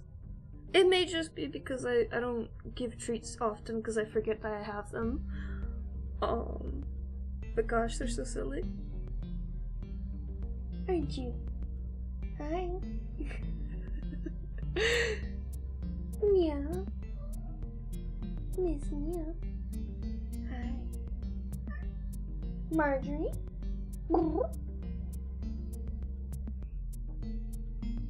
Also, yes, this happens all the time where I'm talking to Mia and Marjorie's just like, hi, hello, I'm here too. Pay attention to me.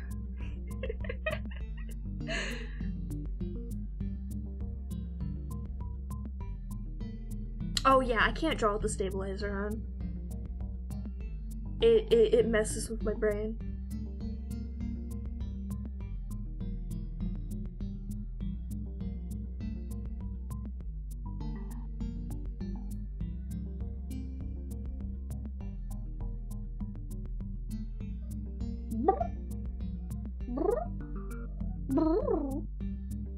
Hi. Good girl. Oh, you just want to scratch? I know what you want. You're not getting any more. You got 2. Technically 3, if you can find that other one.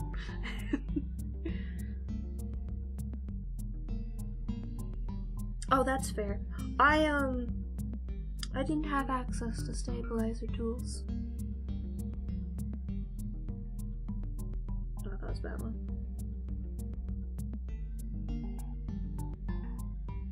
So I learned to draw straight lines. At one point in time, I got so frustrated with the native ruler tool in Sketchbook that I got a real life ruler and put it on my iPad instead.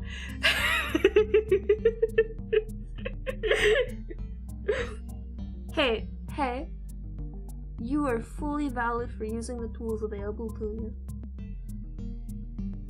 I'm just wanting to show off. Because you guys call me modest about my art. I am not modest about my art. I'm just trying to not scare people off before they realize I'm really entitled about my art. That was a really loud laugh. Hey. Break it up or I'll break it up for you.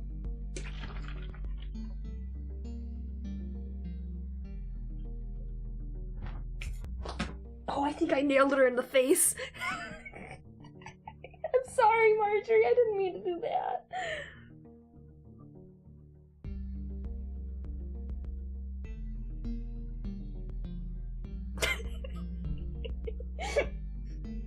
I didn't want to hit Mia. Mia was in front. Because Marjorie's the one that started that. I have to be really careful about it. 9 times out of 10 it is Marjorie. But when it is Mia that starts it, I don't want to punish Marjorie for Mia starting something.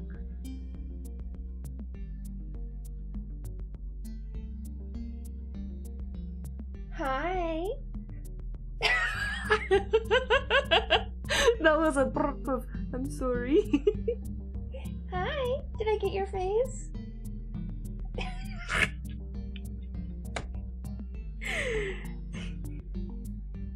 Young lady. Is your face wet? Here.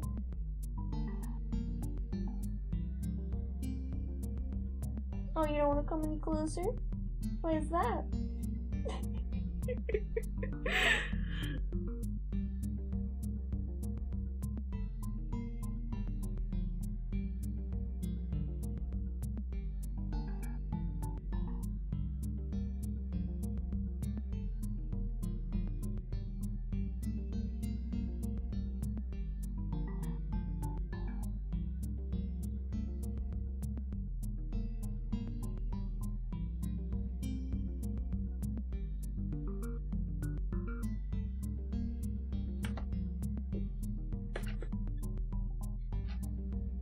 I know that pose.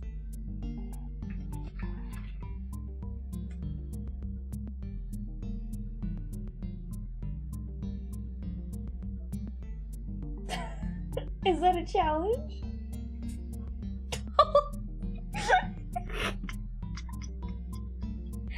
Yeah? Yeah? That's right. I'm king of the house, not you, you little shit. I barely touched her.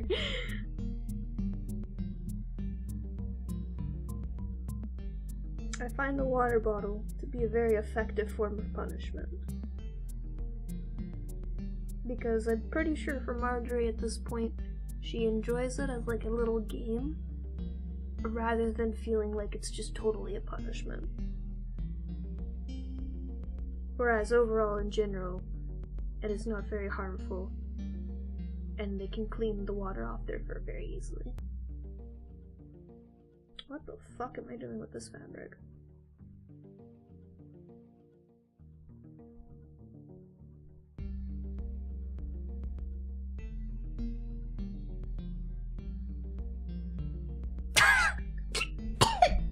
Wow!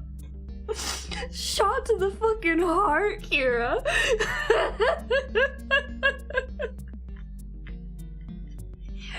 Oh my god. I've never felt more called out in my life.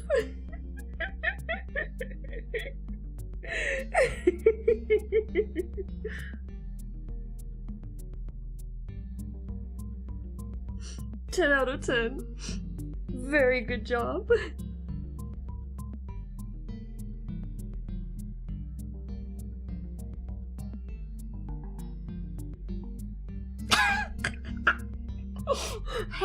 Hey, it's just the epitome of balance, you know, like in my stories.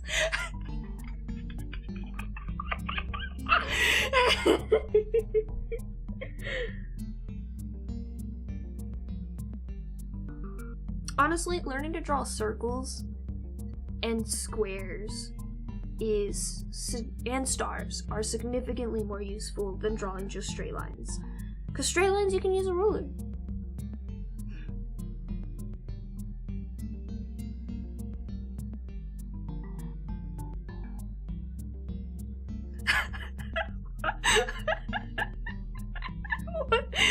What?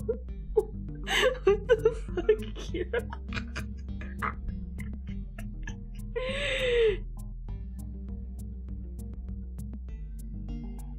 Is that a reference to something?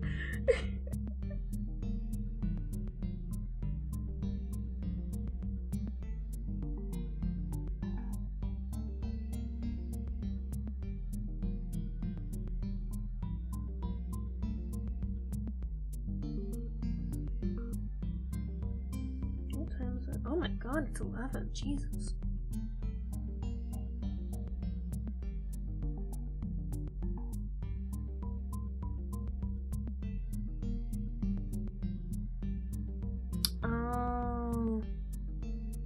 Yeah.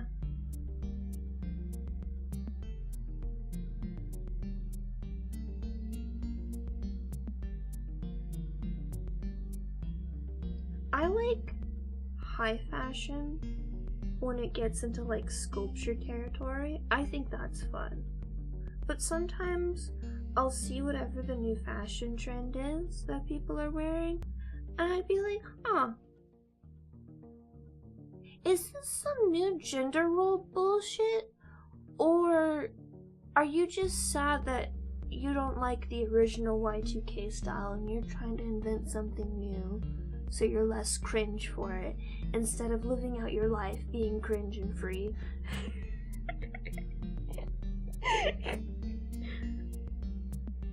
Also, there's not enough wizard capes.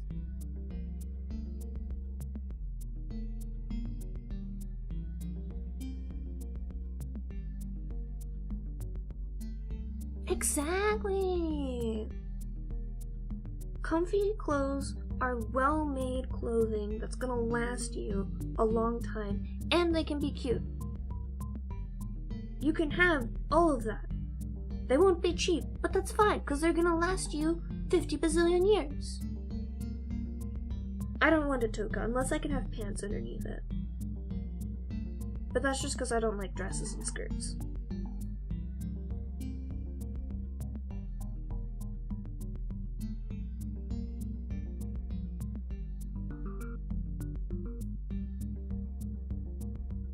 I will wear booty shorts though. I love shorts.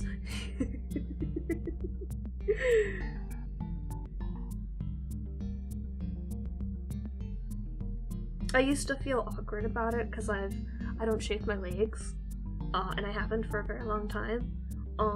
But now I don't give a shit about what anyone thinks. So.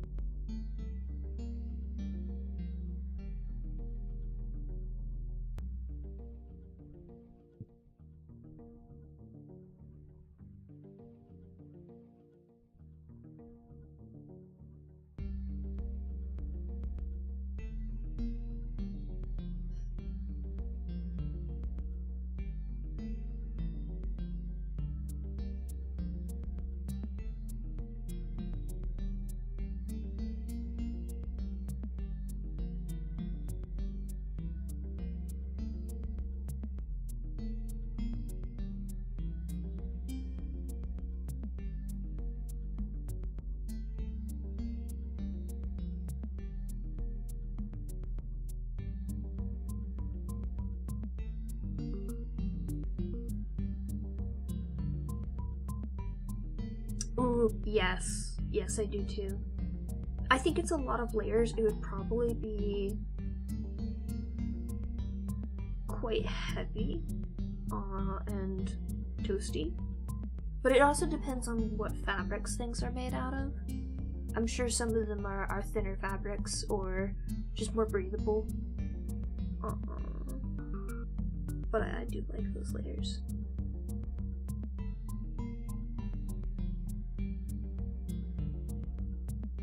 Now I want to watch Apothecary Diaries again.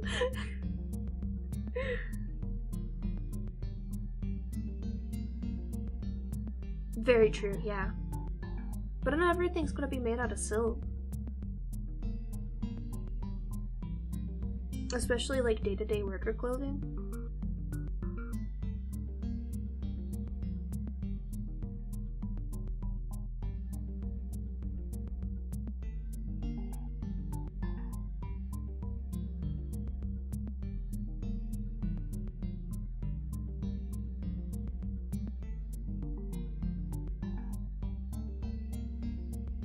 Yeah, linen's really good. Cotton is nice because it wicks away sweat as well. Cotton is usually what I wear. Air quality.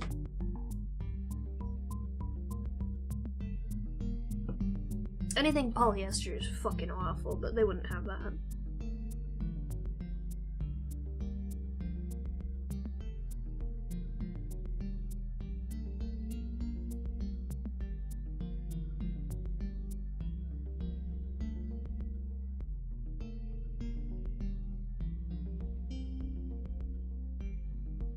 Mixed polyester isn't too bad, I guess. As long as there's like a decent amount of like cotton or something else in it. I was about to say something really inappropriate. I'm so glad I stopped myself. Dejima, please. It's too late for you to make that kind of comment. My brain to mouth filter is very low right now.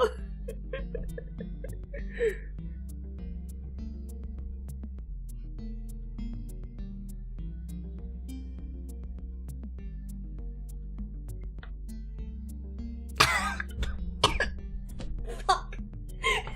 That's even better.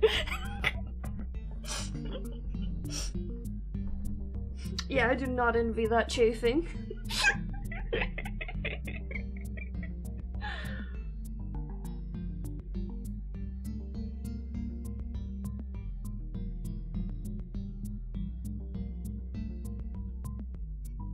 Yeah, I'm definitely a denim and cotton person.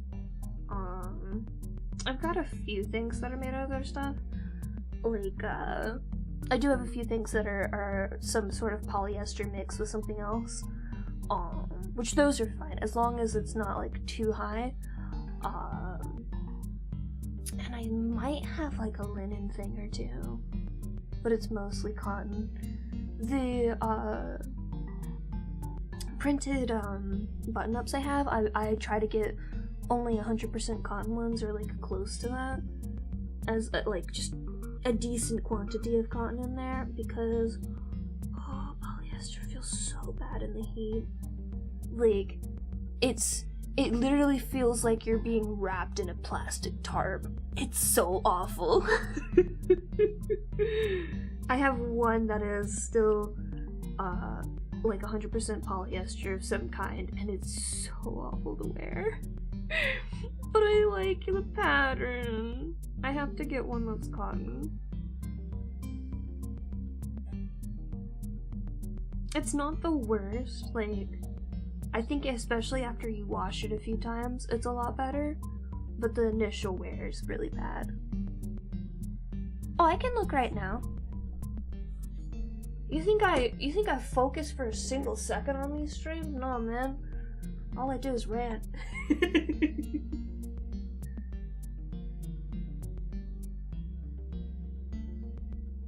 And art help?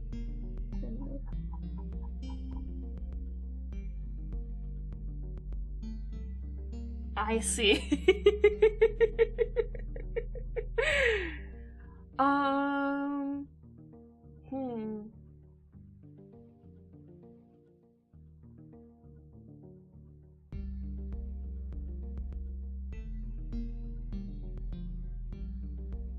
I'm not gonna lie, the first thing that came to mind is the hooks from is it Dead by Daylight? The one where like you've got the enemy player who like hooks everyone and you have to escape from the hook before it kills you from the weird shadow creature. That's the first one. I feel like you could get away with like, oh, Chopstick is so good. Oh, that's really good. Somebody put Chopstick in the channel. You could do like a fishing hook too, with like a little cute like a fishing tackle on it.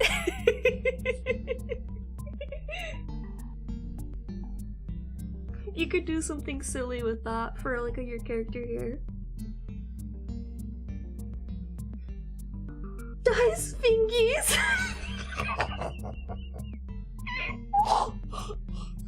Not just a hand, specifically dies. That's funny.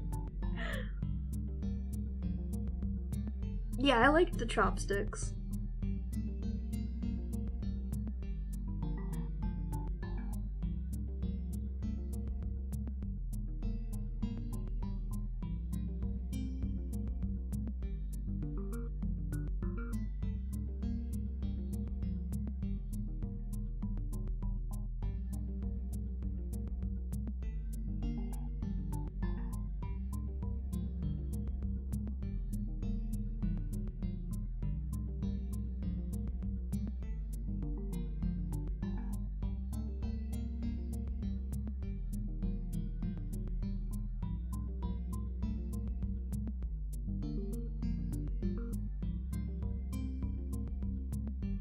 Oh, I have a question for you guys. Do you prefer wooden or metal chopsticks?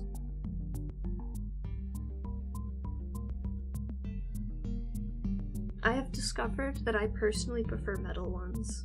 I don't like the wooden ones because they're more annoying to wash and keep clean. But also, like, for some reason, I don't know, it's just easier. Yeah, that makes sense. I think the ones I have are steel.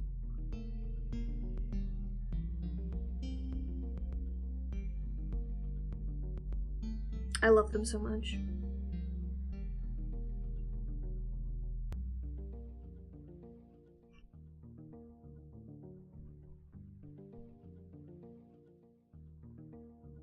Hey, you're valid. I think I got a set of plastic ones. When I went to the mall, there was noodle bowls with Karumi on them, and I needed my dedicated noodle bowl. I used to have a dedicated noodle bowl, and then it broke, and I was really sad about it.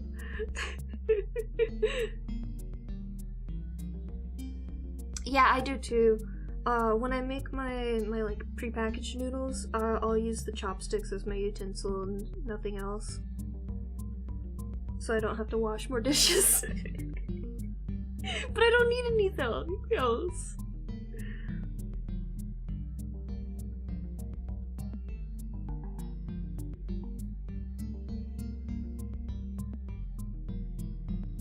I mean, they're a useful tool. Like, you could use that for a lot of things. I just don't make a lot. I only have, like, 2 things I make that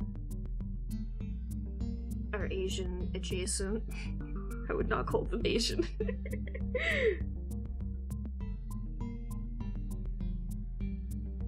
And one of them I can't make with chopsticks. Why the fuck is my work computer going off? Oh.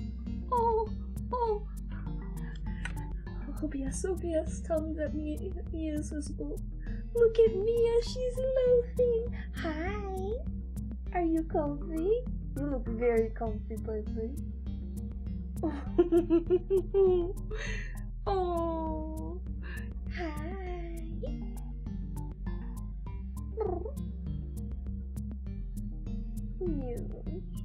You're a big sweetheart. You're just a big fluffy kitty. I should probably actually pull up my Ambrosia reference before I realize I've forgotten half the details on them. That would be the smart thing to do. I'm pretty sure I've gotten all the important details, but you never know. Understandable. Have a good sleep. I'm probably gonna finish up the line art on this and then head off. I need to I need to fix my sleep schedule because it got very borked this week.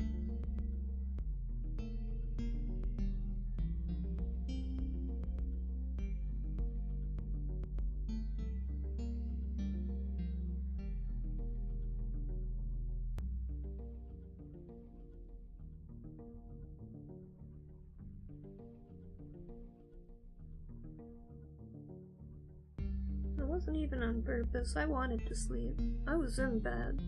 And my brain said, no, get up. You're doing things.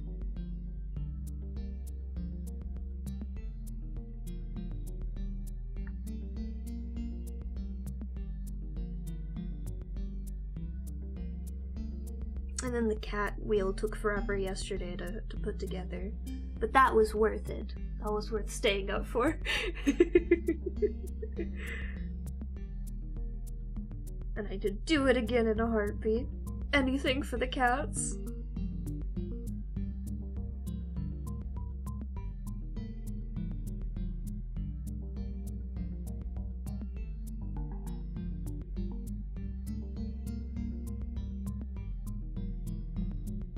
I actually probably need to get a new cat tree for Mia because her old one is hanging on by a thread. One of the panels on the top is like really floppy. Oh no! Moose. What a good name for a cat. That's so good.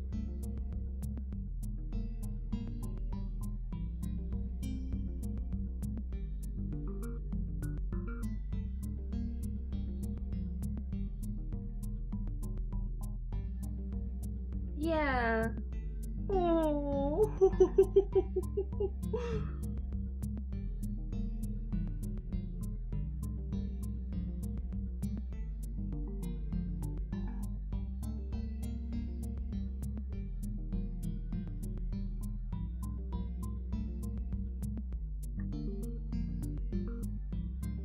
Are you doing Miss Mia watching out the window? Sometimes I'm a little uncomfortable because my front windows don't have any tinting or any other thing on them for privacy. But then like when I'm walking up to the door, when I'm coming home, I can see my cats in the window and I'm like, you know what? No, this is fine. If it ever gets too much, I've got curtains.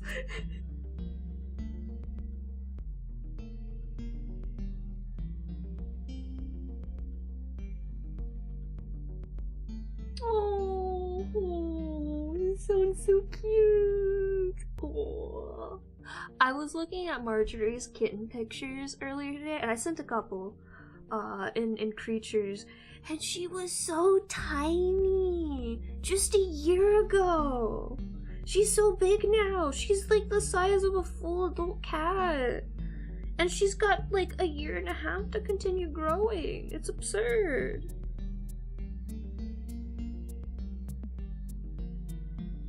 She's gonna be a big fucking cat.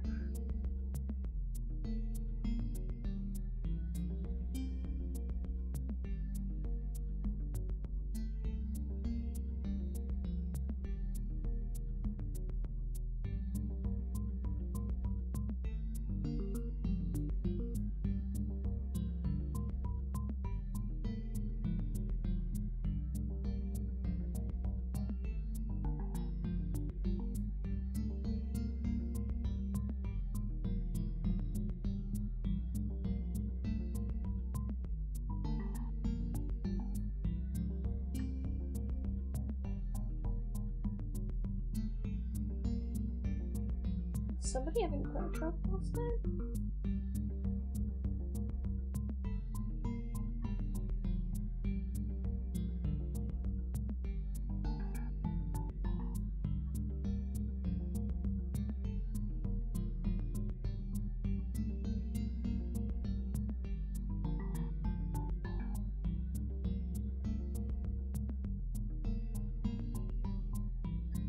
Also, do I need to look in the Discord for those? They're being sent? Just let me know.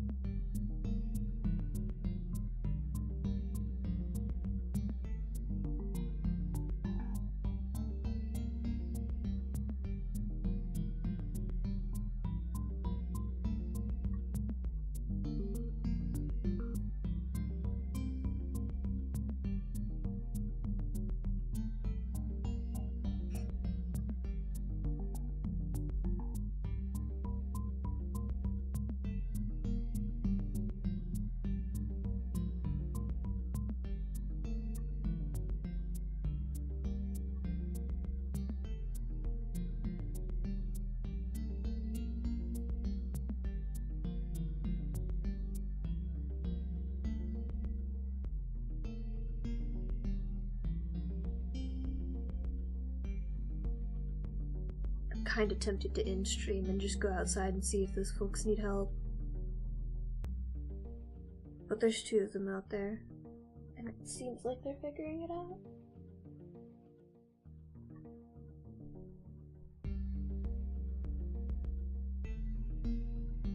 If they're still out there by the time I finish this, I'll go out and check.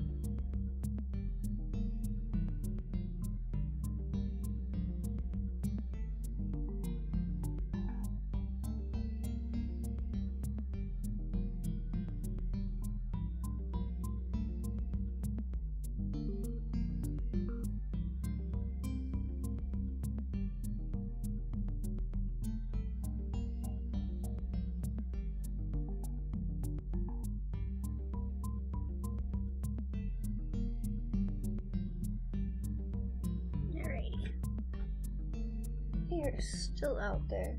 They're like face first into the engine of their car. I'm gonna see if they need a tool or anything. I don't have many, but I've got a few. But that'll be all for me for now. Let's see. Worth it to raid? Anyone available?